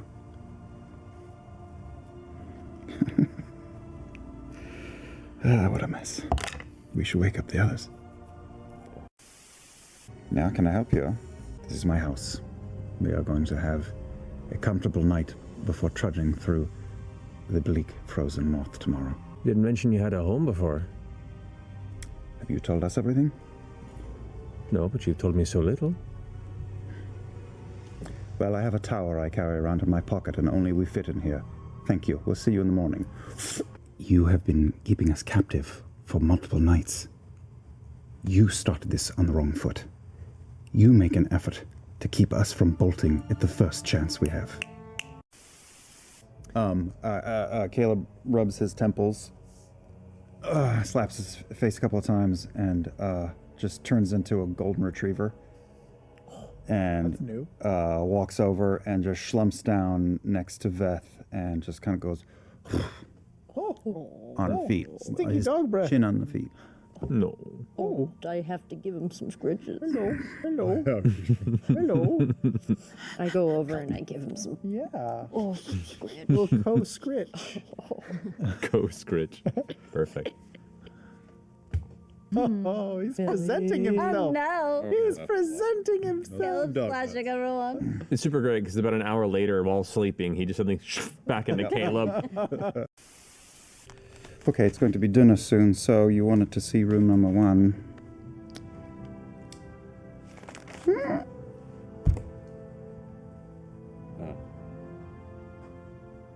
What is it? It's home, isn't it? He just stands there for a while. Yeah, is it your home? Your childhood home? He doesn't say anything but walks in. And if you follow, you will see a very, very humble, small cottage-style home with a hearth, meager, poor wooden furniture, and a shelf with a handful of ragged books on it, and a set of wooden stairs leading up to a second floor. And I just go and I sit down at the chair at the family table.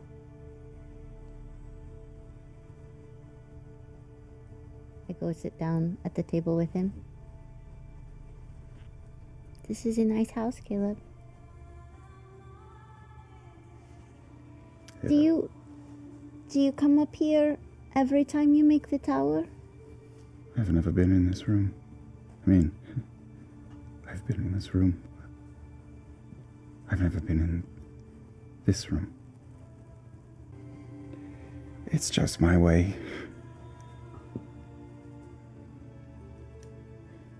It's just my way. Was your room upstairs? Just the one. Would you mind if I... Sure. Caleb walks over and looks at the steps and places his hand on the rail and skips to the second step and goes, smiles a little bit, and then continues up. And it just leads to barely more than a loft space. There is a single window, and there is a simple bed. There was 2 other doors down below, but up here it is just this little loft, and there is a small bed, big enough for a teenager, maybe, and a small little circle of rags, a perfunctory bed on the floor next to the bed.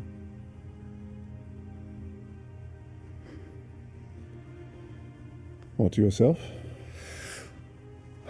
Almost.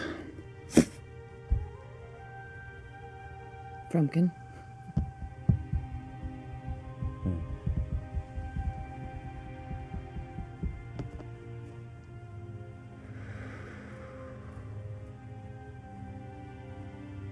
I've thought about it so much.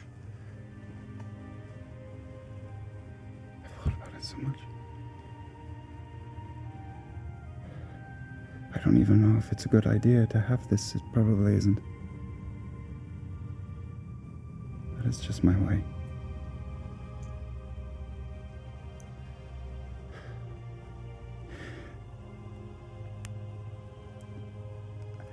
I'm just not allowed to forget it.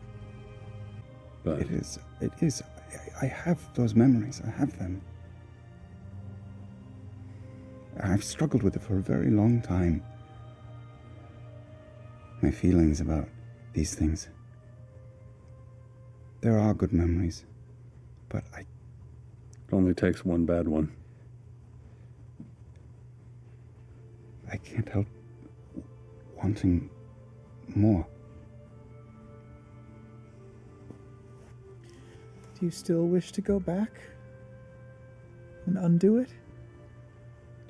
Of course. I regret it. I regret. Of course. I understand that you all care for me very much. And I am very grateful for it.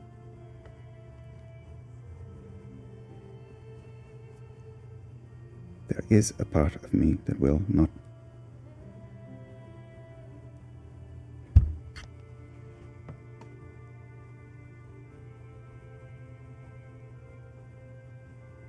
Look up at the iris and say, "Auf." It goes. And as soon as that happens, you see almost like you are looking into a sea of stars. And we start to float up inside. And anyone who dove into the beacon will recognize the experience you feel in this room, which is all illusion. But looking around the room, you see just sort of layer upon layer upon layer of vision, and you see your own self, many of you, walking along arcs and paths and breaking into multiple versions of you. Fascinating. What do you... The conflicting principles between those two floors. These two floors. One dedicated to preserving the past. Exactly how you want it to stay.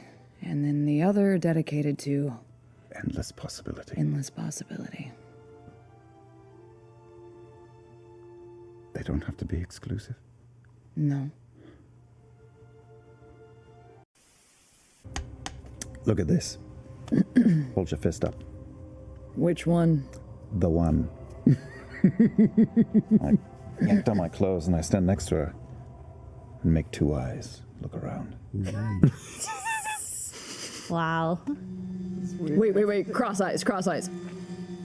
Yeah. Okay, that's actually pretty good. I'm gonna draw it in my sketchbook. I'm going down to breakfast and I leave. Caleb's doing this. Yeah, he's doing Naruto shit. He's doing Naruto moves.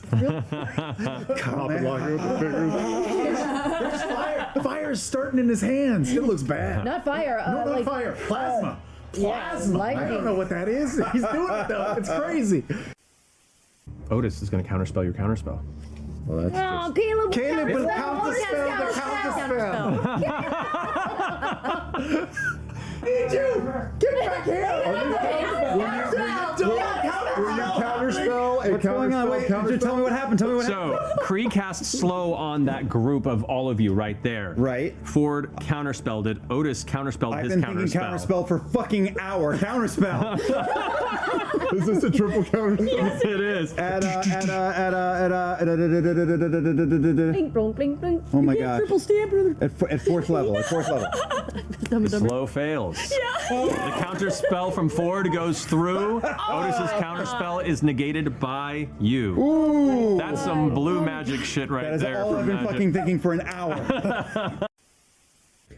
Maybe we can take Essek with us and use that spell that you used on Veth, and then we can change Essek into something else so that the assassins can't find him and he'll live safely wherever he goes. That won't really help with the inside.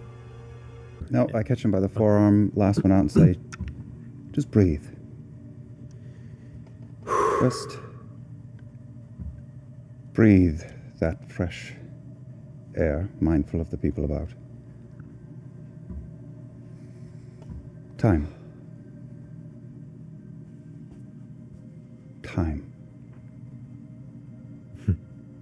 Not weeks, not years. It takes time.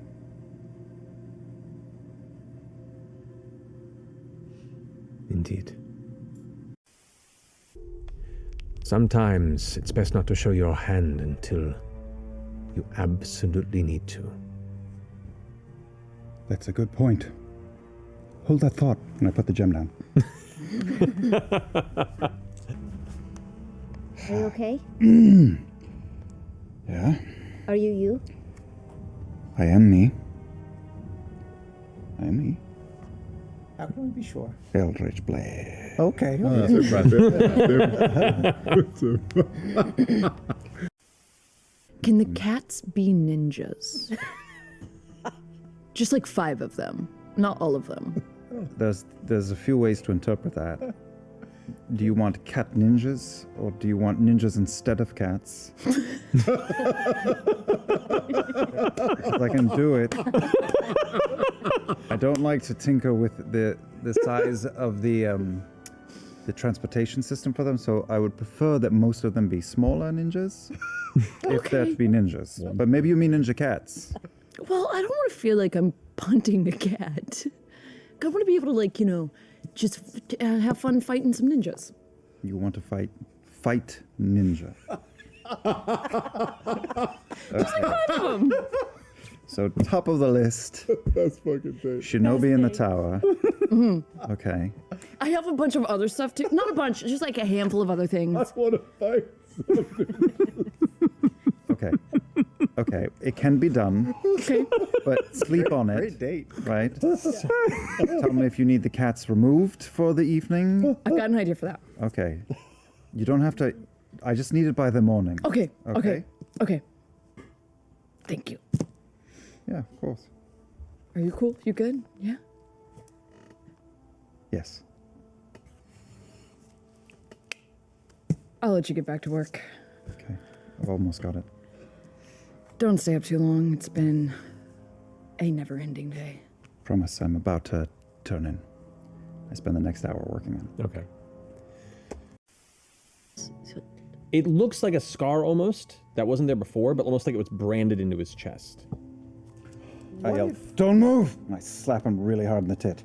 Oh, no, my nipple's hard. How do these things work? I'm just asking. Well, we don't know how strong the forces are we're dealing with. I slap him in the tit again. Maximum tit. My hands are cold. Okay, I loosened him up for you. Give it a shot. Okay. Get the blood flowing. Yes. I feel like this is what the tattoos were like without any of the payoff. Yeah. It's one thing that I learned in my youth is that after a great deal of pain, whack! Feels an outline really now. good right afterward. It's just the endorphins. Yeah. Okay. We got distracted by his rock hard pecs. Thank you, Caleb. It was ironic. His chest was a lot, I suppose. Sure was. How's the scar? I mean, is it glowing? It's not really the scar so much as my rock hard pecs that are still Hand him a thing. I hand him a piece of paper. All right, I just give it a quick look. Yeah, that's good. That's good. What? Why? Because. You fucking know why.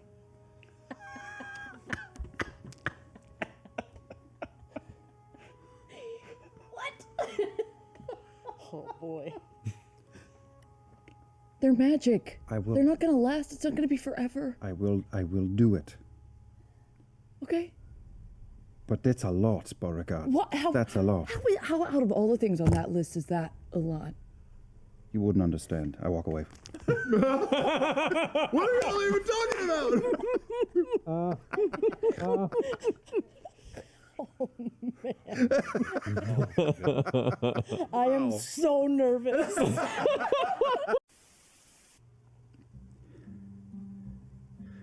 What I wanted for the Empire as a child is different than what I want for the Empire today. And I would hazard a guess that what you and I want for the Empire is similar in some ways, but different in many others. I turn her around and scan the room. Forge.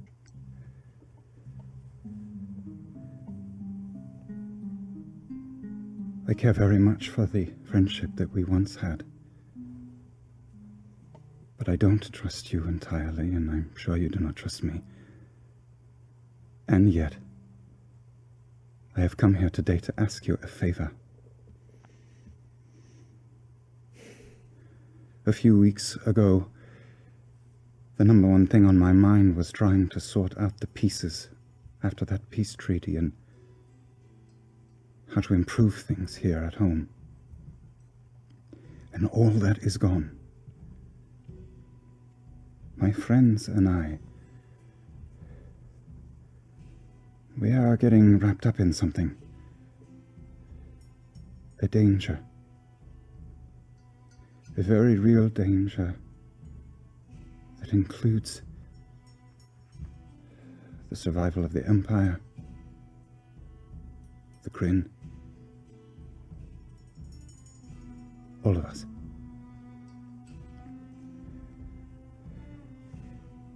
There is something terrible coming out of the north. Something that has no preference for nation. And this is going to be so hard to swallow and overlook, but I need your help. We are in a race with a ticking clock to stop a very real threat from being unleashed. And we're being tracked. In fact, I may be watched at this very moment, which means you may be. Do you still wear one of these? Her eyes kind of still pass by yours, and she grabs your hand and begins leading you, and the dynamic of the dance has shifted. As she brings your hand up across the shoulder, you see it brush past a cord on her neck where a similar medallion briefly drifts out before it slides back beneath the shawl. She spins you around and pulls you in, and switching into Zemnian, just says, "These are odd times indeed. But this confusion is advantageous.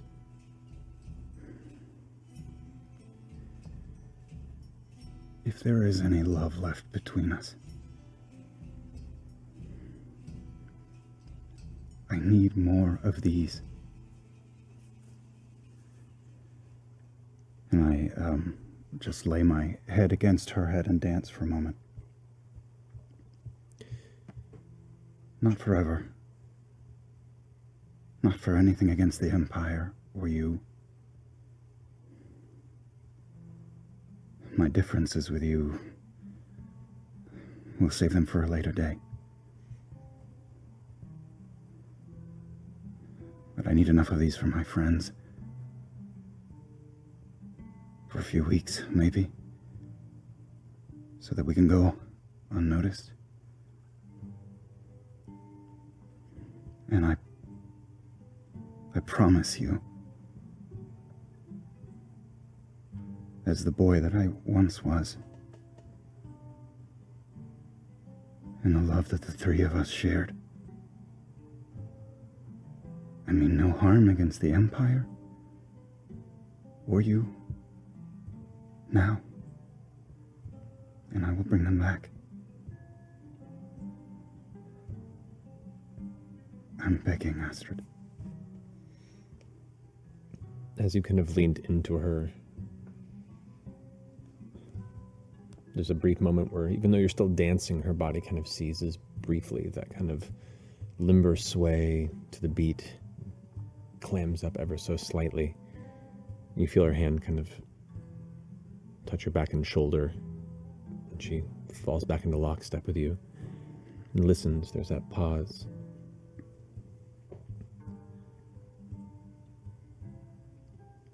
And she just leans into your ear. You're just kind of cheek to cheek, not even looking at each other. I'll see what I can do. Just know there are eyes on you.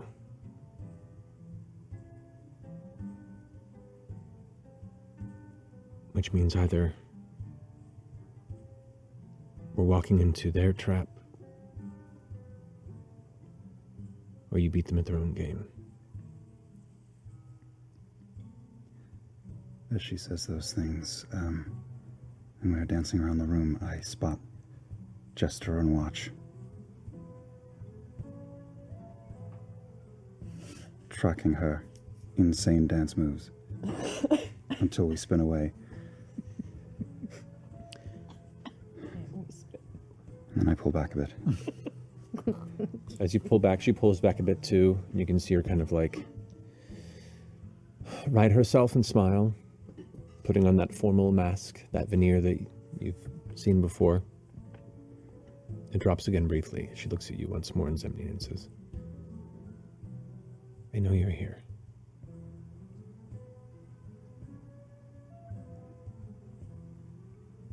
It could be an opportunity. If you strike first. Well, it was good to see you. Enjoy the rest of your evening. And, well, maybe we'll catch up some other time. Fräulein. Cheers, Brian. She puts her hood up. It could be a trap. I mean, if He could have sent her. yeah, if they know we're around, they think that we killed Vess, and then she sends us after Trent too. You still Two assembly members. Your stuff up? I do, for an hour. How's the room that we're in? Looking around. Don't see anything that catches your worry. How's the scar? I mean, is it glowing? It's not or really the anything, scar so much as my rock-hard pecs that are still Don't say pecs. Should we try Show the scar. the necklace on the? How it keeps reforming is beyond me, but that's cool. You think it matters? Just so many couldn't- Rickle shirts. I feel like they could just be switching between us. It couldn't hurt. I mean, what if she was... Caleb just sort of like slumps to the ground, head between his legs, and sticks his own head into his hands. It's okay, Caleb. We'll figure this out. Can I just ask you straight out? I've been wanting to for forever. If you had Trent Ichithon tied to a chair, and he was powerless, and it was up to you whether he lived or died, what would you want? Yeah. Is everything wrong with this place? But we have so much to do right now. And I don't know what she's playing at. So, if the time was right, and circumstance would allow, although part of me questions as if that is some part of a game that he is playing in and of itself. But he's spoiled a lot of young people from this country. And he shouldn't be doing it anymore. I do have some hesitation because I don't know what fills that vacuum. I don't know. Astrid, Adolf? you?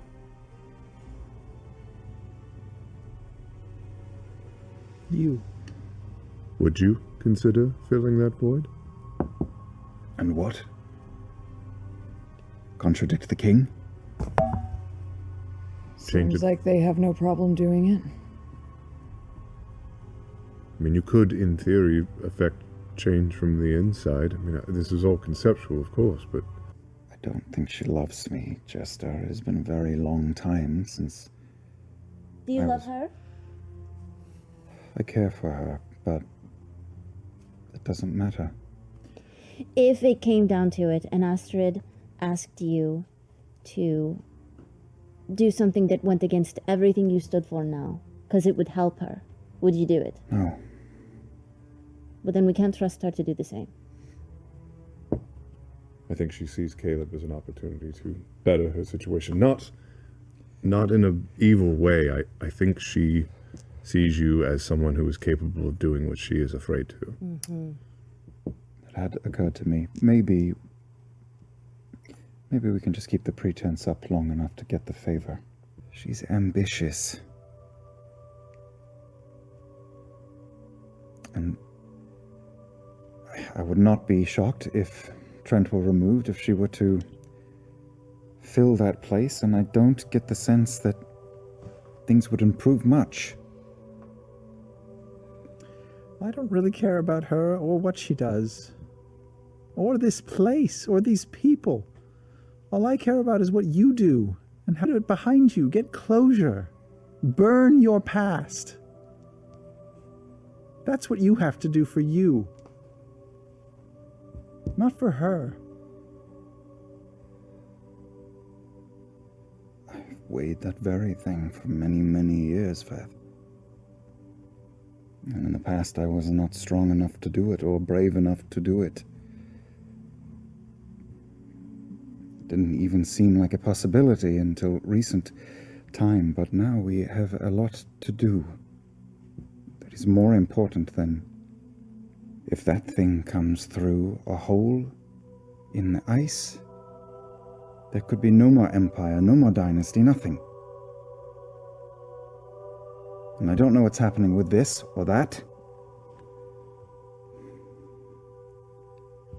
I don't want to waste our time to have us fall on the top of the world. Yeah, I want him dead. He ruined my life. He took my life away from me. Then I fucking helped.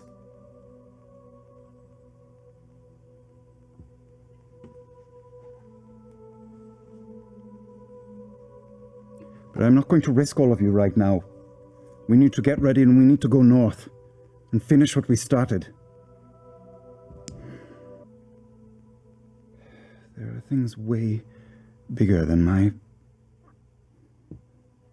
personal grievances. As painful as they are. Save it for a rainy day is all I can say right now. Every day's rainy. When we save the world, we'll come back and kill Trent. And if we don't, he'll probably die anyway. Yeah. Silver linings. I don't have to be the one.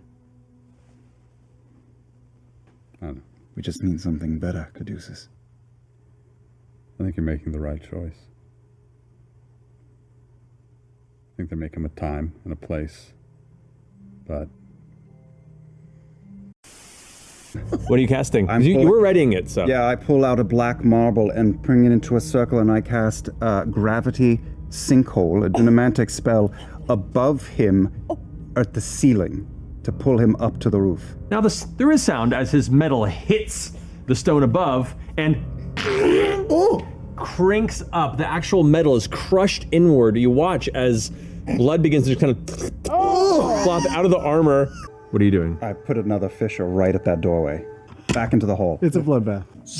He gets yanked out and slams into the ceiling. As soon as the body hits the ground, how many do you think? Sarsaparilla. Me? Yeah, I start stalking towards the doorway. But like with a grim expression of, of murder. Sure. Do you like grab some blood splattered on your face? I don't need it. Why don't you search the room while I stand watch out here? No, we're going to keep ourselves on task. Yeah. What do you mean? We're not checking every room, we're going to where we're going. DM? Yes? Looking at Veth and Jester, Caleb takes a blur staff and grinds it through phosphorus in his hand and casts Wall of Fire between them. As he continues to nonchalantly walk down the stairs in your direction, the flames kind of vanishing around him. Firebolt. Maybe we should talk. I think we should maybe talk. He seems like he wants to talk. No? That is a 17 to hit. 17 is not hit. Does not hit, okay. Smashes into the wall behind him. Are you staying put? Yes. We're all there. I go back into Jester and Veth. Word of recall again. Was that a counterspell? It was a counterspell. Counterspell to you. All right, so at what level do you counterspell? Third. Third level? Yeah. Go ahead and roll. Oh no, you rolled a 20. Did you roll a 20 again? He did. I rolled a natural 20. No way! I think we broke Dungeons and Dragons. Yeah. As he steps down, you attempt to cast a spell and it dissipates. Sure. It looks over. You begin to make your incantation, grabbing your friends, begin to finish casting the spell as the energy begins to gather around and this green cloak of the Traveler begins to kind of swoosh around to grab all three of you. And Trent kind of looking over at you as this is happening goes, This is extremely rude. I'm just asking some questions. This wasn't expected. And as he puts his hand up, you see this blur in the air, the striking spear of unraveling arcana just jutting from his hand that's reaching towards the spell as you react and counter it with your own. As they both hit, it's like two waves of similar energy hitting and then canceling out nothing. Absence. Everything that he released fails. And as the cloak begins to swirl around to grab both of you, he goes, good luck. You taught me well. It's the last thing you say before. Oh, shit! Holy butthole. Yep. I see Jester rooting in the bag, and I stop her for a second, and Caleb pulls them both into a very fierce hug and says, I'm sorry. Thank you. I'm sorry. Oh, okay. Well, we can go down if you want to be up on the balcony. Sorry. I'll just sit here then, I guess. He was talking to me, like you do. I think. So let's get these on. Is he talking to you still? Yeah. Is he using all of the 25 words? He's really wasting some spells there. I think I've forgotten how to count. And I have the keen mind feat. Do you want me to send him a message back? No. I want this to start working. Well, yours was already attuned. Yours is working just fine. Oh, your heart or your necklace? Yes. It takes time. Yeah. To turn it back on. I start to absent-mindedly eat a baby carrot. But they're bad people, right? I mean, they're bad people. They did horrible things, Caleb. Like, they deserve it, obviously. I regret that we did not flesh out that step of our endeavor before we embarked, but there are bad people in that building. I was not about to risk your lives taking too much time. The very thing I was afraid of happening did, and I am shocked the three of us are standing here now. That said, I hope you and they can forgive me. Of course we can forgive you. It's just ourselves, you know? Yeah. I Okay. feel like I'm reliving our I'm first going to send a visit to this message to place. Yeza. You gonna be all right, Caleb? Yeah, yes. There were some casualties on the excursion. Casualties? I killed a few people. We killed a few people. I did as well. You might not have if I had not led the way. Soaking. You poured CLR in his mouth and let him suffer. Oh. Apparently good for killing guards, too. Walk up to Beauregard and I'm not looking. I'm just 1,000 yards staring at the ground, but I just sort of pat her on the shoulder. We made it. Everything's okay. We're going to get Trent. We'll go back. We'll get him. Just not now. Traces of dunamancy. Well, now we're both double dealing. In every barrel of apples, there is one with a rotten worm in it. I am that worm. Caleb's not having a good time, guys. Which part are you not okay with? The Trent talking to you part, or the killing people part, or the endangering Essek part, or That's a fair question. or the endangering my family part, or Listen, Bubby, come here, bring it in. This was a win. We got the things that we need to save the fucking world. This is good. Yeah. Essek is already on board, you know? And he knew what he signed up for when he got involved in all of this. Send him a message and tell him to be aware. But you're not responsible for that. We did what we went in there to do. But I am responsible for your family. You... And yours. And you. And I worry that I am the very thing he told me I was. Not yet.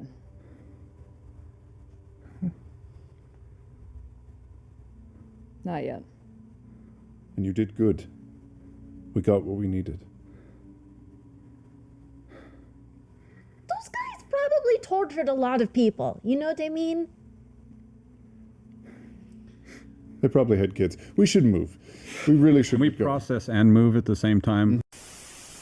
Caleb is very much in shell-shocked mode, similar to how he was at the beginning of the campaign, in a way that he hasn't been in a long time. And he just plants himself next to Veth on the ground and is just staring out at the water while he mashes his toes, scritches his toes in the sand slowly. I'll just hug or stay close to cuddling distance for Caleb. If that's okay, I hope this is not too presumptuous, but I've taken it upon myself to bring you a gift. This book is a collection of Zemnian fairy tales. Oh, not the creepy one? Well, only some of them are creepy. Some of them are quite joyful. Cool. I thought you would like them. Quite joyful. Zemnian joy. I was raised on these. So that will pass the time in the place that you're going to be. Your mother will tell you. But this book is, it's probably a little too old for you. Maybe in a year or 2 or 3 you will be ready for it. But this is the book that that I first started to understand magic. Mom, can I? I mean, of course. Yeah, it's just like... In it, I'll leave it. We'll leave it. When Yeza says it's appropriate, then exactly. You may take a peek. I hand it down to Yeza too and say, yes, this is in your father's care, and when he deems you ready... Yeza leans in and takes the book and goes, then, once you've earned the ability by being a good boy and keeping your things clean and not shooting me in the rear end when I'm not paying attention or trying to get work done, then maybe in time you can look at this magic book. And then I really laser in on the boy and say, yes, that is right. Your mother and father are very skilled individuals and a credit to the Empire. And you have a lot of potential, just like your mother. So what I want you to do is study. And one day, if you like, if it's okay with you, looking at the father, if you want to learn, I hope you will come and find me. Okay. And the first thing I will teach you is how to see little scamps like you, the way I found you today. Okay. You be a good boy, you listen to your father. Your mother will join you soon. Okay. I have been tinkering with this for quite some time, and I'm having trouble with it. It might need more than one set of hands. Every time I try to insert this, I mess it up. If I hold the collar itself, would you try to get it into the casing? Is here, and there is a ridge along the edge, but you have to be very careful with that because it could shatter, and I only have one, and I need this so that... Anyway. So that what? This looks like a collar you put around someone's neck. It is. So who do you plan on putting this collar on?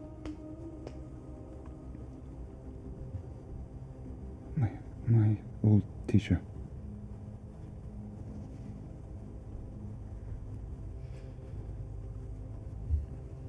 Wow, that would be really cool. I can't Don't know if it's really his style, but... It will be soon. I can't let what happened in here be for nothing. It's time for him to be silenced. Yeah. The red gem begins to glow red. As it does, you watch as these tiny little bits of dull filigree along the outer rim of this claw begin to glow that same red color and it hums faintly with arcane energy. Is it supposed to do that? Is that good? Yeah. Go team. Thank you. Of course, yeah. I'm going to need more time with it, but Now we just have to convince him to put it on. it's like no the 10th problem. time that I've tried to do that. Thank you. You're welcome. Thank you.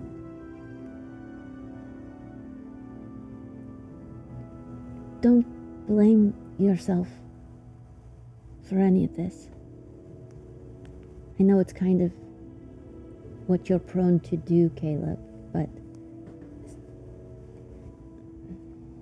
this is on all of us. We're a family now. This is what we do. And we're going to make it better. Reaches his hand out and just sort of like squeezes the back of her hand on the ground. Yeah, I'll keep trying to remind myself of that. At this point, you hear the footsteps approach of Marion Lavore, who's been kind of on the periphery listening to part of this, and goes, I've been around a bit longer than most of you, really. And I've met many people. Some good, some very bad. If there's one thing I've come to know, the good people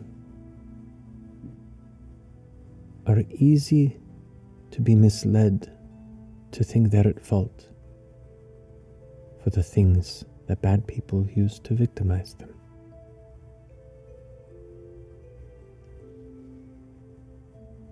It's how they stay in power. If they convince us that we are responsible for every terrible thing that comes upon us, they're absolved.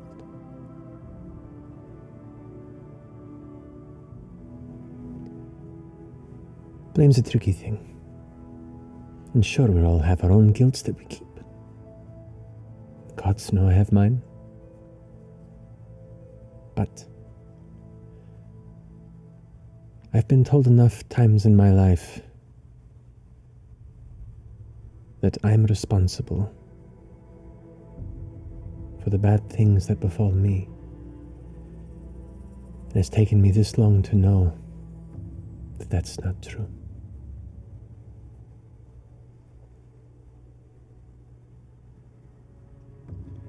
Caleb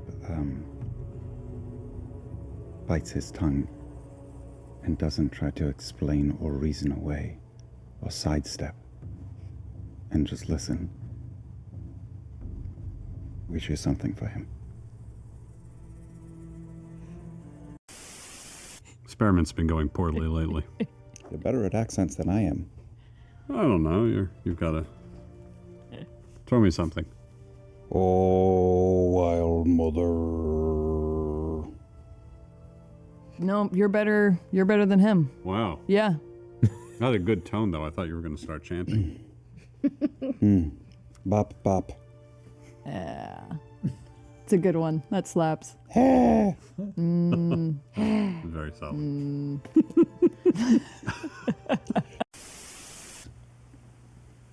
I'm going to go through the rain down to the edge to where it's safe, and I'm going to put up the dome for myself. And once it's up, it takes a little bit, I'm going to lay out a long stretch of leather in front of me and bring out Frumpkin. Hello. Yeah, spend some time with me, okay? And I start to do that thing where I bring out every object that I have carefully, one at a time, and put them neatly in neat little rows so I can see everything in its place. And talk to Frumpkin while I'm doing it.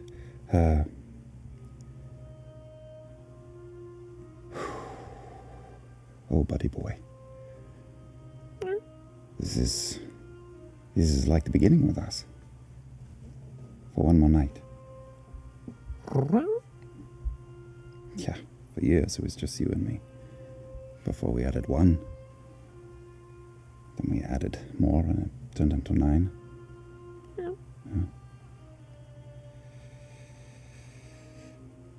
So many families. Continue to place things. You've got such a big family here, and Veth and a family, and, all these close ties.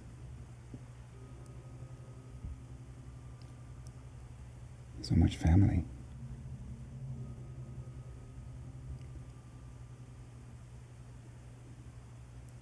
We're probably all not going to make it back from where we're going. Probably.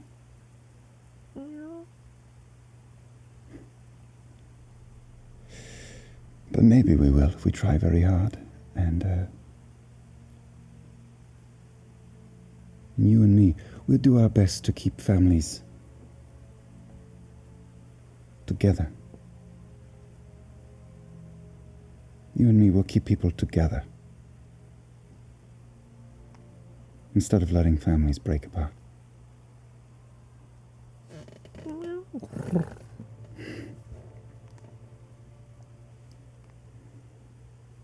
I'm going to tell you something. All my stuff is already arrayed up before me. I take out the smaller of my books from the holster and I set it down for a moment on a dry spot. If we do make it back, you've been a good companion all this time.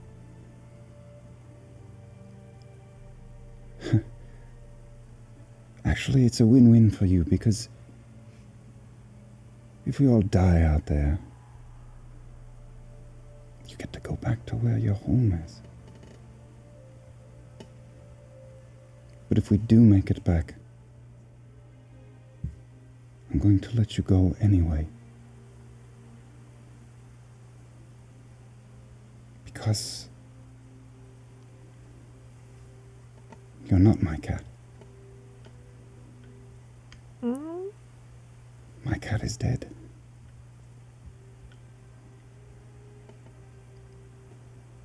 But you're a good boy anyway.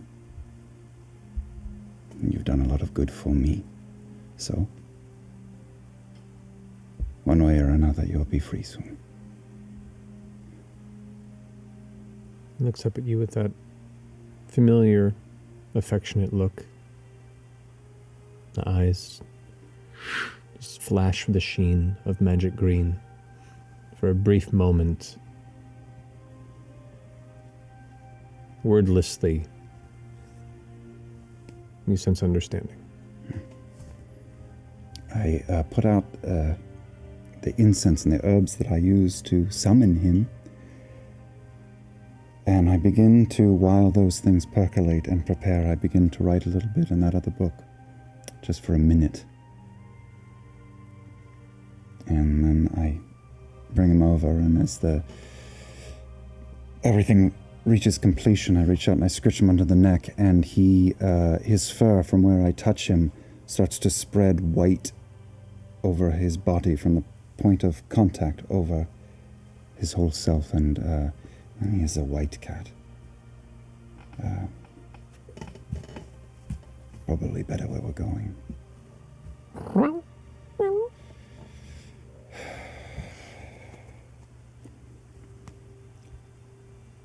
This stone of good luck isn't going to do shit for me, so I'm going to put that away. I'm going to put this ring back on. Increase our chances. Come here.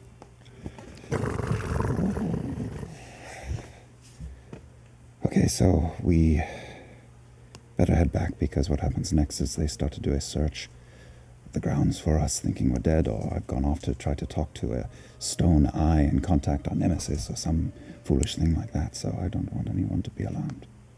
Mm-hmm.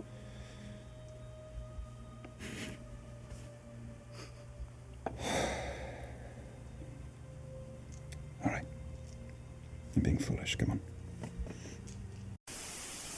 And what about you, Mr. Caleb? Do you want us What would be the thing that would make you happy in death? Would it be us killing Trent Ikithon?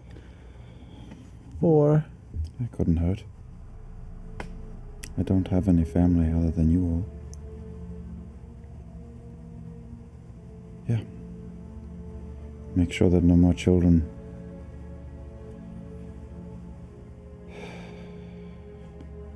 are bent away from their purpose in life. Caleb, can you put pretty visions on the dome tonight? Yeah, that would be nice.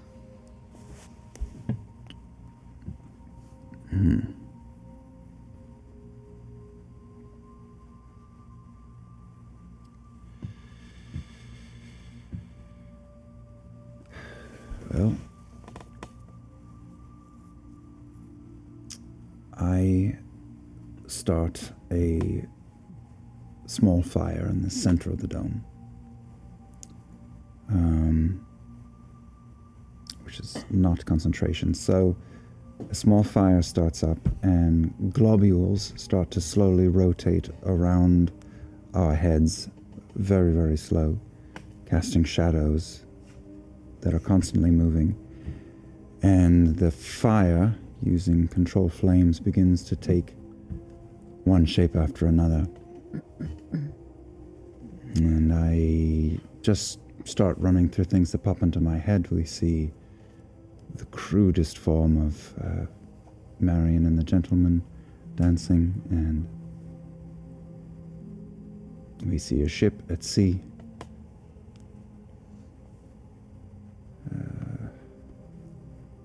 We see the fire flatten out into a plane, and we see two feminine forms at the center of it sitting on the ground together.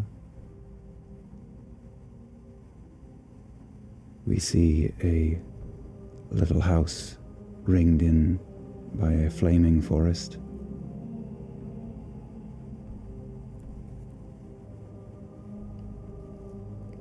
We see a tall figure and a very short figure walking through a field of flaming grass.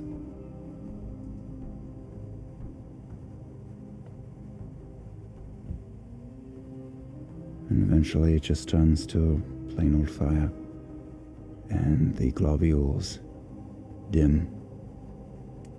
And in the dark, all you hear is the sound of purring in the dome.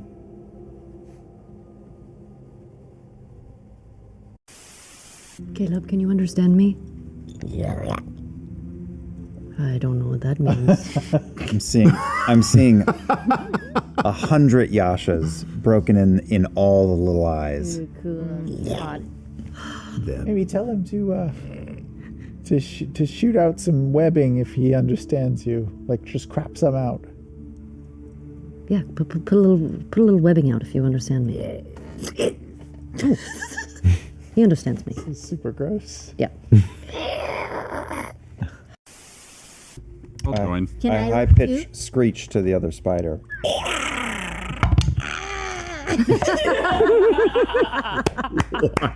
There it is. That's pretty good, though. That is pretty good.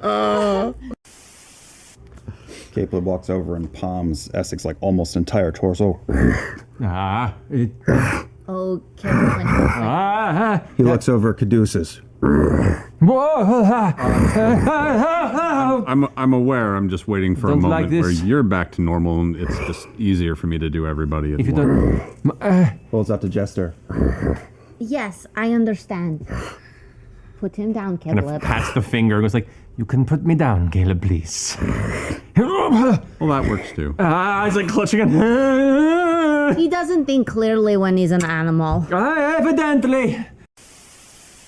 Invisible energy almost seems to grab you within the chest and lift you up. Oh, it feels like it's grabbing my boobs. That's not intentional. Inside. The panic. But I think my priorities have mostly shifted since we last spoke about things like this. I think what's going on right now is more important than my petty earthly grievances.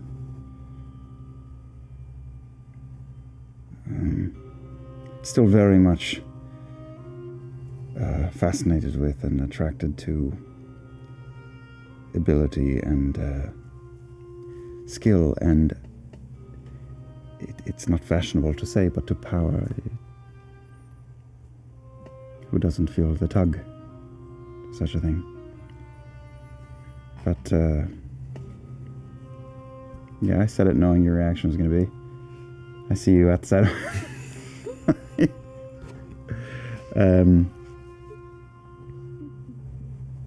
But it doesn't matter, though. There are bigger things than you and I. I think that's the key.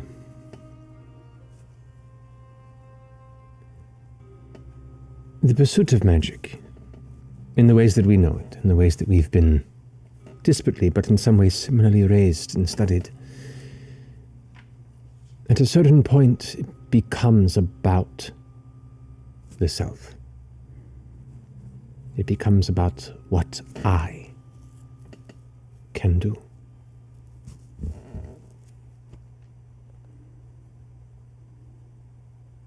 It's impressive that you've deviated at your skill level. I just hope it holds. That's the key, isn't it? Because if you were to put the very thing that I have wondered about for so many years in front of me, I'm really not sure what my reaction would be. You're still very young. You've been around a while longer. A bit. I know what pursuits of the mysteries of magic can bring. Good and bad. The fact that you can acknowledge this path gives me hope, but... well...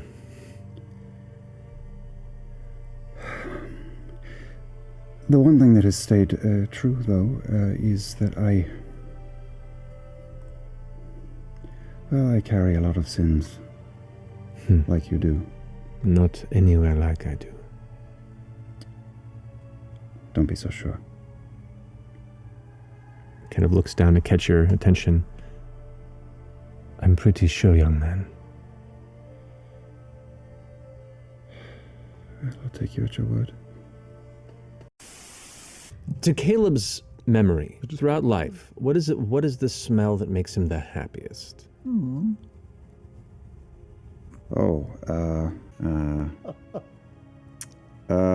Apple tarts at home when I was still young.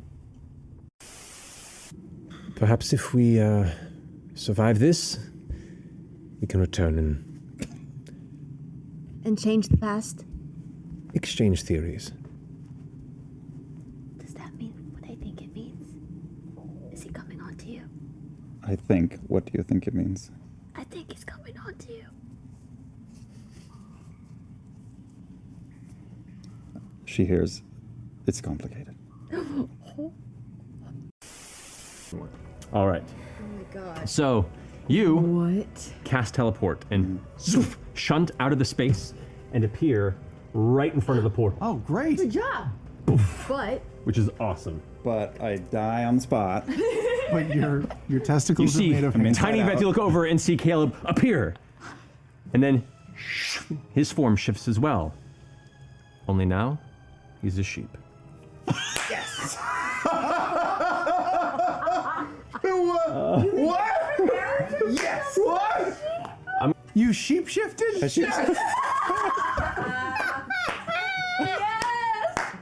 I step into the portal. No, as You watch. Those of you who can see, which is Beauregard looking over your shoulder, and Yasha and Jester, as you look past, you see Caleb land. And just like float slowly into astral space. Yep, intelligence 2. Bye. How long are you going to be a sheep? Caleb, are you going to be a sheep forever? You can actually understand me. The legs just go like this. I think that's a no.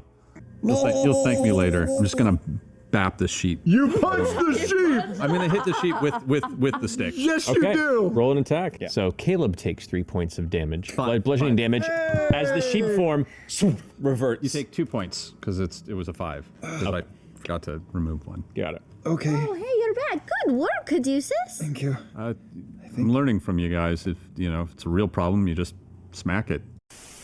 What I'm gonna do is smash a bag of gold dust across it, and before it goes all the way in, cast immovable object on the gem. What?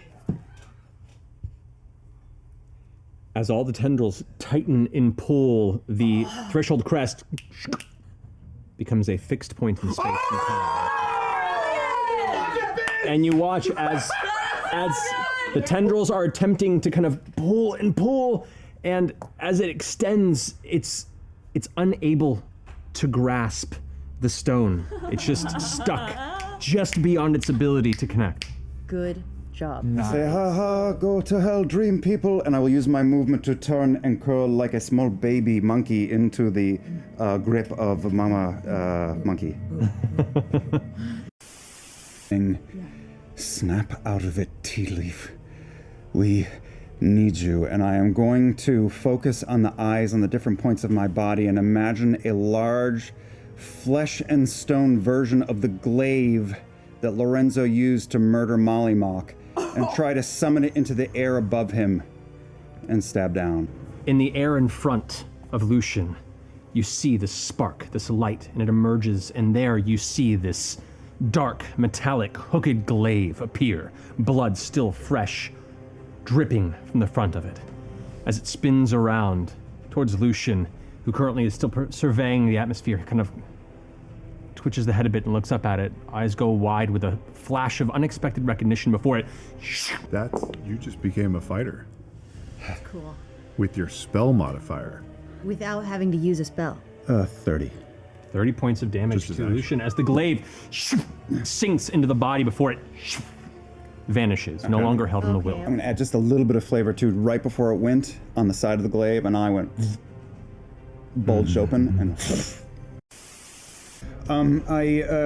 grasping Essex forearm, I pull myself to standing, and I can see from my vantage point Jester's corpse. I scream her name, and I reach out my hand, and I will her to leave that space and appear next to Caduceus wherever he is.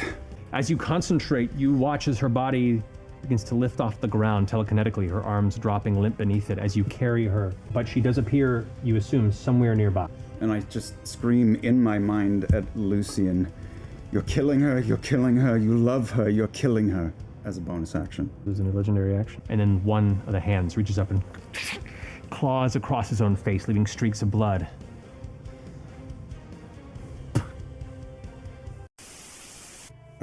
Caleb is going to set his hands on the transmuter stone, which is as big as an ostrich egg, and think of all the time and energy that went into making him able to destroy and tear down, and how good it feels to subvert that and turn it and use it to build and restore and heal. And I begin to summon up every ounce of learning and ability and skill and inspiration and imagination I have, and channel it into the stone. And fill it with the shared connection that everyone here has. And try to summon our friend back from the beyond. I would, on this night, sneak away by myself off to the edge where I spoke to Frumpkin before we left here.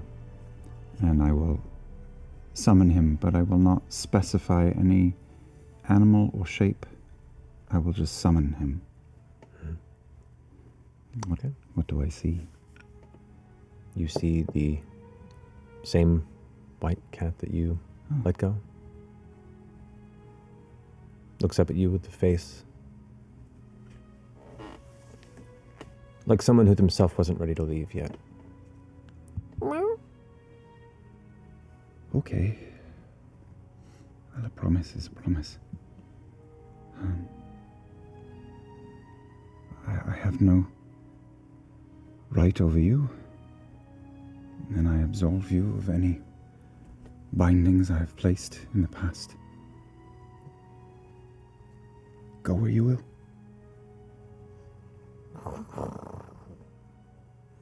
Looks over at Jester just past the shoulder at the red weasel on her edge, and kind of there's a brief moment of Fey beast connection there. Looks back at you, steps forward and just rubs up against your leg.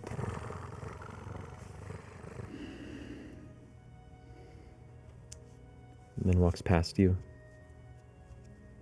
to some of the nearby fern. And stops and looks back at you.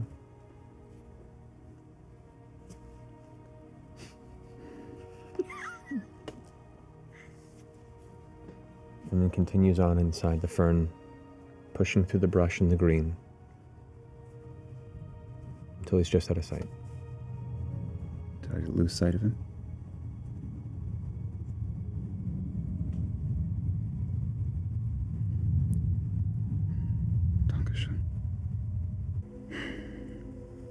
Thank you, Jester. For what? Oh, the last couple of years. Thank you for being such a good friend. Of course, Caleb. You're a good person. I could be.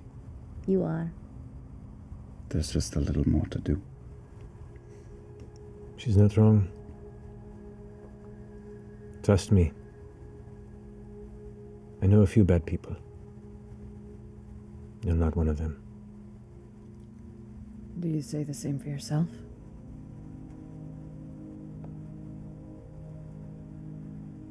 I do not think it is a luxury anyone has to call themselves good or bad. I think that is a label for others to present. I like that. Voice print was really spot on. It was a good voice match. It's way better than I could do. Try. For sure. It's me. Your old friend, Beth. No. Renato. Renato. You know how to say my name. Yeah, I don't understand. It's me. Breath Venato. Oh, Breath boy. Venato. Breath NATO.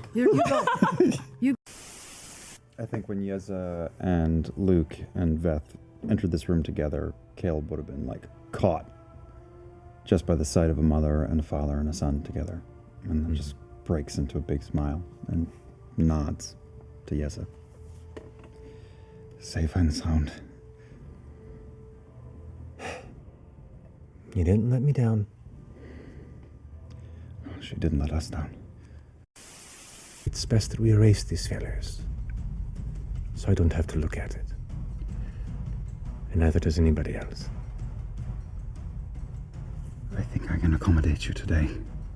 With the burning house behind Caleb, I'm going to have the silhouettes of what I imagine his mother and father to sort of look like appear flanking him and just sort of pointing at Trent Ikithon. Wow. With silent image. Okay. Okay. Finish your turn, Beth? Mm-hmm. Caduceus, you're up. Caleb, you're up. I step on his chest, kneel down, bend over and activate it. With all this planning and preparation for the device, in this moment, there's something about it that's not activating. Your confidence begins to falter in your face as you begin to fumble with the device, and you see that look of fear in Trent's face begin to shift. Yeah. As you have your hands on the device, a second set of hands comes and pushes yours aside. As Astrid begins to bend down.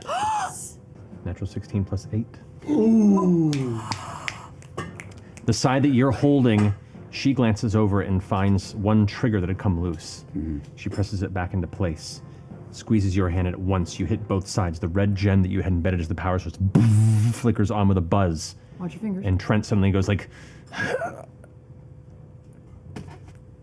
You were always better at solving problems than I was.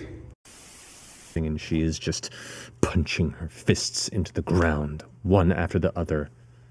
Her eyes wide and tense with fury, and you can just see the seething years of pain and anger all coming to a head at once. I come out of the building once it's extinguished with Eadwulf by the hand and pull him down and kneel in front of her as well, holding his hand and tapping my forehead to hers. I am so sorry for what you both went through.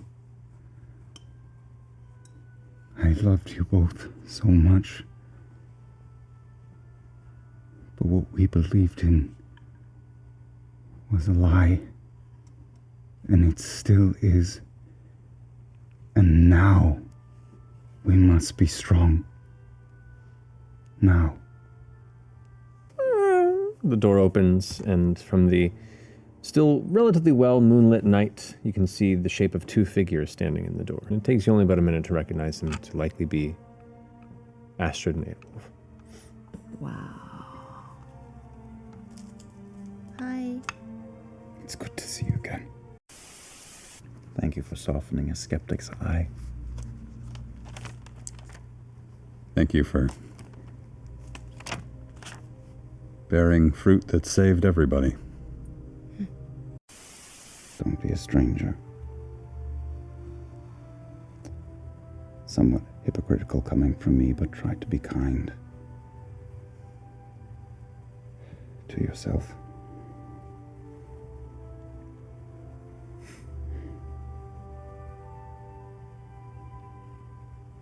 You more than anyone show me that trauma doesn't define you.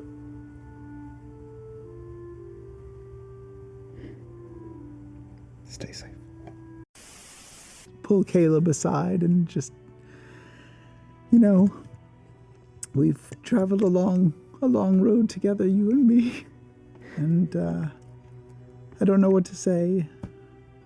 I'm so proud of you, When we met, we were, in jail.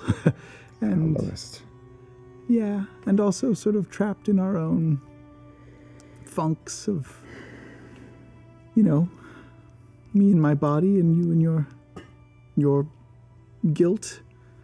But you helped me, and I'll always be grateful. And I'd like to think that we helped you. We all tried our best to help you out of... He just scoops her up and stands, lifting her, and gives her the biggest, strongest hug that he's able to with his measly strength. and says, "You are my best friend in this world. You found me at my lowest. And now we are here. You did that. Veth the Brave." We did it together, and because this is the end of a chapter, if I may, I'd like to make a wish. I'd like you to finally step out of the cell that you're in. You've been trapped by your past for so long. And we all tried to help you out of it, but there's some locks that even I can't pick, but you can. If you take the step and walk away from everything that you regret and all your sins and realize how good a person you are and how much you matter to everyone around you, you can have an amazing life. The past made you who you are, but it doesn't control you. Because of it, you brought us together. And because of it, we had this amazing journey together. So, yes, you've convinced me I'm brave. But you are mighty. And you should go forth and be happy. You and the 9 got me to the door. Now I have to walk through it. I will. I'll Soon. watch. Soon. Good luck. Caleb Widogast, it has been spoken of in Imperial circles that you were largely responsible for uprooting and deposing Master Trent Igathon. Is this true? I cannot claim the credit on my own. You were once a protege of his, and was to be trained as a Volstrekker, then of your own accord, after a brief stay in a sanitarium, managed to get involved in quite a few things, and, to be quite frank, proved to be a sufficient, if not exceptional, crafter of the arcane arts. Is this true? To a degree. Are you not partially responsible for the current peace we now see between the Empire and the Kryn dynasty? That is true. Myself and the Mighty 9, the other 8, and I. Yes. There is a vacancy now within the Assembly. We have need of a proven, capable wizard to take up the Master's mantle and join our ranks. An individual of prominence who's making a name of themselves, who has proven to be useful to the Empire and loyal to the ideals of the Crown. I'm extending to you the opportunity to become one of us. Oh my. What a flattering proposition.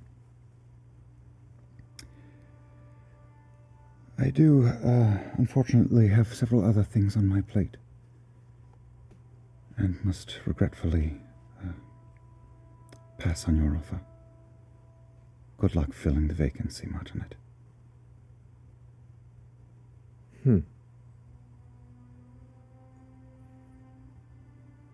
A shame. And he leaves. See you soon. He stops. Continues walking. Stop at a few weeks before you hear word of the newly inducted member of the Cerberus Assembly. A familiar name. Master Astrid Beck. Yep. Following in the footsteps of her previous mentor. The first Volstrekker to rise above her ranks and bring a different kind of capability to the 8. The plan I have gone over in my mind every night for years, knowing it would work. Of course it will work. I will go back. I will walk up in the guise of a young Bren Aldrich Amandrude, not long after I left them.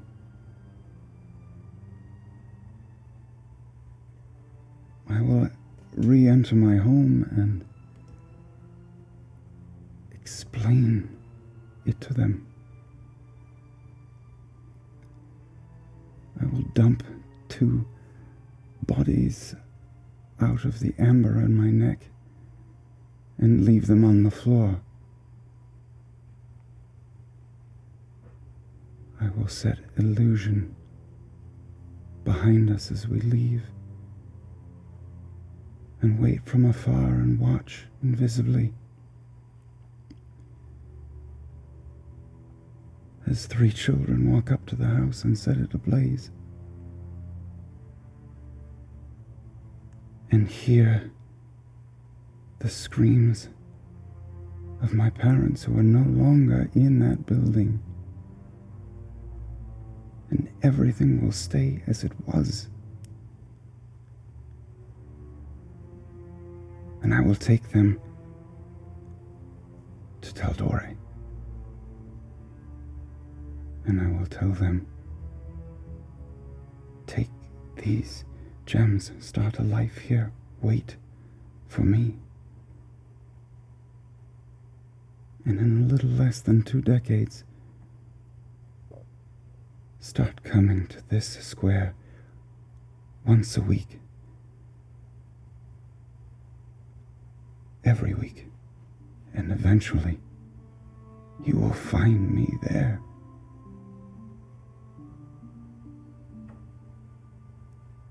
Of course it would work.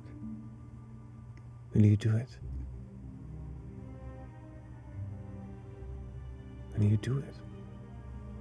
I will help you.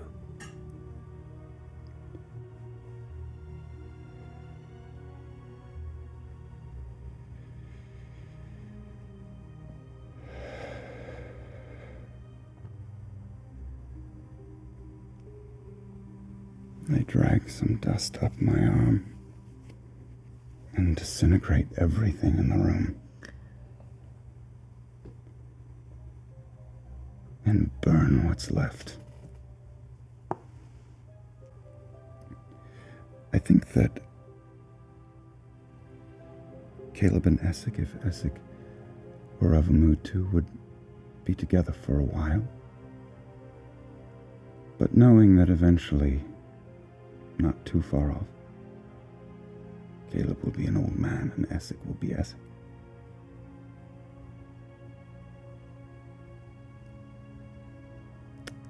And I need to go home. I need to fix my home, and that is still my priority. So if he's open to it, I would stay lifelong, my life long, friends with him, and be grateful for that time. Essek is very open to it. It's not long after this Aeorian experience that Essek finds a way to build a new life away from the dynasty, using illusion, numerous personas. But he remains in close contact with all of you, and vanishing at other times to whatever his business may be. But he appreciates the time he has with you, and the friendship beyond that. Shortly after returning home from Eiselcross, I go to Blumenthal for the first time. And I know where the town's cemetery is, and I find Una and Leofric, and sit down on the ground before them, and I unsnap the book harness on the left and take out the book of letters that I have been writing to them since I woke up, with the intention of putting in their hands.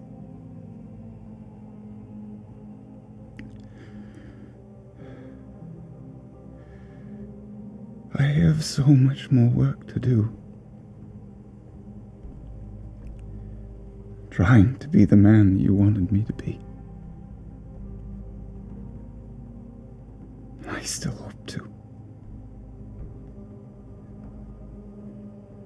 And if I'm very lucky, I will see you on the other side. And I hold the book, and I cast teleport and send it into the earth between them.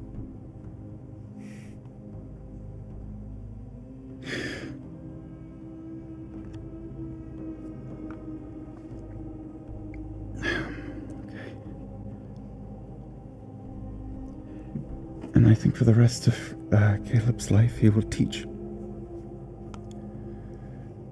I think he will teach Luke if his parents will have me. Well, I had thought about possibly opening some sort of a little summer camp to teach young adventurers how to stealth and sneak and fire crossbows and maybe learn a little magic. So, if you'd like to come, be a counselor. I will do that in my off months. But if the Empire continues on and the Academy is still there, I will teach at it. Not run it. I will teach transmutation and try to instill a sense of stewardship and the responsibility that comes with power to my students, and do my damnedest to be sure that there is none of what happened to my friends and I in school happening now. And probably push the envelope on treason in this country, let's be honest, but... Fair enough.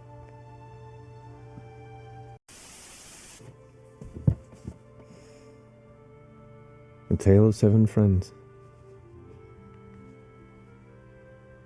It became 8. Then 9.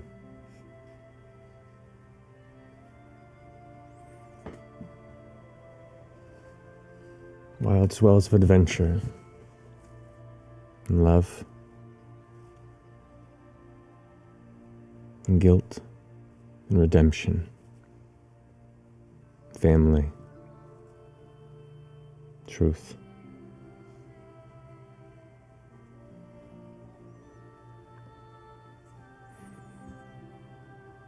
This story comes to a close tonight. But the tale of the Mighty Nine lives on. And who knows? Maybe we'll have the chance to see some of them again. In some shape or form.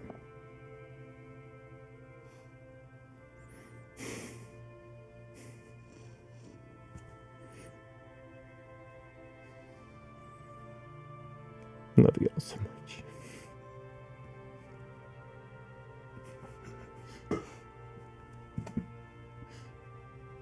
Thanks for a good story, Matt. Pretty good. Yeah, it was. Let's do it again. Yeah. From the top. Yeah. Reset like Mollymock.